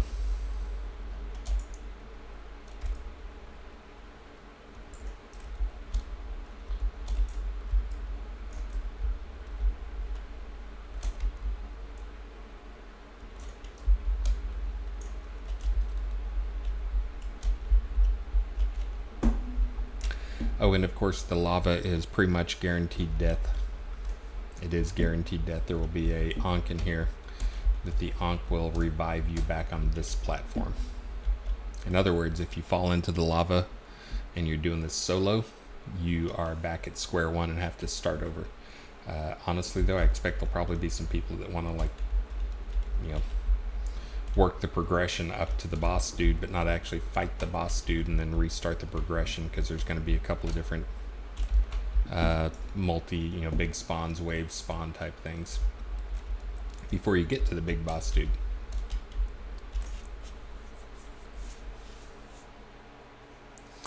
Griffler, what's up with the time it takes Soda to exit? That is all Unity good stuff. Yes, you can Control Alt Delete it and kill it faster than it closes down, but that is Unity leaks everything. There's lots of leaks, and technically they're sinks, not memory leaks, but memory sinks. And cleaning it up. I mean, I've profiled it before to see what's going on in there, and it's just all in Unity loops, turning and freeing and turning and freeing. Again, though, we can't see exactly what's going on because Unity doesn't make their code open. We could totally figure out what's going on and how to improve it if they did.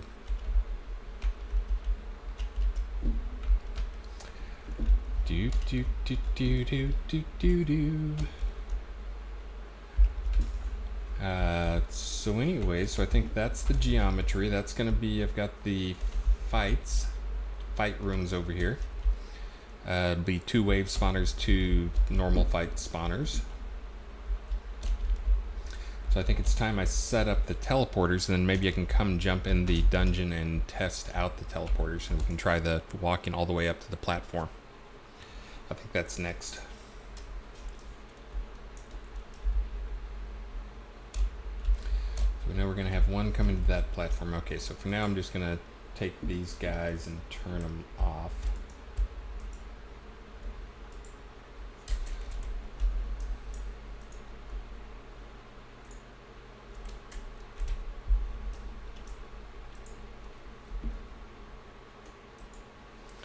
Okay, and then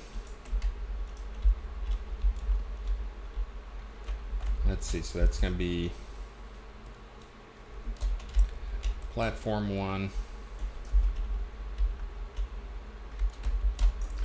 I'm going to call this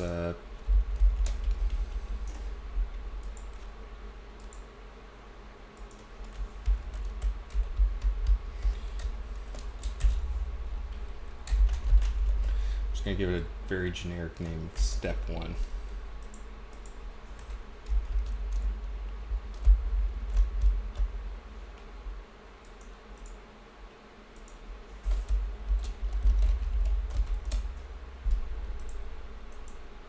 Target out level 3. Step 1. Okay, so I can reproduce that.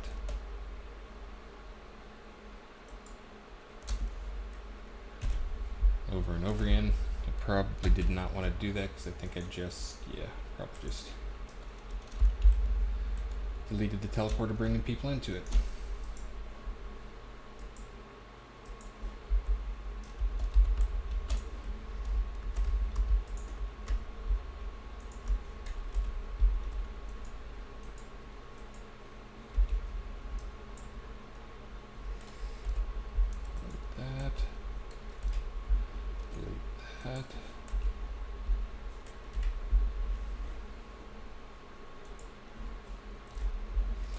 Okay, so here's the platforms.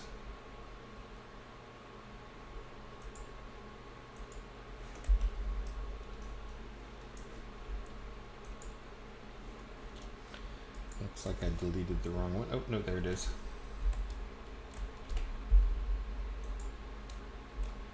Okay.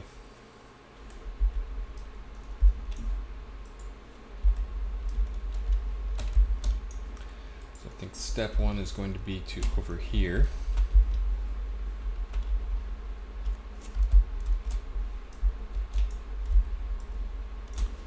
So that will go to there.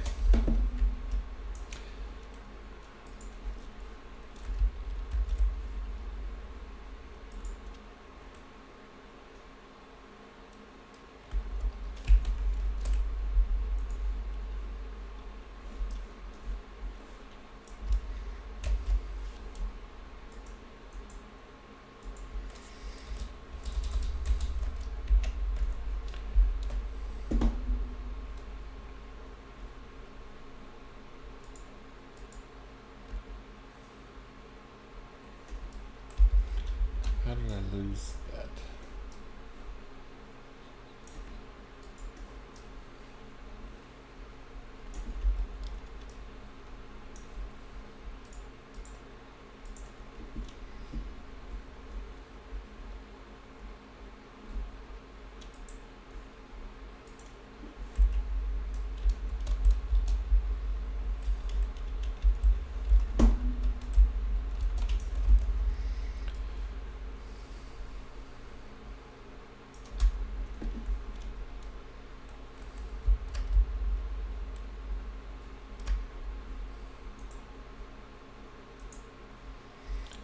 Okay, so we're gonna have that.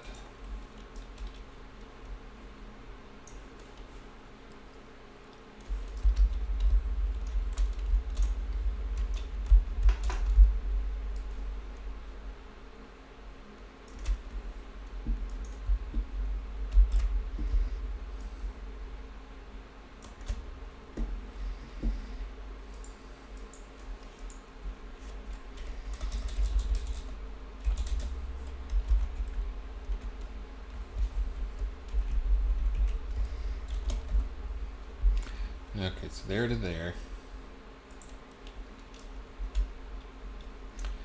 And then there to, let's see, we'll go do, oops.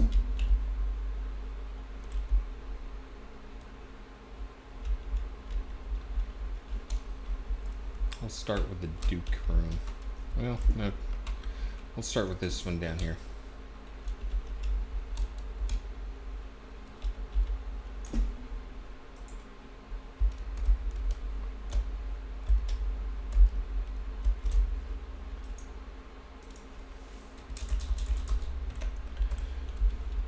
Two down there, reset that.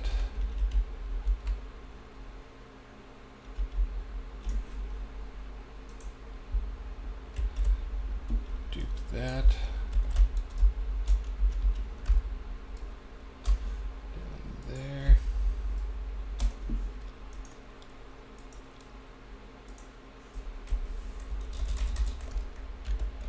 3. And then 3 goes to down here. Yes, I know this is all like crazy confusing. Chaos.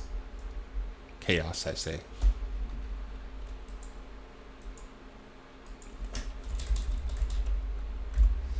That's the target out.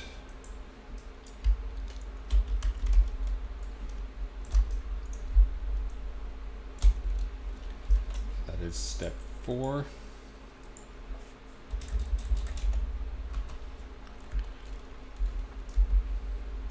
Step 4 target is not that room. Maybe we'll do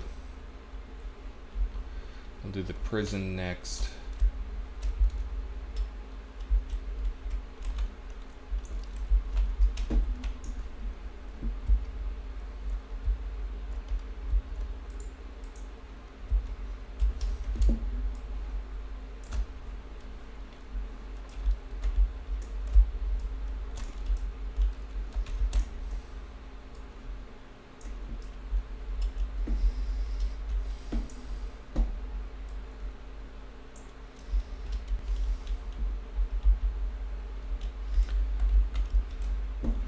Let's see, so that is step 4.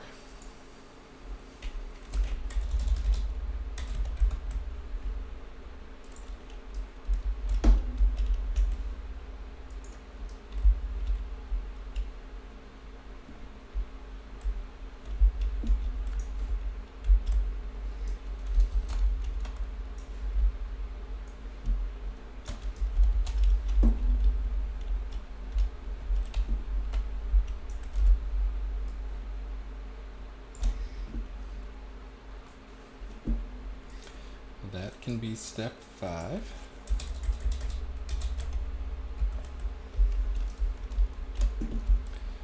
And step 5 will be to over here.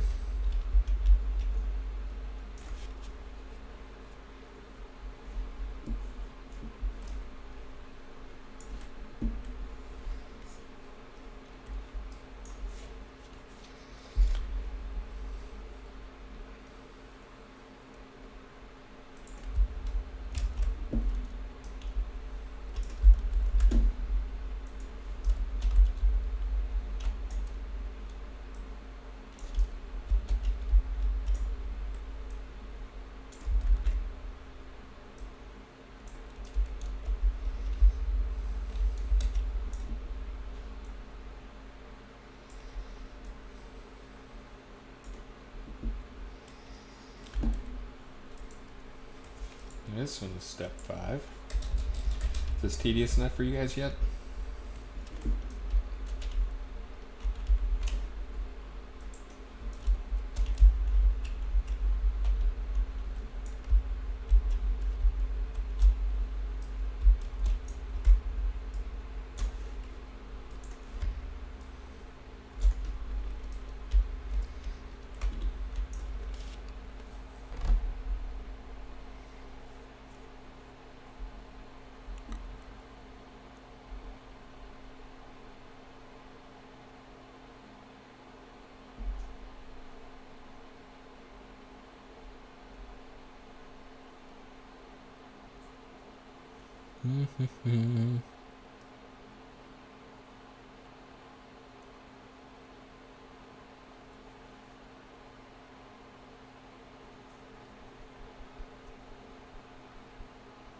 Was Bonger the one who deleted an item and wanted me to get it for him?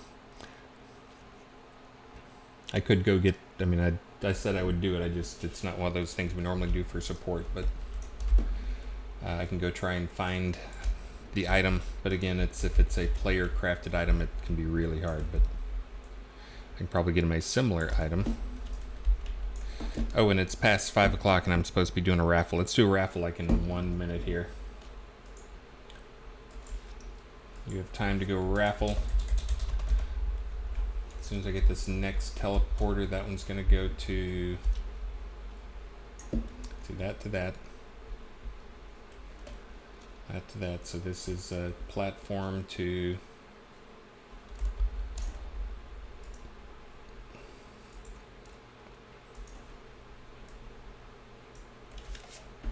my poor little puppy is trapped outside again.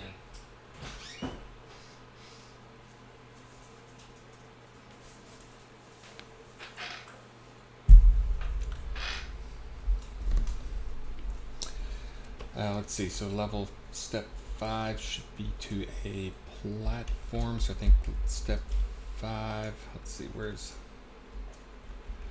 3?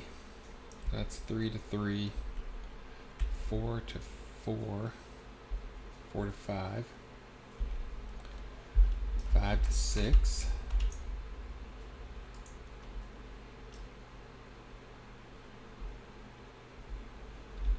I guess we can just be chaos, real chaos. Make that your breathing spot there.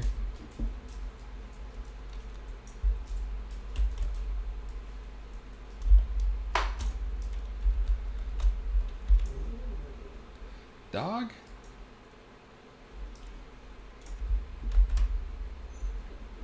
All right.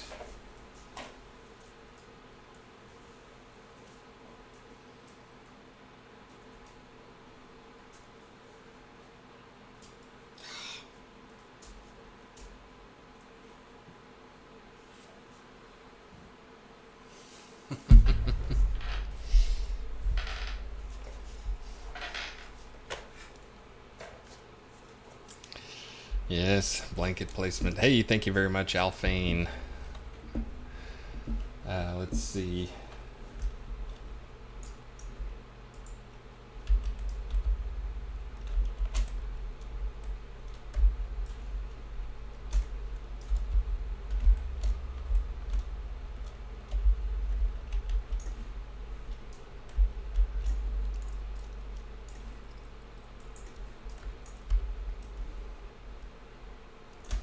Again, these 4x4 platforms are for fighting. Fighting.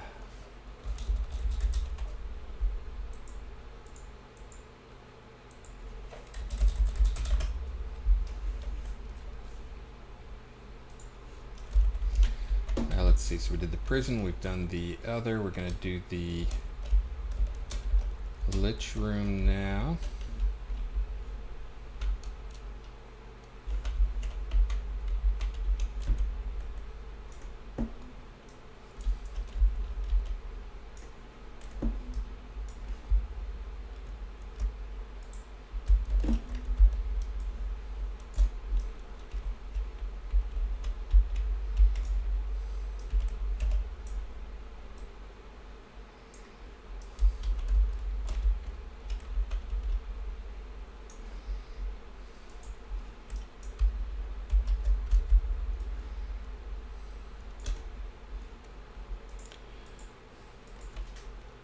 That's 7. And this is 8.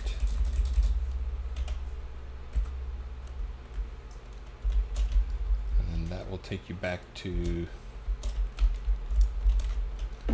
run this guy, right?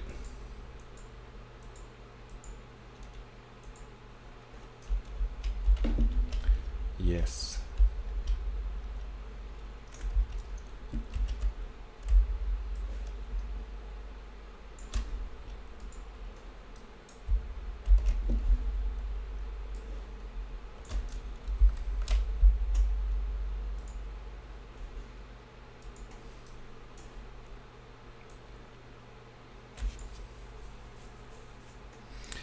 And let's do the raffle.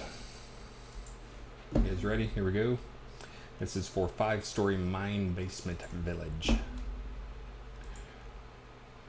Yaz 72. Congratulations, Yaz. You, sir, are a winner.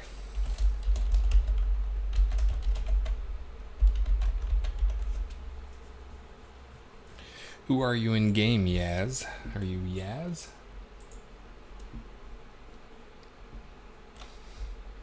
I know. What's wrong, Cypher Black? You didn't win 3 times in a row?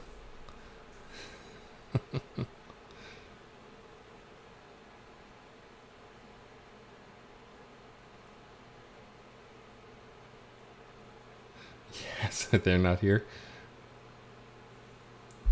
That's the trouble with having an hour between streams. So I'll see if they're named. If there's someone named Yaz, they're gonna get a dungeon.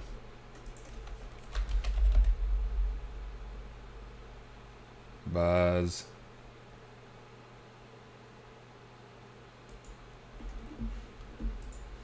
Alright, well, Yaz will get it if he ever shows up. Let's see. We don't do music stuff often. Let's do ether vibration amplifier.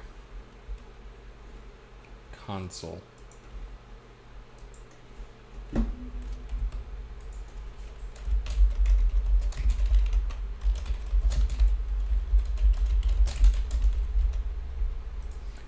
Opened. There you go. That's one of those big jukebox looking things, in case you're not clear on what that is.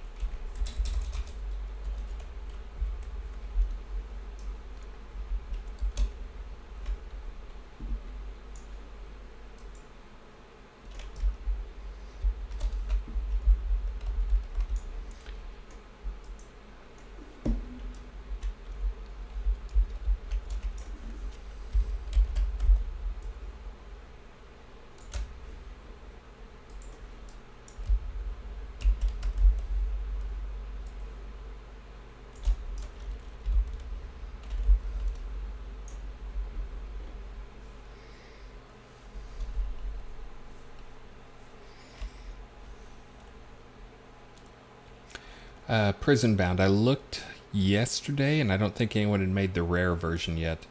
There had been enough drops, so if people got together, they could craft one. They just hadn't done it yet. I forget how many there were, but it was like 21 had dropped or something. 21, 14 commons, and 4 uncommons, I think. So just the 4 uncommons were enough.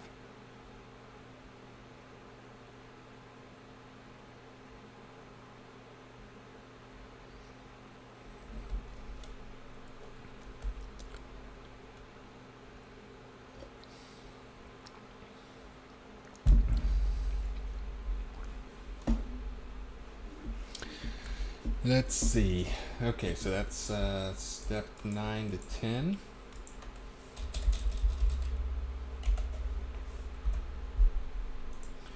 Getting close.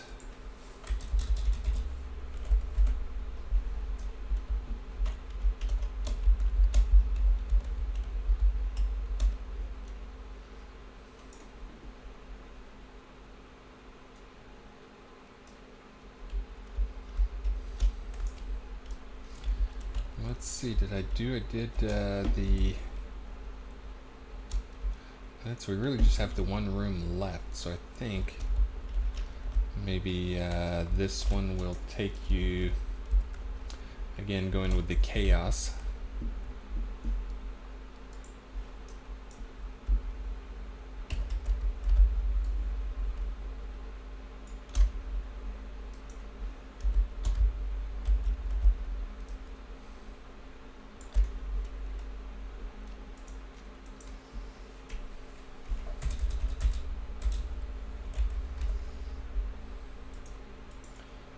To 11.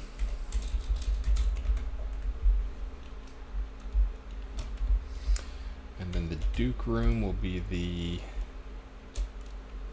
final big fight before the actual boss dude.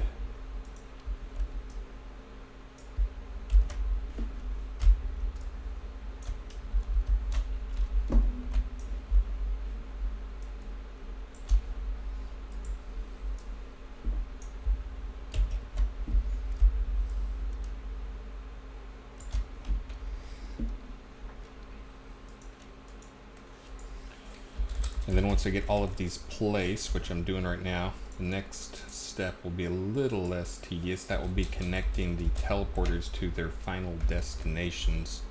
Because I'm setting up all the points now, but then I've got to go and assign the connection in the teleporter. But then I should be able to test out the teleporters. And I'll do that. I'll go in and teleport so you guys can see what the flow is going to be like. But the other thing is then there's a script I need to modify that I already have set up. Basically so I can put things on a timer so it's on for X minutes, it's off for X minutes. Because each one of these teleporters is going to be offset from the previous one by a minute, maybe 2 minutes. So that when you enter into a space, there's basically you can't just run through it. You basically will have to wait 2 minutes for the next one to activate. So you're kind of stuck in the space whether you want to be there or not. And if you can survive that long, you don't have to necessarily beat the boss, but you can always just wait and beat the boss and then, or whatever's in this scene or this spot, and then go on to the next one.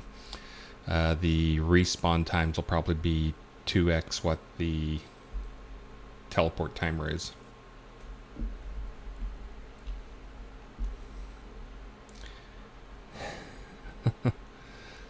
Helmet, right now there's not an official way out of the dungeon other than a teleport scroll. I regret to inform you that you are correct. You will never find your way out unless you have a teleport scroll. You can also, the other way you can get out is doing the log out of the game and then log back in and start on Overworld.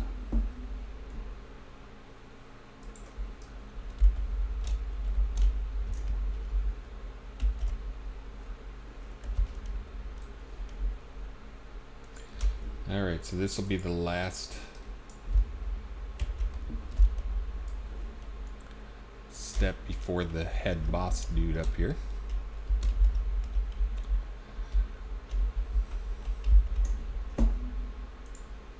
And again, some of those platforms are really just resting spaces between the fights.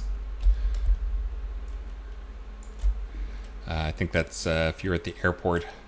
I've seen some airports that when you go through the checkpoint, the security checkpoint, they have areas that are labeled recombobulation. Oh, Maxine just woke up. Yes, dear? Hold on, I have to go check on Maxine.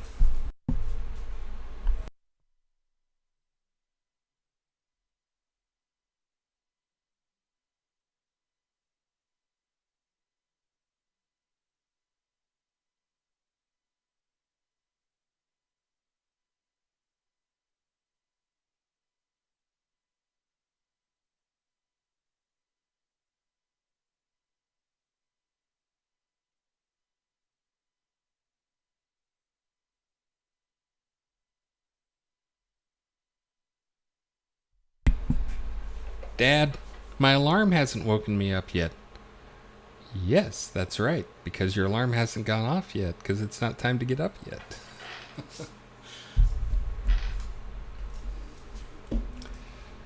So anyway, so that'll take you to right there. Oh, but the airport story I was telling you, yeah, when you get through the checkpoints, they always have those, it's like, here's where you get yourself back together. But they, I forget which airport it was, but there was an airport that had a sign that said recombobulation area.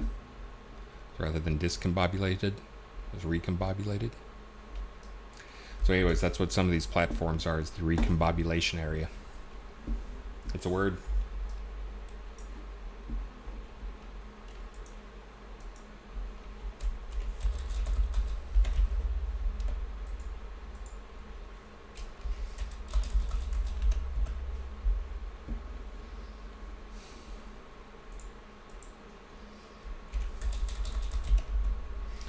Okay, so the base things are all set up now.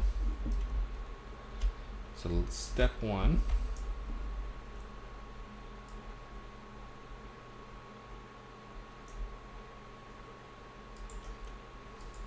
I'm going to go and expand all these teleporters. So this should be as easy as connecting step. See, that one's there.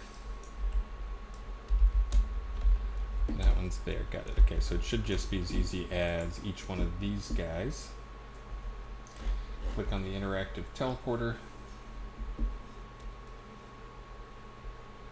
And then the teleport target is the one that goes along with it. So step 2. Whoops. Dang. Goes to step 2. Step 3 goes to step 3.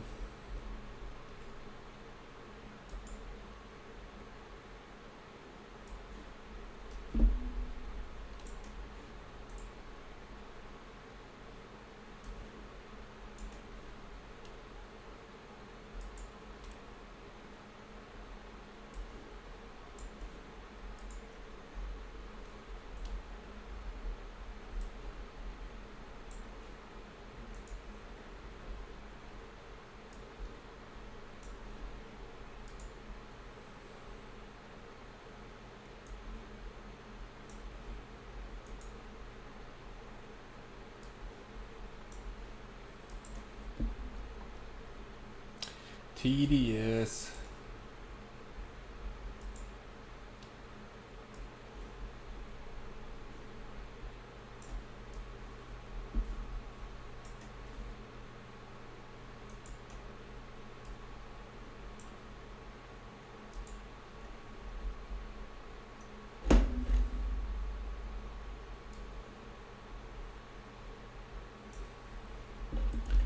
Okay, so now I'm done with that part. Again, let me save because I'll probably have to generate some IDs.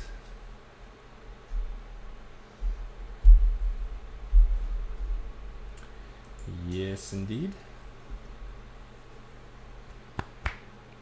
So since this is done saving, I should be able to go and test the teleport flow. Oh, that's right. I'll make the first platform. I'll lower the first platform.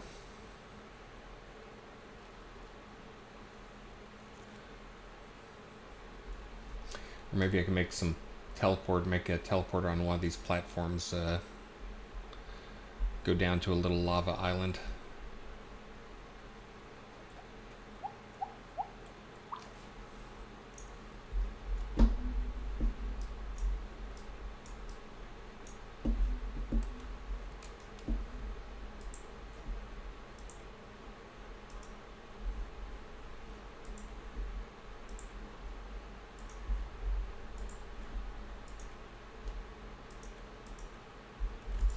Alright, there we go. Got that guy saved out. Ready to test.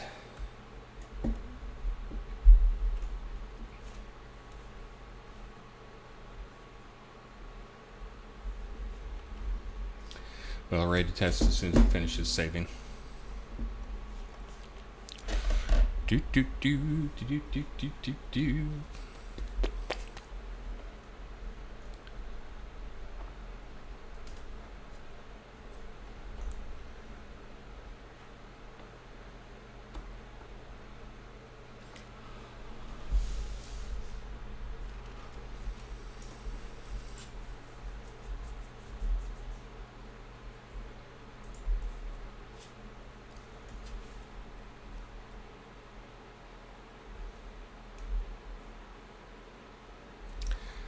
Okay, I've hit the play button.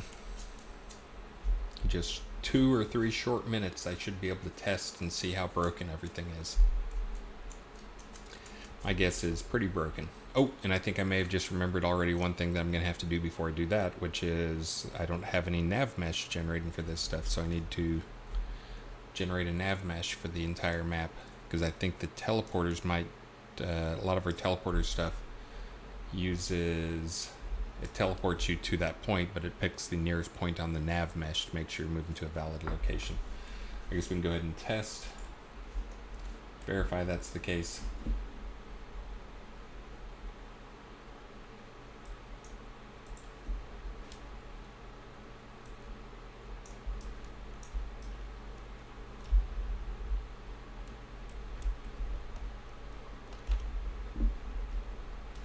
Where the heck am I? Why is it still bright outside? It's supposed to be fixed now.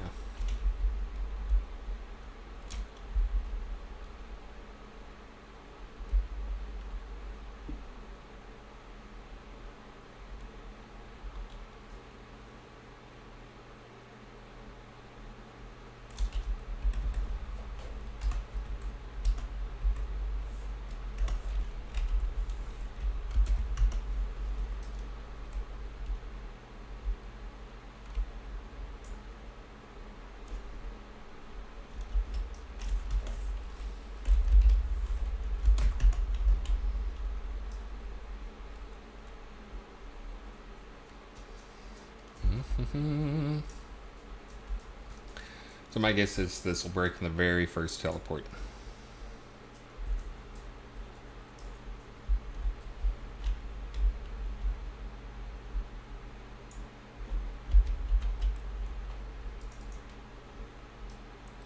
Nope. Aha. But there's the first major problem, which is I'm going to have to turn the camera.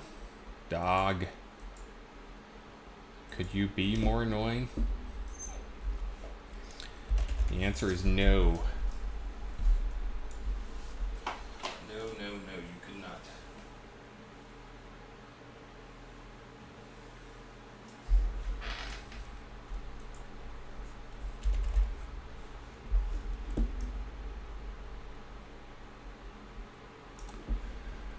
Oh yeah, and we got the fog, but I thought I have the fog turned off. Why can I not see the house up there? Is it rendering? Is it culling? It's up there. What happened to my spotlights pointing at it?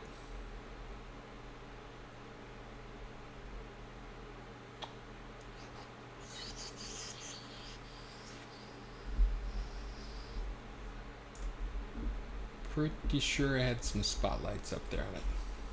Alright. Anyways, we're here to test the teleporters first. Let's see. So this one goes to the next big one.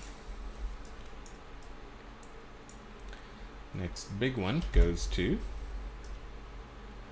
the first of several dungeon rooms. Alright. Gonna have to go fix that.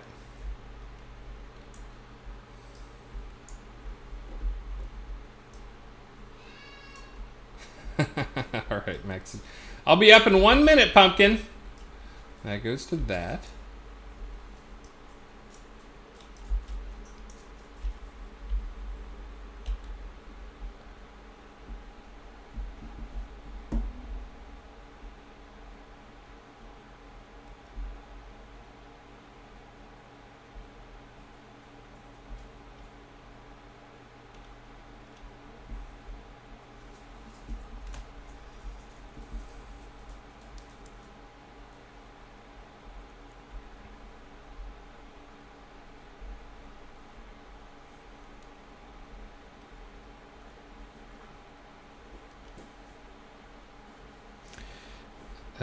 Alrenapatapa, who, what?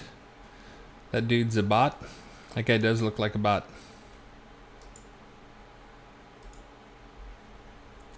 We're gonna ban that dude.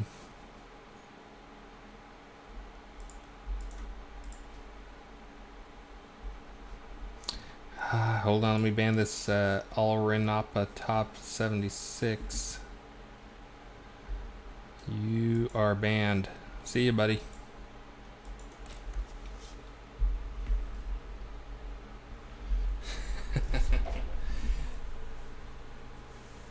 There you go, dog.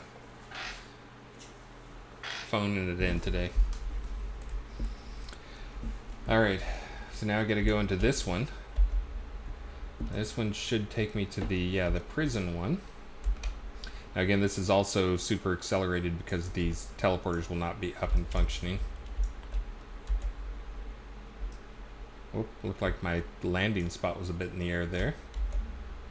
That one goes to that one. I'm not going to forget Maxine. I'm getting through. I'm doing the progression. Then as soon as I get up to the temple, Oh crap, I'm not going to be able to get through this one because I put it behind a door, but I can cheat.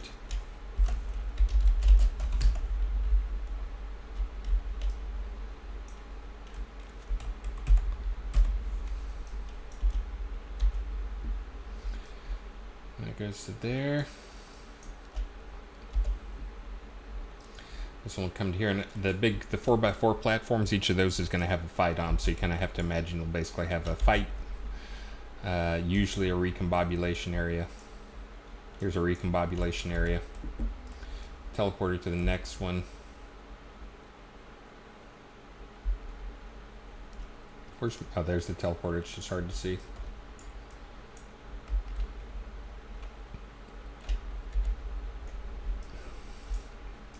That would have been a fight. This would be a recombobulation. And then you get to the final one, which is the final boss fight.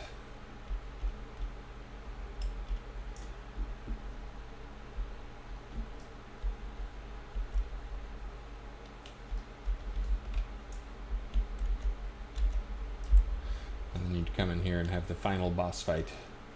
Final battle. And this is where the head boss dude would be. Let's see.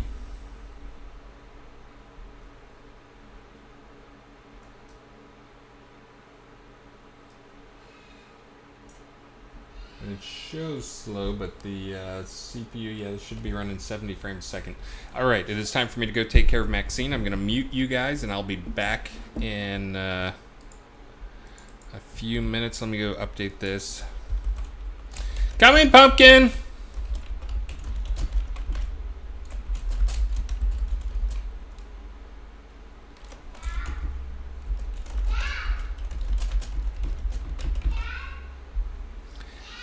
Yes, I'm coming. Hold on. All right, here we go. Back in 30 minutes. I will do a giveaway as soon as I get back, so that'll be your incentive to hang out. I'm off to get Maxine ready. See you guys in a bit.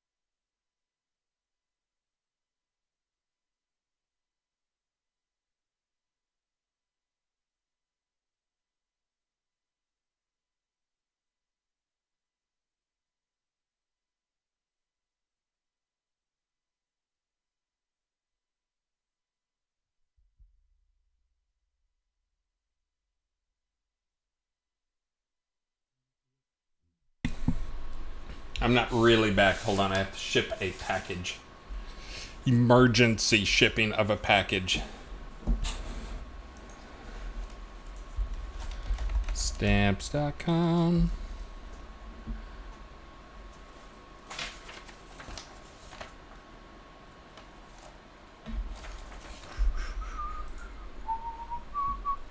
Mojito appears to be back.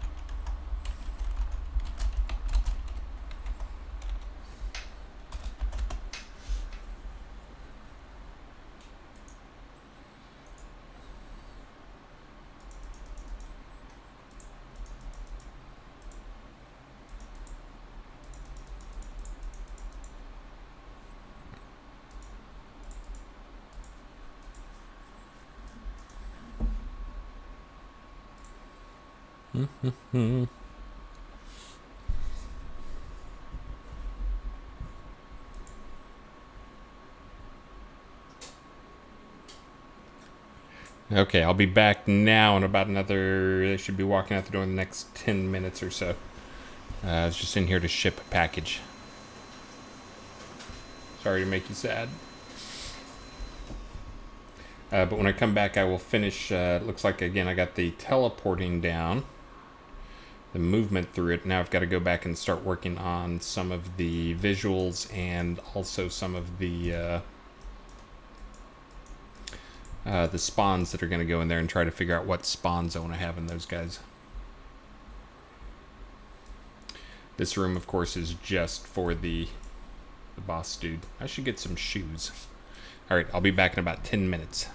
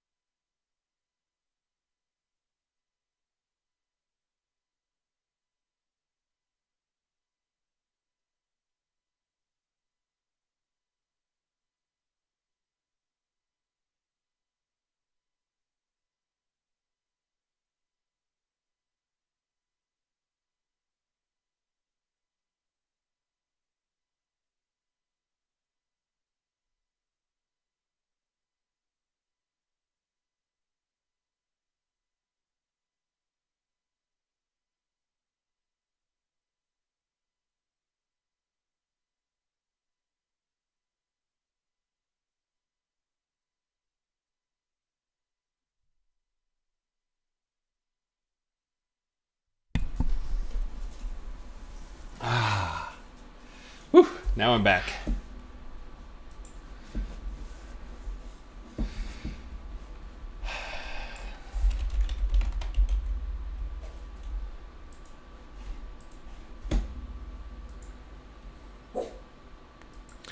Oh, now Mojito's grumpy. Be good, grumpy dog. Oh. Okay, so we just verified the progression is right. It's really annoying, that top step. Sticking on. So we have to have a demon that is small enough to get through these doors without looking too horrible. Oh yeah, I said I was going to do a raffle right when I got back. If you guys all raffled up, surely you've raffled up by now. Looks like all of you have raffled up. Raffle up. Nope, looks like a couple of you didn't. Oh, hold on. Okay, as soon as I get the dog covered up, I'm doing the drawing.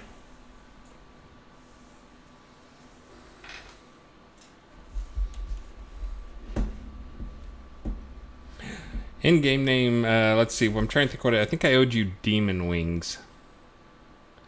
Is that right? Oh no, you were the 5-story basement. Is that right? No, you were last night. I don't remember what you won last night. If you can remind me. It all blends together. Serial Noob, do you remember what you won? You the 5-story basement? I think that was Yaz. Shogun Village Home, that's right.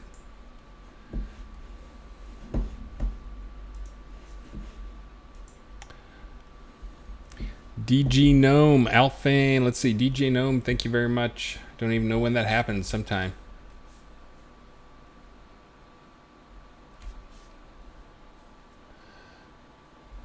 Twofold Silence. The Taming Necklace. I thought Wizard Smoke checked in that fix already that made it so it was only if they were locked. Maybe he didn't add it to the integration list. I'll check with him. But the code change for that is done. That's all done. It should have been in already, so I'm surprised it's not.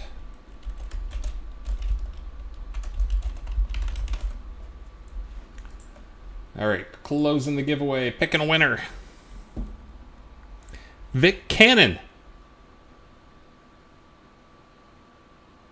Is that a toot? No, that was Yaz last time, who was we think was not here.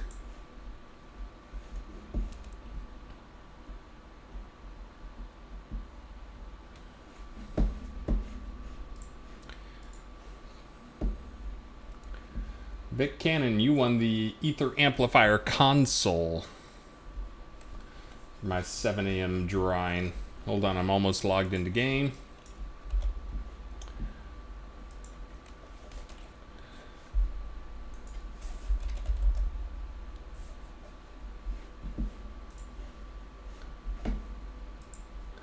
Vic Space Cannon. Buzz. What's your name, dude? Vic. Speak to me, Vic. What's your name?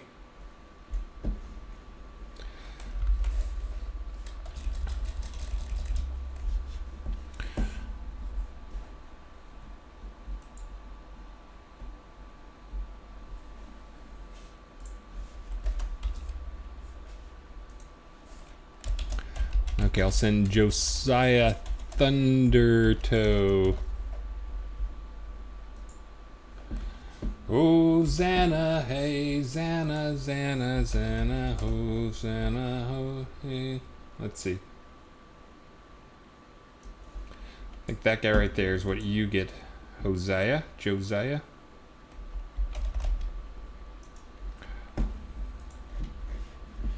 And then for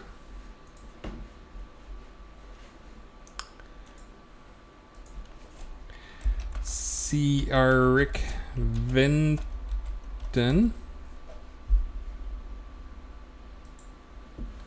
you get a vibration amplifier console. All right, let me pick something for the 8 o'clock hour. Hosanna, hey, Zanna, Zanna, Zanna, Hosanna, hey, Zanna, Hosanna.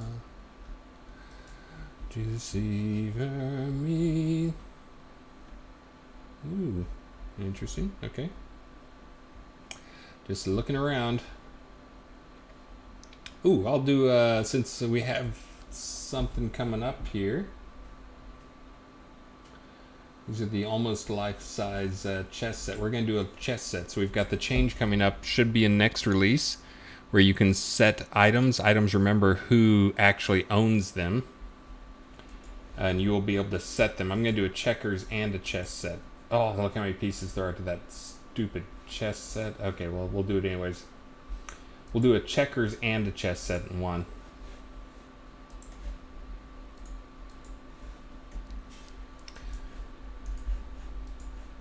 Hold on, resetting it now.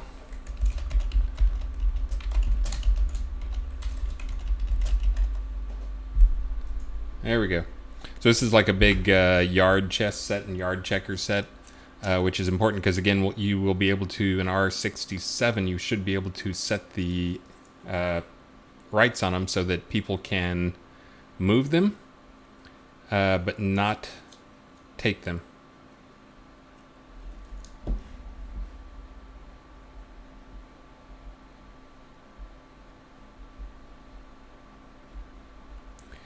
Oh, twofold silence. Okay, that sounds like he did probably make a change, and his change sucked.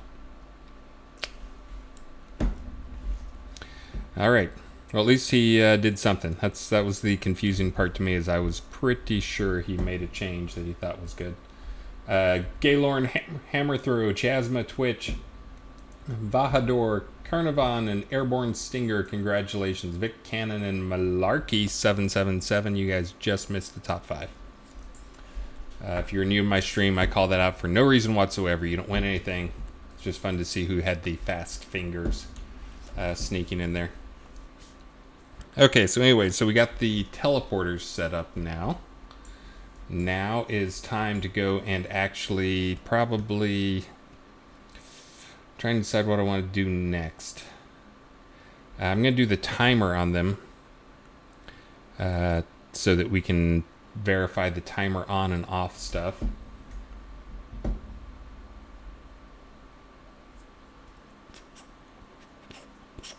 Gonna have to figure out some code for that. We don't technically have something like that right now.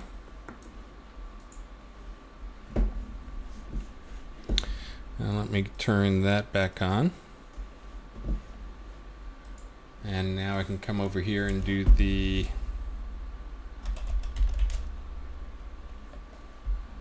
let's see, Tidewater Mover. Hold on.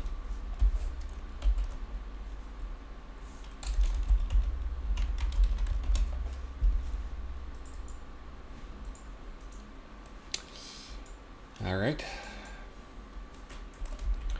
I'm going to have a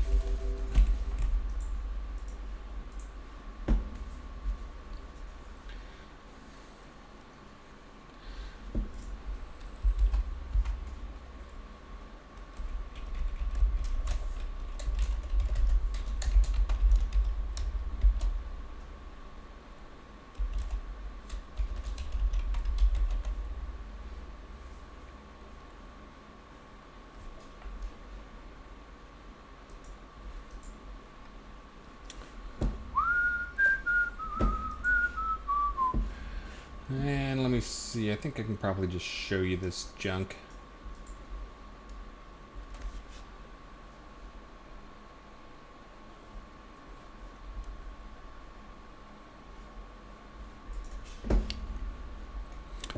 Do do do do do do do do do do. Time-based disabler. Let's see.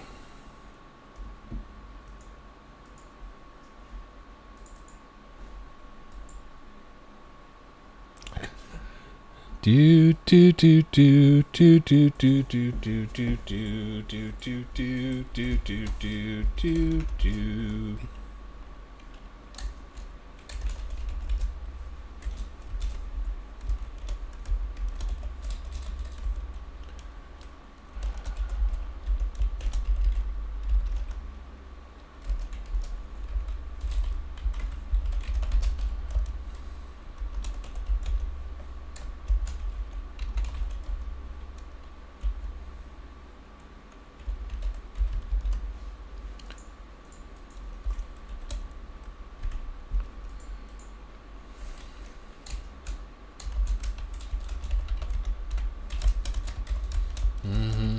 Oh, you guys can't see what I'm doing here.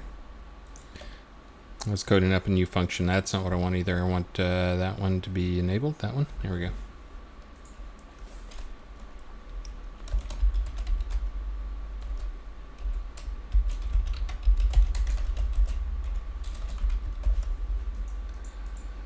Let's see. And start. Don't even need to do anything with that. Trying to figure out my logic for that. I think I'm going to hide this logic from you guys. Alright, I'm going to do this offline. I'll stick to doing data stuff in there. I don't want to do too much code stuff, and I was about to have to go look at another file to see how server time worked. We have some stuff that synchronizes server time and game time, which some of that is for obvious reasons. We don't want you cheating, so we can tell when you've like messed with your clock or whatever. Yeah, I don't want to go mess with that in front of you guys. So instead, how about if I look into spawning the platforms down here? Maybe we can get those guys spawned. Trying to think what else I can do that is going to be safe to show you on here.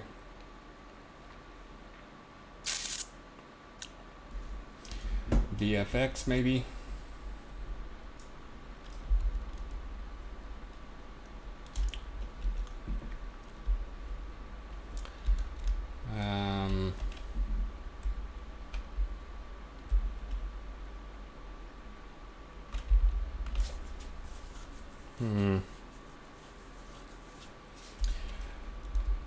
Yeah, I think spawning some things in here. I think some of this I need to take a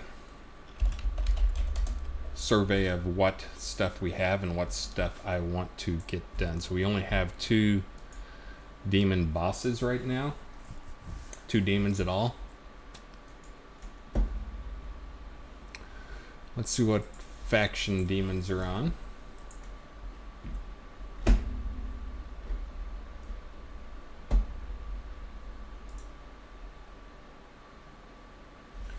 Demons are on Satyr faction. What? Also love how we spell demon like multiple different ways as well.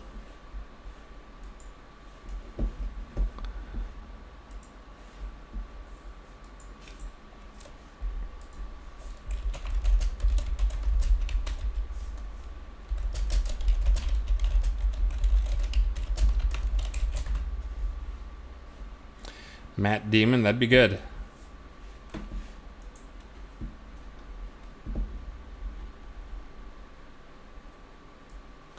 Okay, so right now he's on Satyr faction. I'm thinking we don't have a demon faction then. Got a lot of factions. You guys can't see them all, I guess, because it's a pop-up.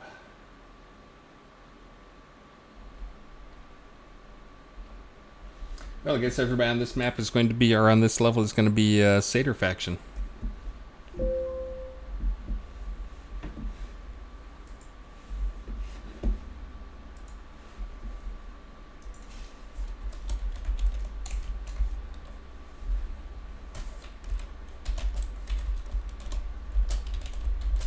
Hold on, other people on the team are starting to wake up, so I'm about to get distracted.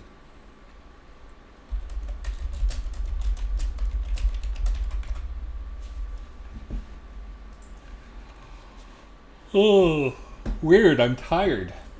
Oh, I do need my coffee, hold on. I actually switched over to decaf, because I already had my 2 cups, and 2 cups is my normal limit.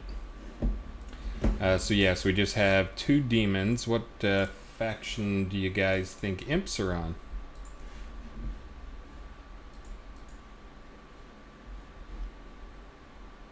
Imps are on imp faction. What?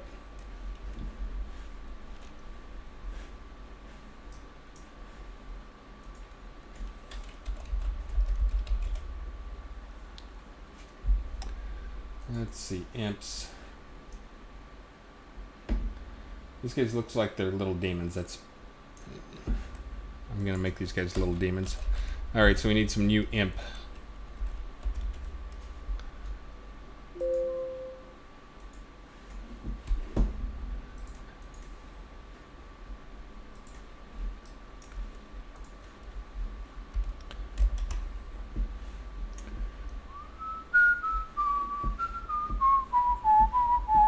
What can imps do that are annoying?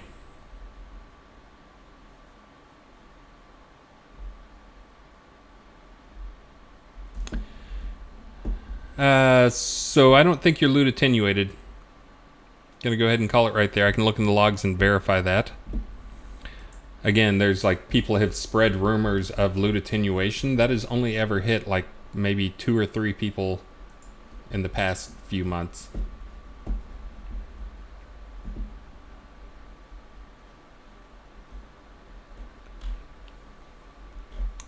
Yeah, the last time anybody had their loot attenuated was on Friday, and that was in Tartarus.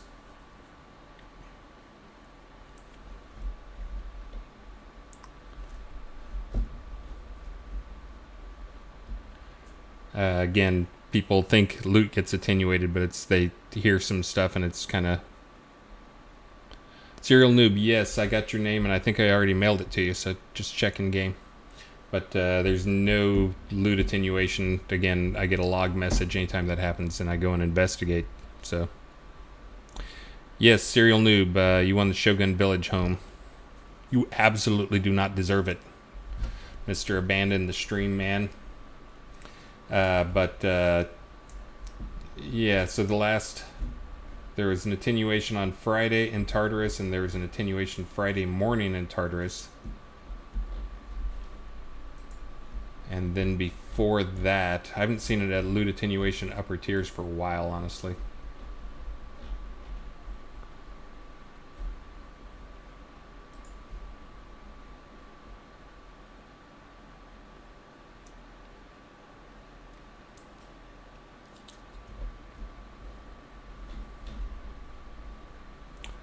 Looks like Lost Veil on May 31st. Then there were a couple of...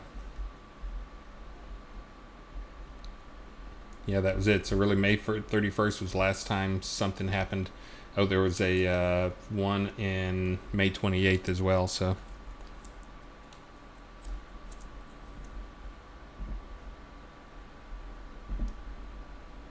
Let's see. Lost Veil. Forget where the username is.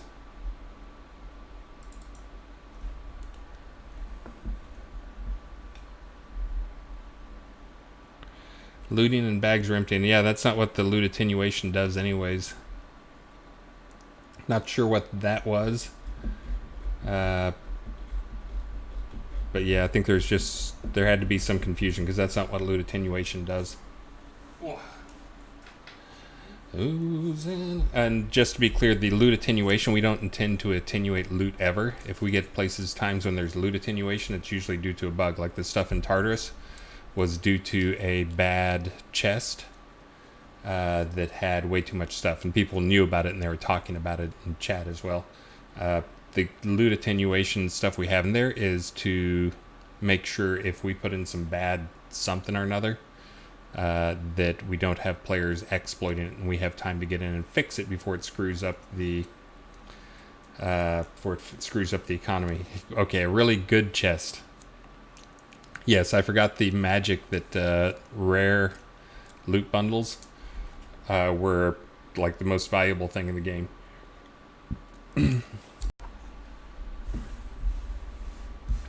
And yeah, that's what was breaking in Tartarus. So again, the system worked exactly as designed, but it hasn't hit anybody in a while.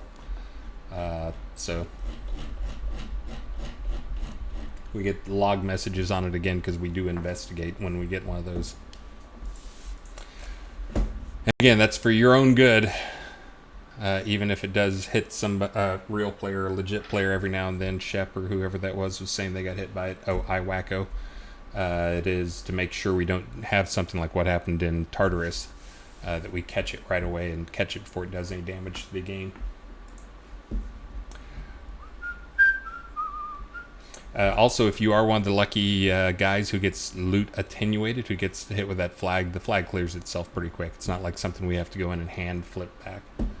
But anyways, not it. You missed the Tartarus day 1 and day 2 loot fiasco. Let's see though. Here we're going to do. Oh, that's right. I'm making new versions of the imp. Because seriously, imps look like little demons. Why are they not demons? Why are demons satyrs? I am going to try to get some totally new mobs in here, by the way, but I wasn't going to do that on air because that's going to be a lot of me fumbling around and looking stupid.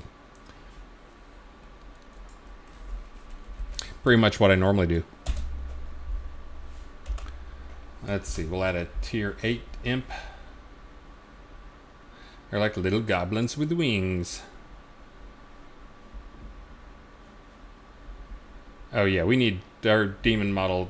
We've mentioned it before. Our demon model is hideous. It's horrible. Don't go into the details, but that was the last model that person made for us. You can do the math. The troll was the next to the last.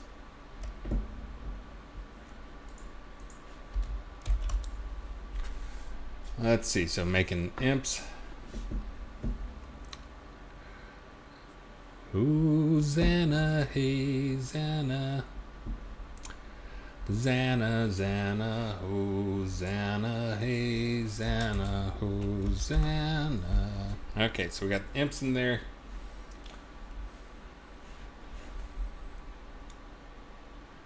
Come on.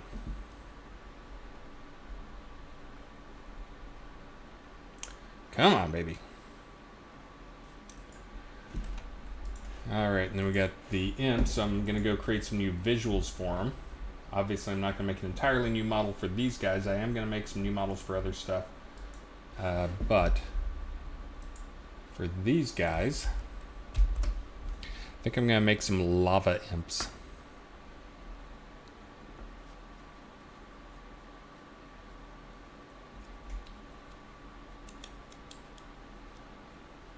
I think these imp models are pretty subpar too, but they've been small up until now, so it hides some of the imperfections. Many of the imperfections. Hey, thank you very much, iStar Strider, and good morning. Oh, and the new creatures I'm going to be looking at adding. I'll see if I can, again, I haven't added these before. We've got a, there's a kind of a demonic dinosaur looking thing, a hydra, an undead dragon,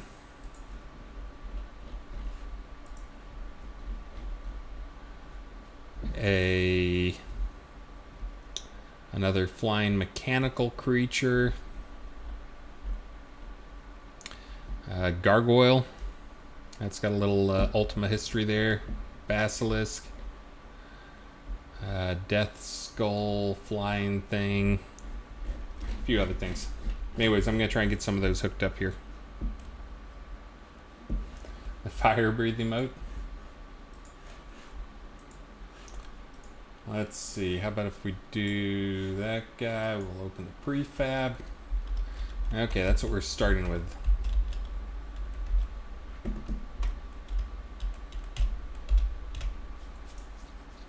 Right there he is. Beautiful.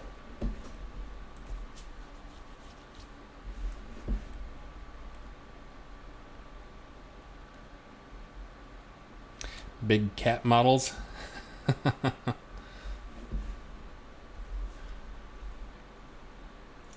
Let's see. So I think we're going to start off by making them a little bigger.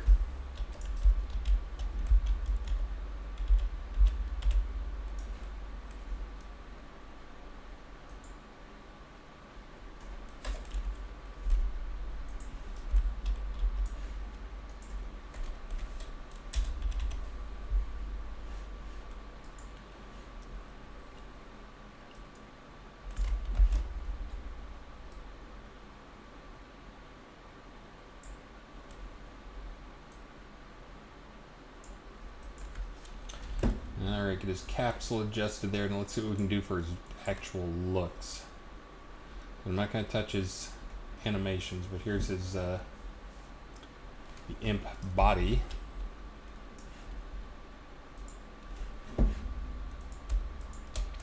And just go ahead and dupe these guys.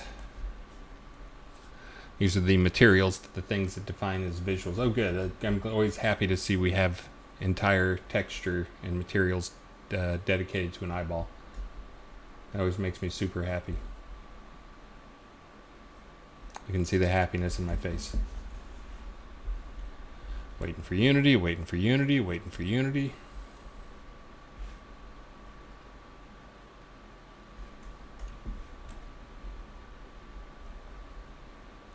Do do do do do do do do do do do do do do do do do.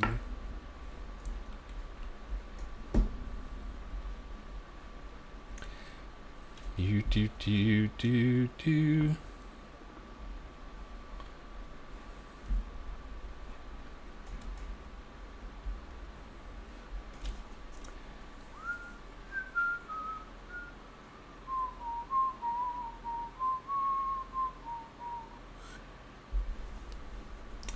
Almost done here. I'm just waiting to duplicate these textures.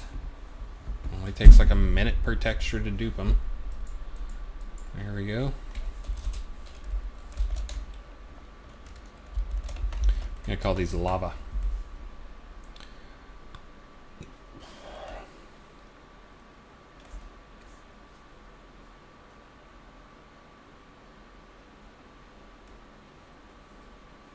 If I'm doing more than about 3, I'll drop out of Unity altogether and go do it in a different, like just do it in the File Explorer because it's so slow to do it in Unity. It's better just to open File Explorer, go hand edit this stuff, add it back in and refresh Unity. Because basically Unity does like a full project refresh every time you touch an animation, including just changing the name.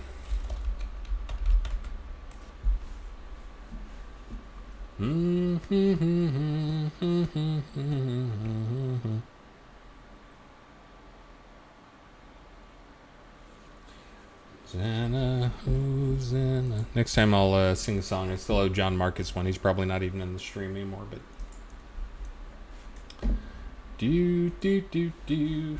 That's the imp body. That is T8 as body lava. Eye lava. Wing lava. Oh yeah, let's see how big the eye texture is. Place your bets. What do you think? It's bigger than 128 by 128. It sucks. Hey, thank you very much. John Marcus is here. Hey, a 512 by 512 eye. Could you guys tell? Didn't these eyes look like they deserved a 512 by 512? That totally... Let's see what it looks like if I downsize it to a quarter the size. Watch it. See if you can see the eye change. Hold on. Wait for it. It's about to change. You guys ready? Here it comes. Did you see it? Of course you didn't. I'll go down from 256 to 128, so 1/16 the size.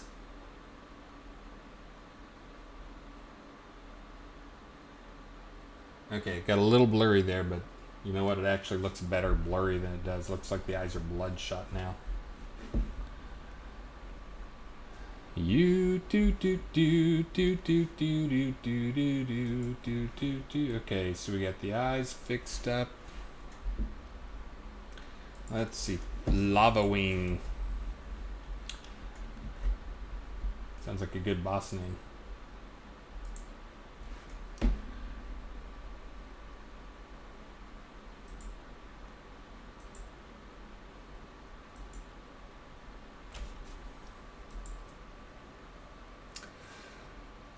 So we got a lovely displacement map.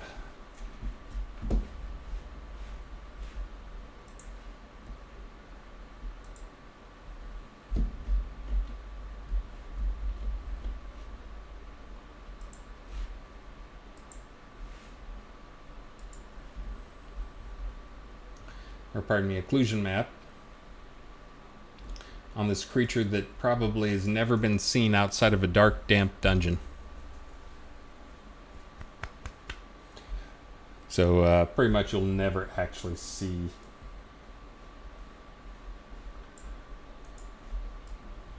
Okay, so just verifying that the stuff I was doing is making a change. It is. So what I was thinking of doing was maybe doing nice little emissions map, maybe a lava.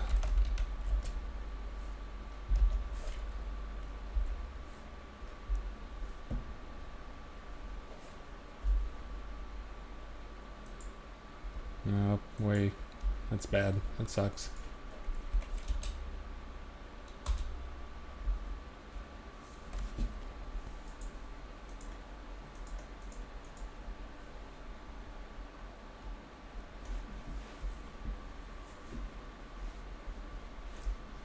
Maybe a little bit intense.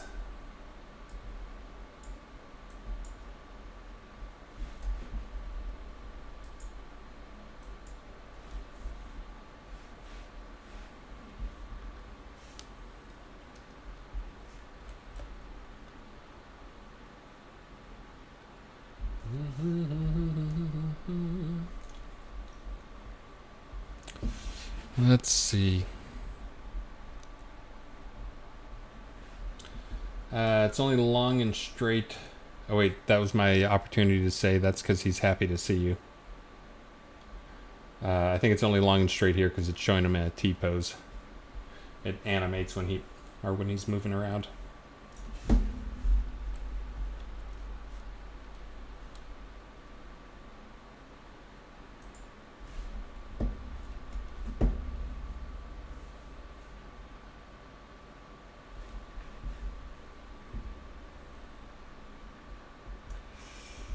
Let's see.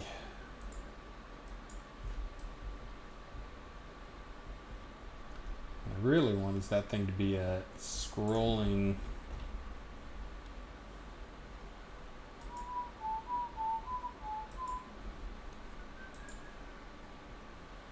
Rendering mode, nope. Vertex color, nope. Directional layer, nope.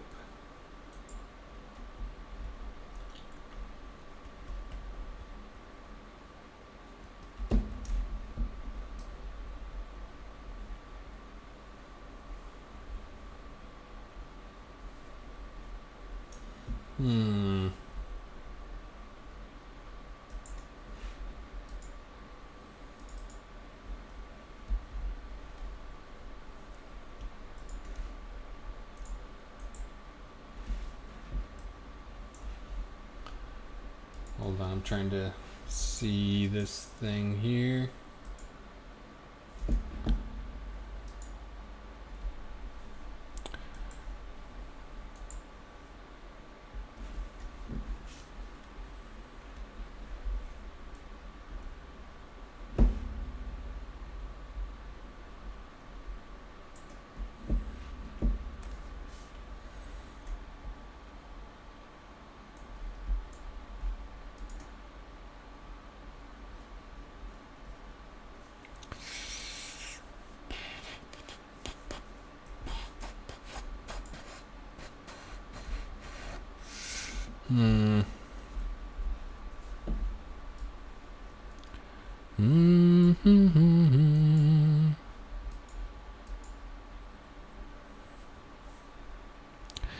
Again, I'm looking at stuff you can't see right now, so sorry if I'm being quiet on things. I was trying to figure out a good solution for the emissive.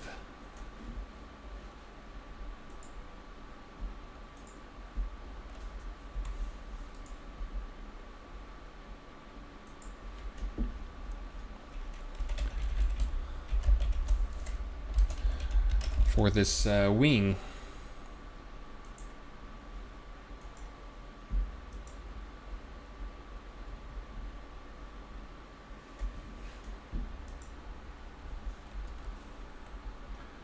Also trying to understand how that texture looks one way in Unity, but as soon as I go and look at it in Explorer,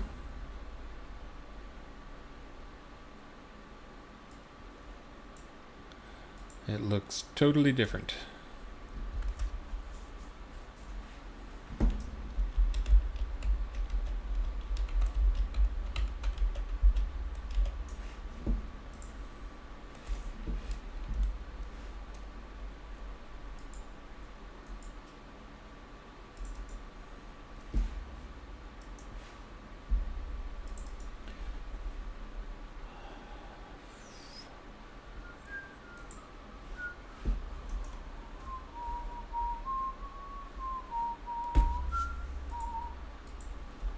See how this looks if I change up that.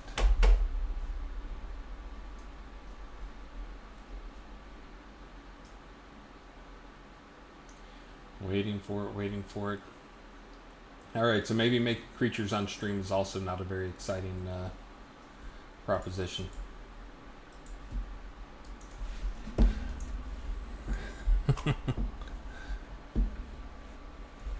Yeah, this texture's way too much. That emissive texture for the wings. I'm just trying to figure out a good way to make a better texture for it. Maybe I'll take the spec, the normal.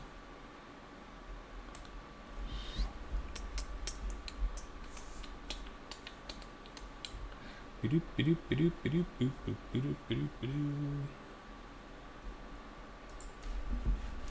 me try working off the normal.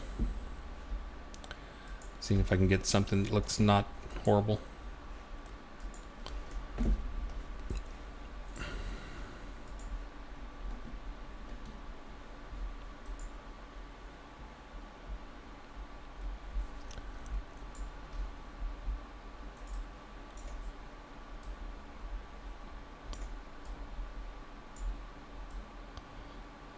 Maybe.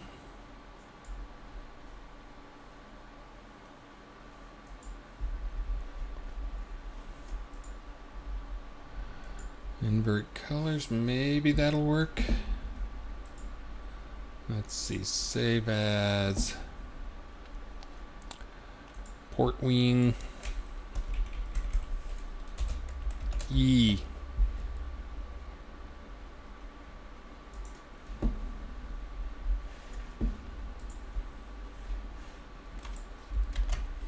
And refresh that.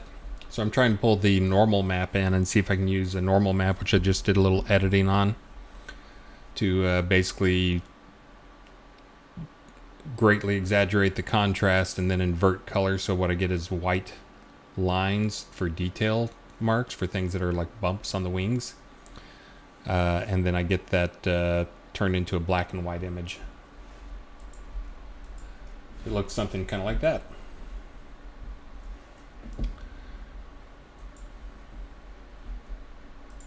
And then the wing. And then lock that. Do that.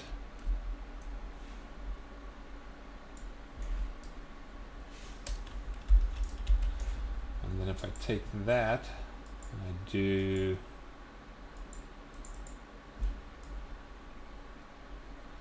yeah.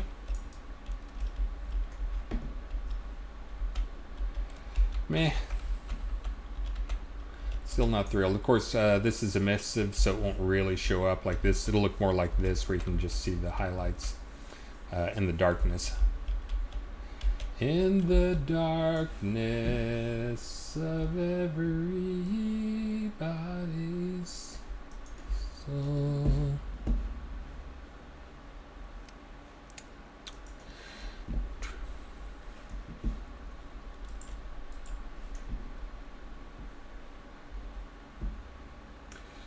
Alright, so that's not great in my opinion, but again, the imp, I'm starting from poop.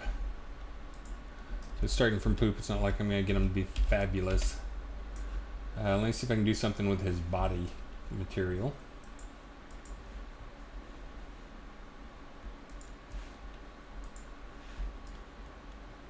That's what it looks like.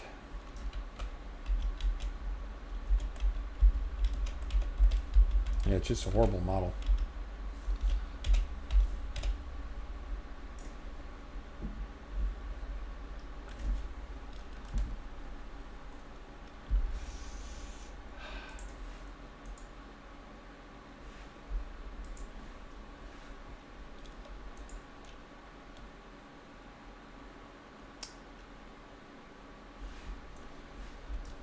looks like it's got some thing on him, some metal thing. Looking at the texture, I'm trying to figure out what that part is. Oh, that must be in his tail, that thing. Ugh. It's horrible. Alright, give me 1 second. I'm going to take this texture and see if I can do something with it.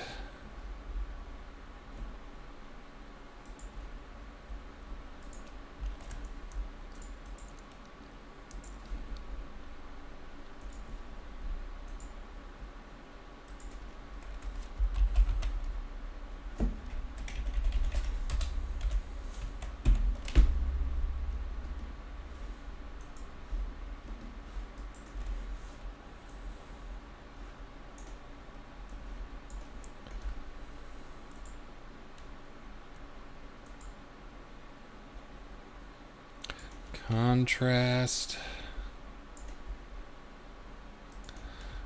Okay, but then I think I need to go and take that and that up.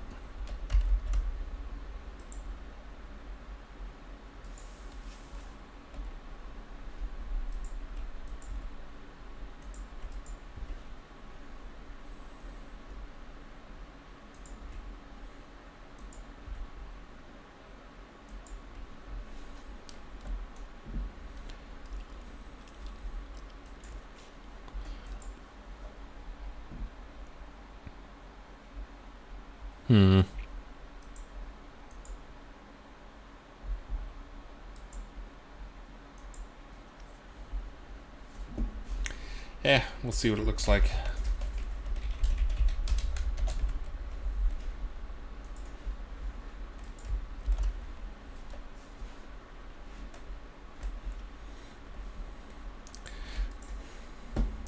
Yeah, I guess you guys can't post me links. I was going to say you guys could post me links to creatures that suck less than this on Turbo Squid. Sketchfab's actually getting to be a pretty good source for 3D models too, and that's pretty awesome because they have the 3D model right there that you can view and move it around. Let's see. Body,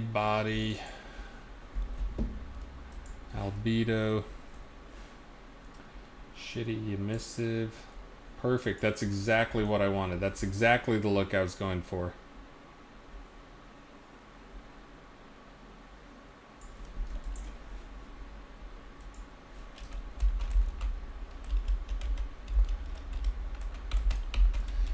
Yeah, I've just got to get some scrolling texture on this dude.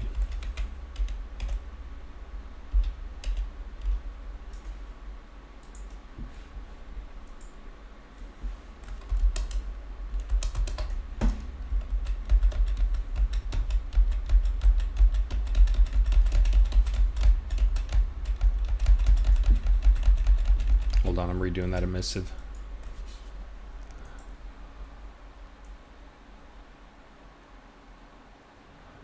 There we go, that's a lot better.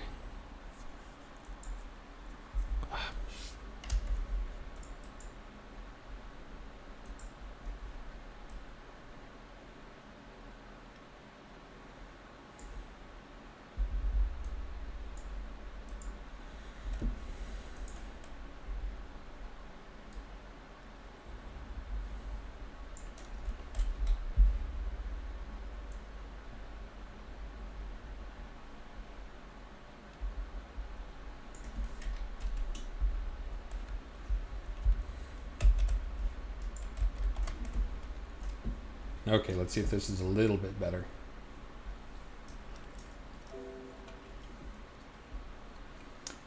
Desperado.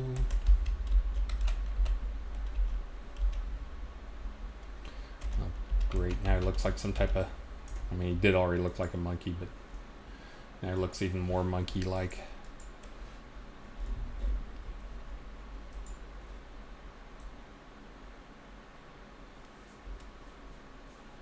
God, it looks horrible.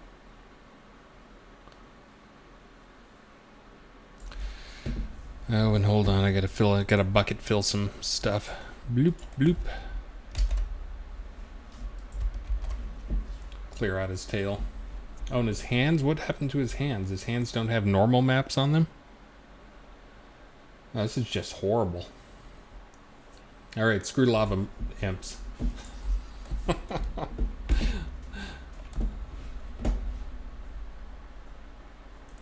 Oh, look at Apple Rust showing off. No, we can't do that, goblin. It's a little too cartoony.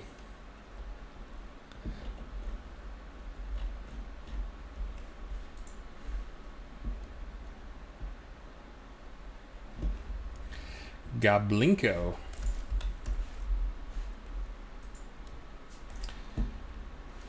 Okay, so we'll leave the wings and I'm going to remove the body lava.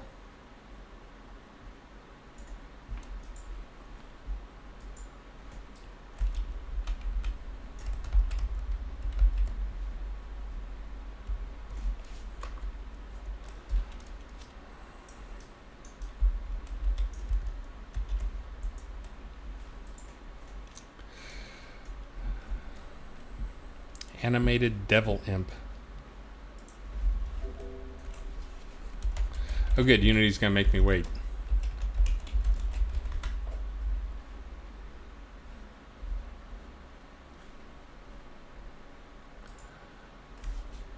Oh yeah, a little devil imp. Let's see. Poly count's fine. Walk, run, attack, damage, and death. I'm trying to remember if that's all we need.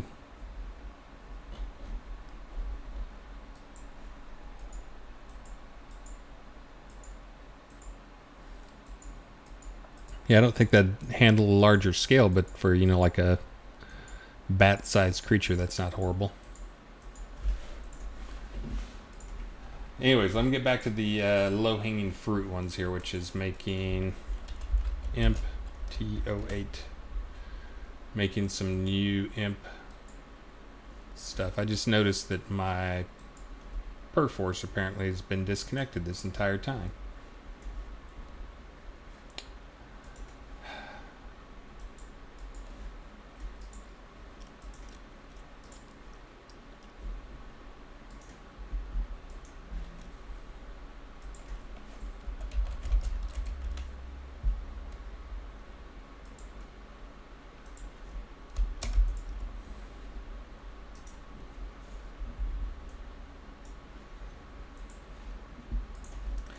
Alright, now I got those guys turned on.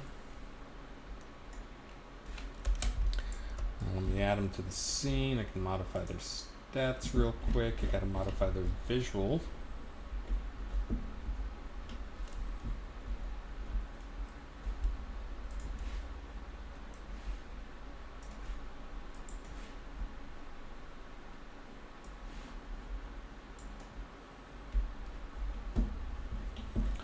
Weapons are probably good. Stats. Let's see, what's a T8? What's a T8 ranged look like?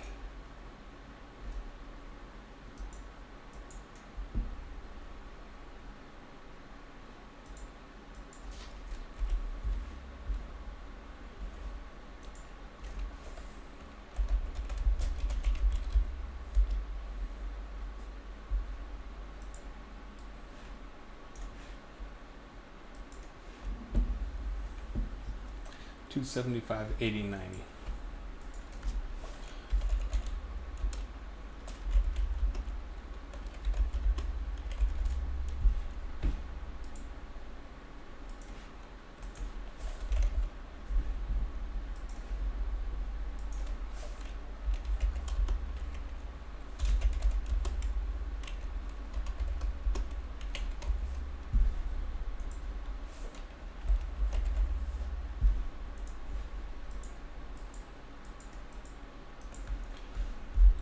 Do do do do do do do do do do do. There's no jumping involved, Remy. If you jump, you will die. If you joined late, I actually ran through it. There's no jumping. It is actually a series of teleporters that are all timed. And so you start on the bottom and you work your way up each of the large platforms in here. The 1, 2, 3, 4 large platforms each has some medium-ish size encounter on it, some defender things. So basically you have to get onto the platform, and then the next teleporter will not appear until like a minute later. So basically you have to survive on the platform for a minute before the next teleporter appears. If you can get through, if you can kill the thing, great.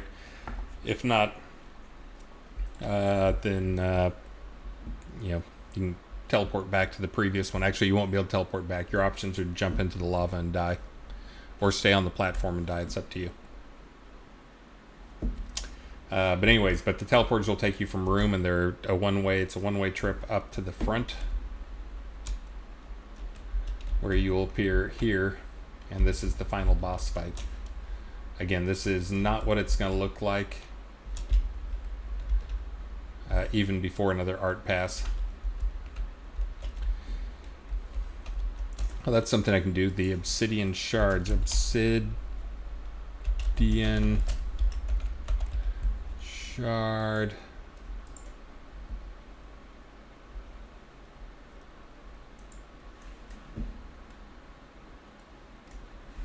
How about shard?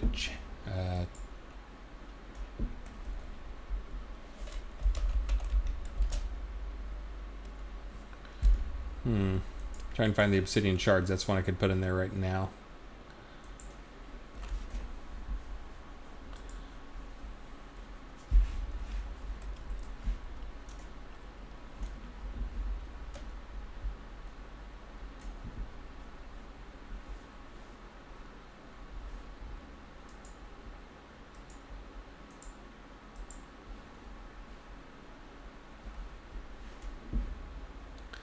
That one is not set up to move.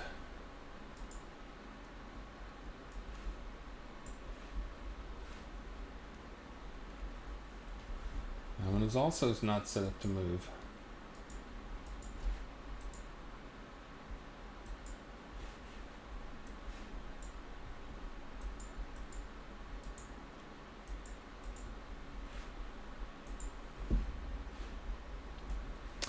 Alright, I'll have to go mess with those guys.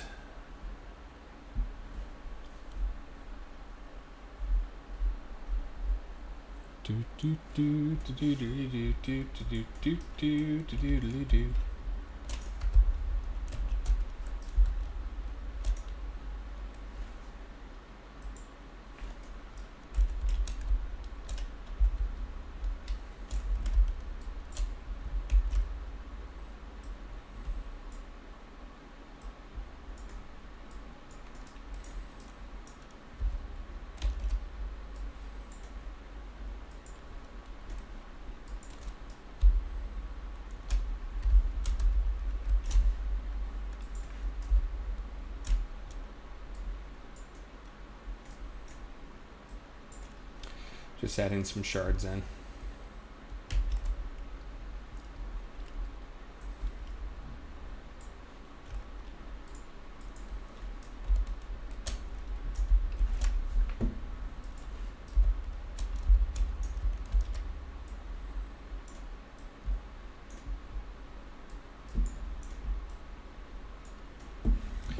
All right, let's see.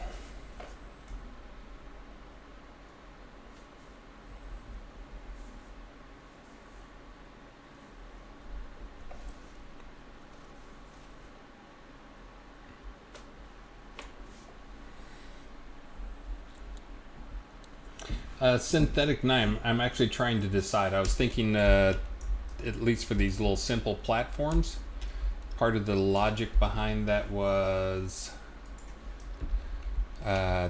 using the imps was that they do not have any type of ranged attack, which means that they will be immune to your attacks unless you actually get on the platform with them. So that was part of the thought going on there. So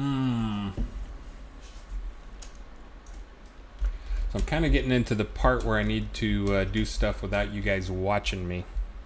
So I'm thinking I'm 7 hours into my stream. I might wrap up here pretty quick. and start doing stuff off camera instead of just on camera. Because I need to go write that script is one thing I need to do for the timers. I need to get the script going for get the obsidian shards floating and moving around.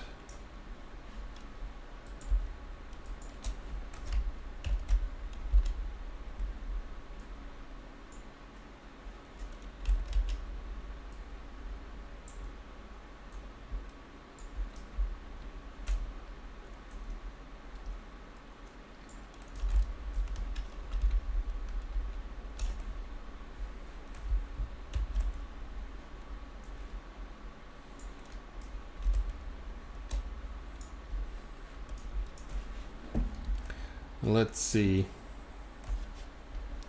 Remy, Heroic Fantasy. Yeah, I've seen the Heroic Fantasy stuff, Proto Factor or something like that.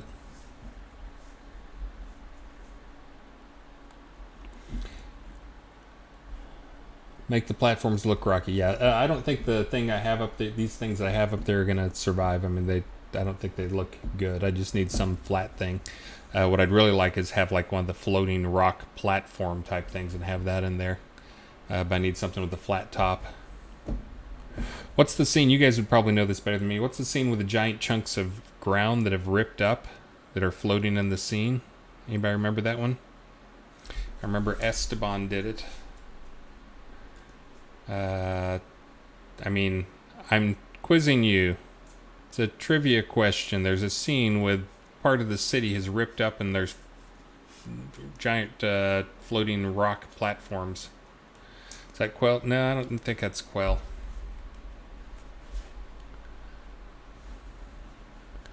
You guys are all saying the same thing. Quell Shardfall has that?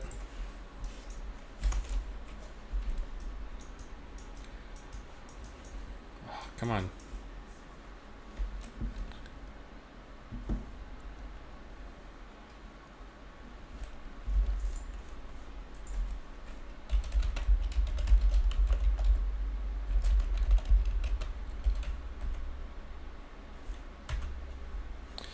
Alright, I'll go look.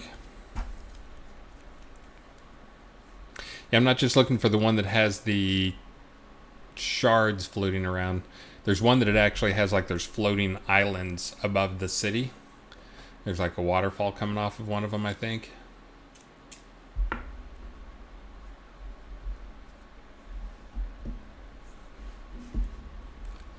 going to Quell now on my client.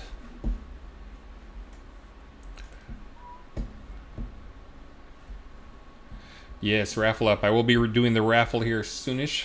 Shooting for 8 o'clock.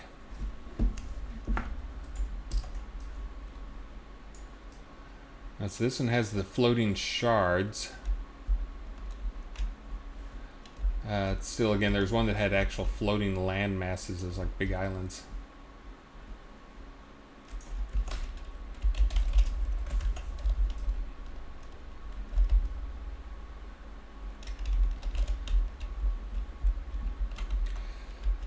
Yeah, something like that with a flat top.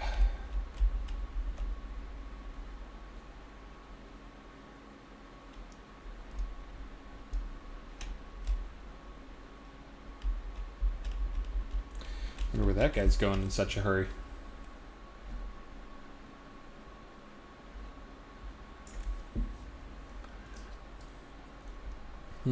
Yeah, so this isn't the one I'm thinking of.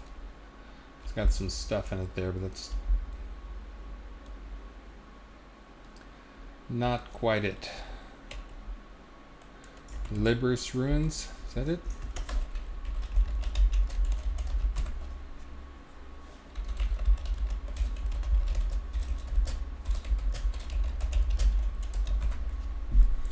No, not Isle of Storms. I am thinking of Nagrand. Elwyn Moon, yes, there are a few of those that popped in and out with the LODs.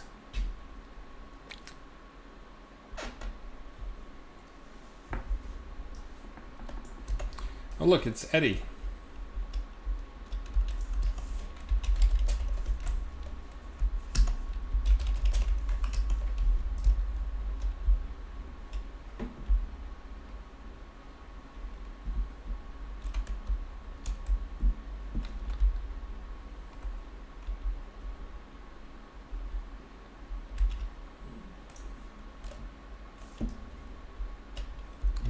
that doesn't have it.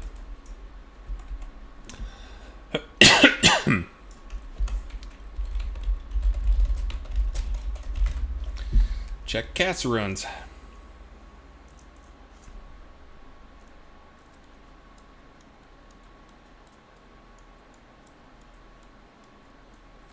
Nagrand. Is that a real map?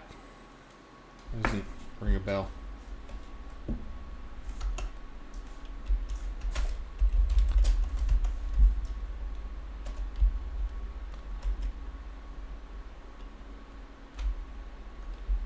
Yeah, that one's got a little thing going on there.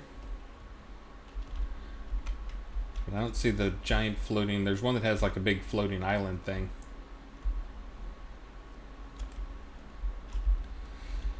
This one is kind of cool, but it doesn't have what I was looking for.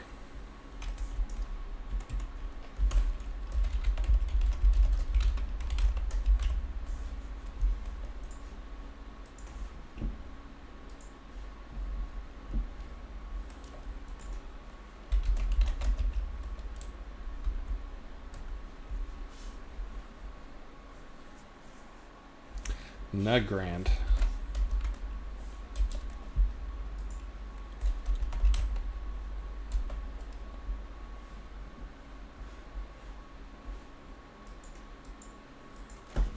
Also not a thing.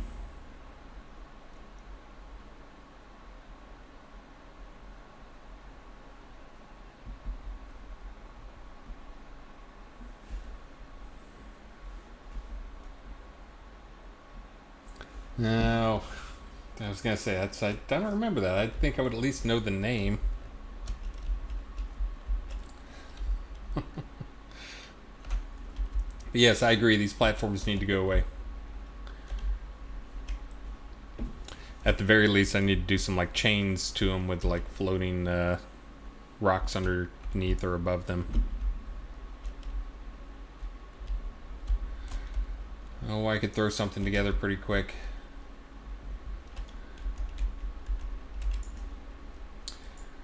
Let me see what these port shards materials look like.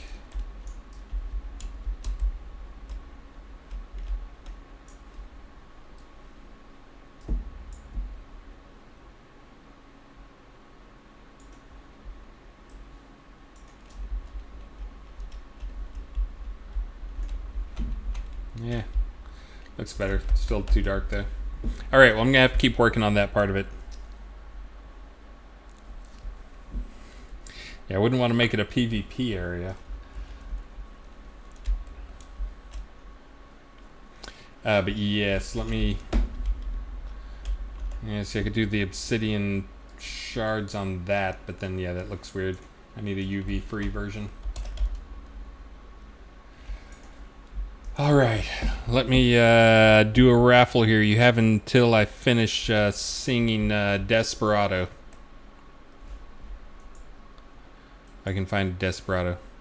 Desperado, why don't you come to your senses? You've been out riding fences for so long now. Oh, you're a hard one, but I know that you got your reasons.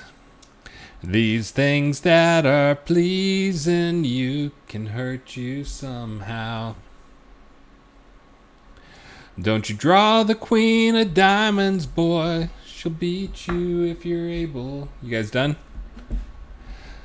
You know the queen of hearts is always your best bet. All right, here we go. Take that, Carnarvon. Surely you guys are done now.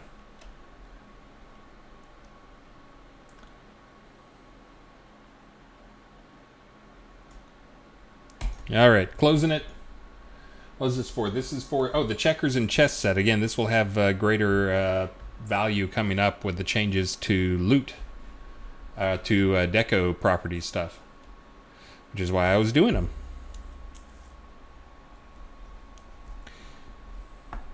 Shamanian Hills? Is that a thing? Or is that more trolling?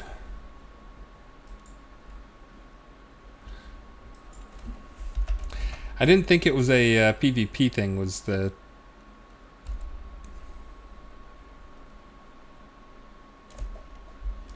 yeah, that's a thing. Let's see.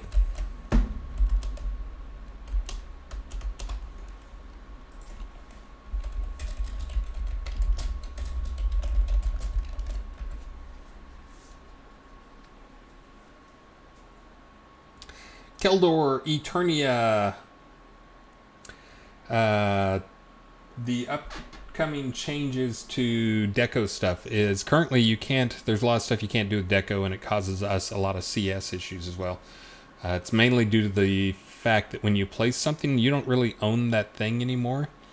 By you placing a Deco, you're giving ownership to whoever controls the lot. And then if the lot owner is giving you control over decoing stuff, then they're giving you the ability to steal all of their stuff as well.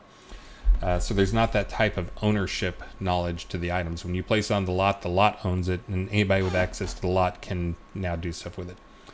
Coming up in R67, assuming all goes well. That was me knocking on wood. When you place an item, it will still know who the owner of that item is. So you will still be the owner of that item. Depending on how you have it set, other players will either not be able to do stuff with it, not be able to pick it up, or they will only be able to move but not take the item. Or they will be able to send it to your bank. So what this lets people do is you can set a whole lot to be open movement, so players can move stuff around, but they can't take it. So this allows like POTS and other, anybody who wants to set up environments, play spaces where people can come and they can move stuff around and deco with stuff, but they can't take the items, so you don't have to worry about them being stolen. So again, one of the things that opens up, so we've used as a use case for it, is besides something, being something players have wanted forever, and being able to place no drop items or no trade items, which is also pretty critical. Yeah, you can play chess, you can play checkers, you can do, new maze puzzles. All that stuff is, you can have who can build the highest thing the fastest, or, here's the maze where you've set it up where you've got stuff and you basically have to take, they give you a bunch of blocks. These are the blocks you can move, and then here's the maze you have to get through using the tools you were given. And you have to, move those. Whoops, I just banged the microphone. Hey, thank you very much, My Slaroni. Sorry, I just banged the microphone right as you streamed me. I was so excited. They rated me.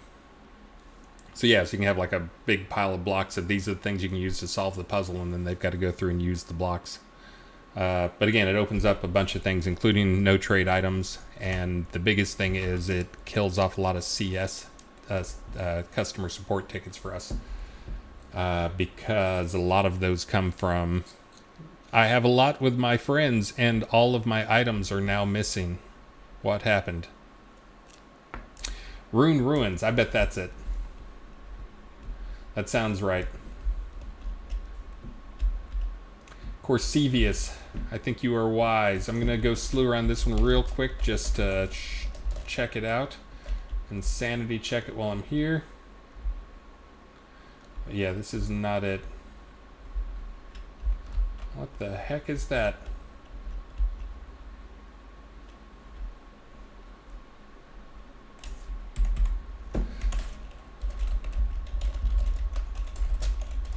Yeah, I think it is Rune Ruins. Yes, it had the floating rock, yeah, with the waterfall.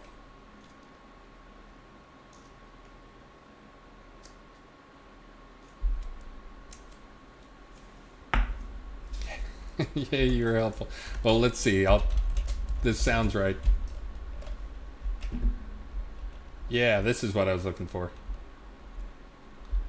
These floating rocks. I remember these were fairly... Ooh, maybe that could be what it is.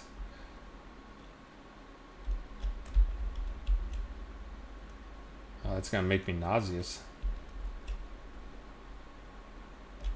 Yeah, they're just having some fairly flat rocks up here. That also could be what it is taking one of these things down here. Oh, God. These aren't using the automatic movement script ties you to the ground. Yeah, the round platforms with the shard is what I'm thinking now.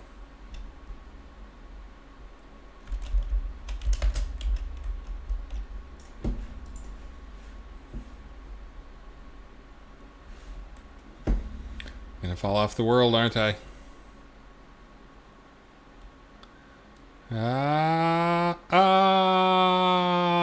Squash. All right, good call there, Prison Bound. So yeah, having those the round discs up there held up by the chains, I think, is where I'm going to be going. All right, well, that gives me something to do for the stream tomorrow. I'm going to try to get some creatures ready. I'll probably do an afternoon stream tomorrow, not today. I'll try to get some creatures hooked up in the morning so I have something to populate it, and then tomorrow afternoon I'll go over what I got done tomorrow morning. Let's see. I didn't pick the winner yet, did I? No, I did not. I closed it, but I did not pick a winner, right? Is that right? I think that's right. All right, here we go. Picking a winner. Oh, you're already in there. Stop it. Stop it. Picking the winner. Flubbed. Congratulations, Mr. Flubbed. You, sir, are the next contestant.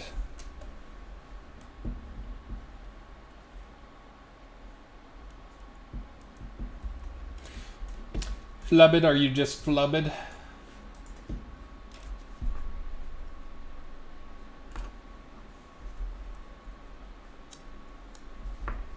Are you go? Or are you just saying go?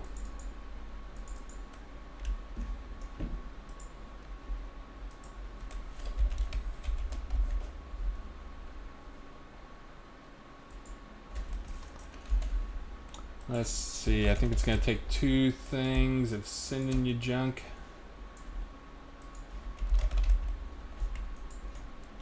Grats 1.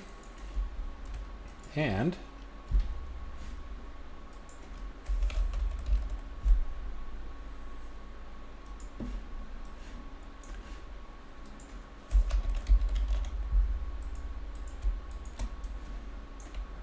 Grats 2.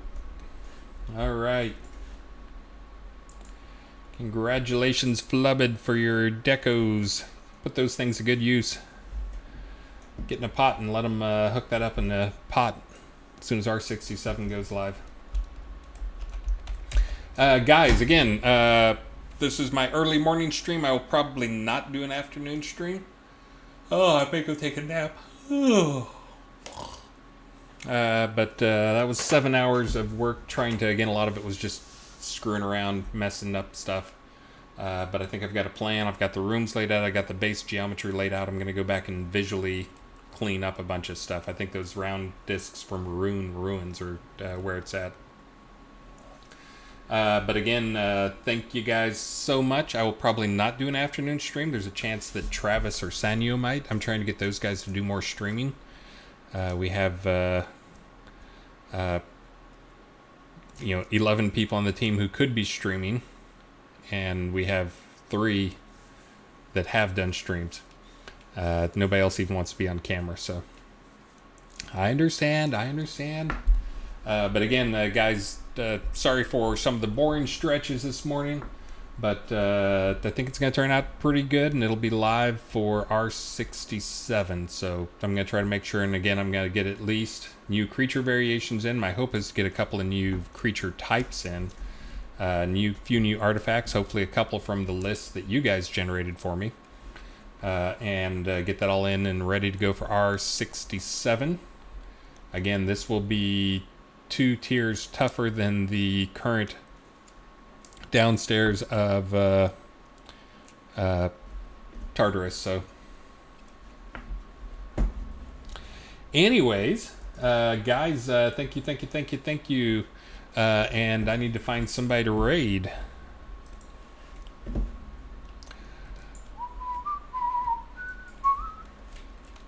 Twitch. Anybody streaming early in the morning? Early in the morning. Nope. No one's streaming. You slackers. You slackers. I'm going to stream you guys, raid you straight into a trash can.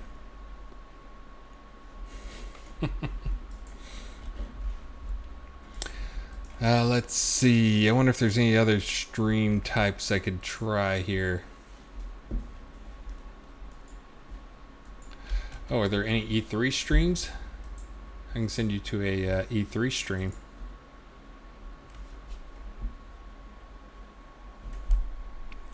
Do do do do do do.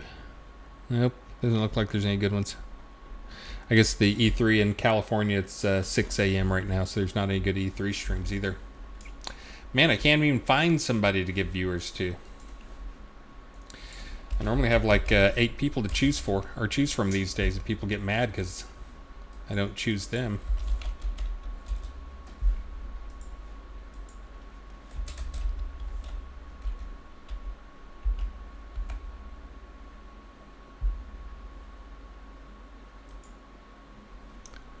Do do do do.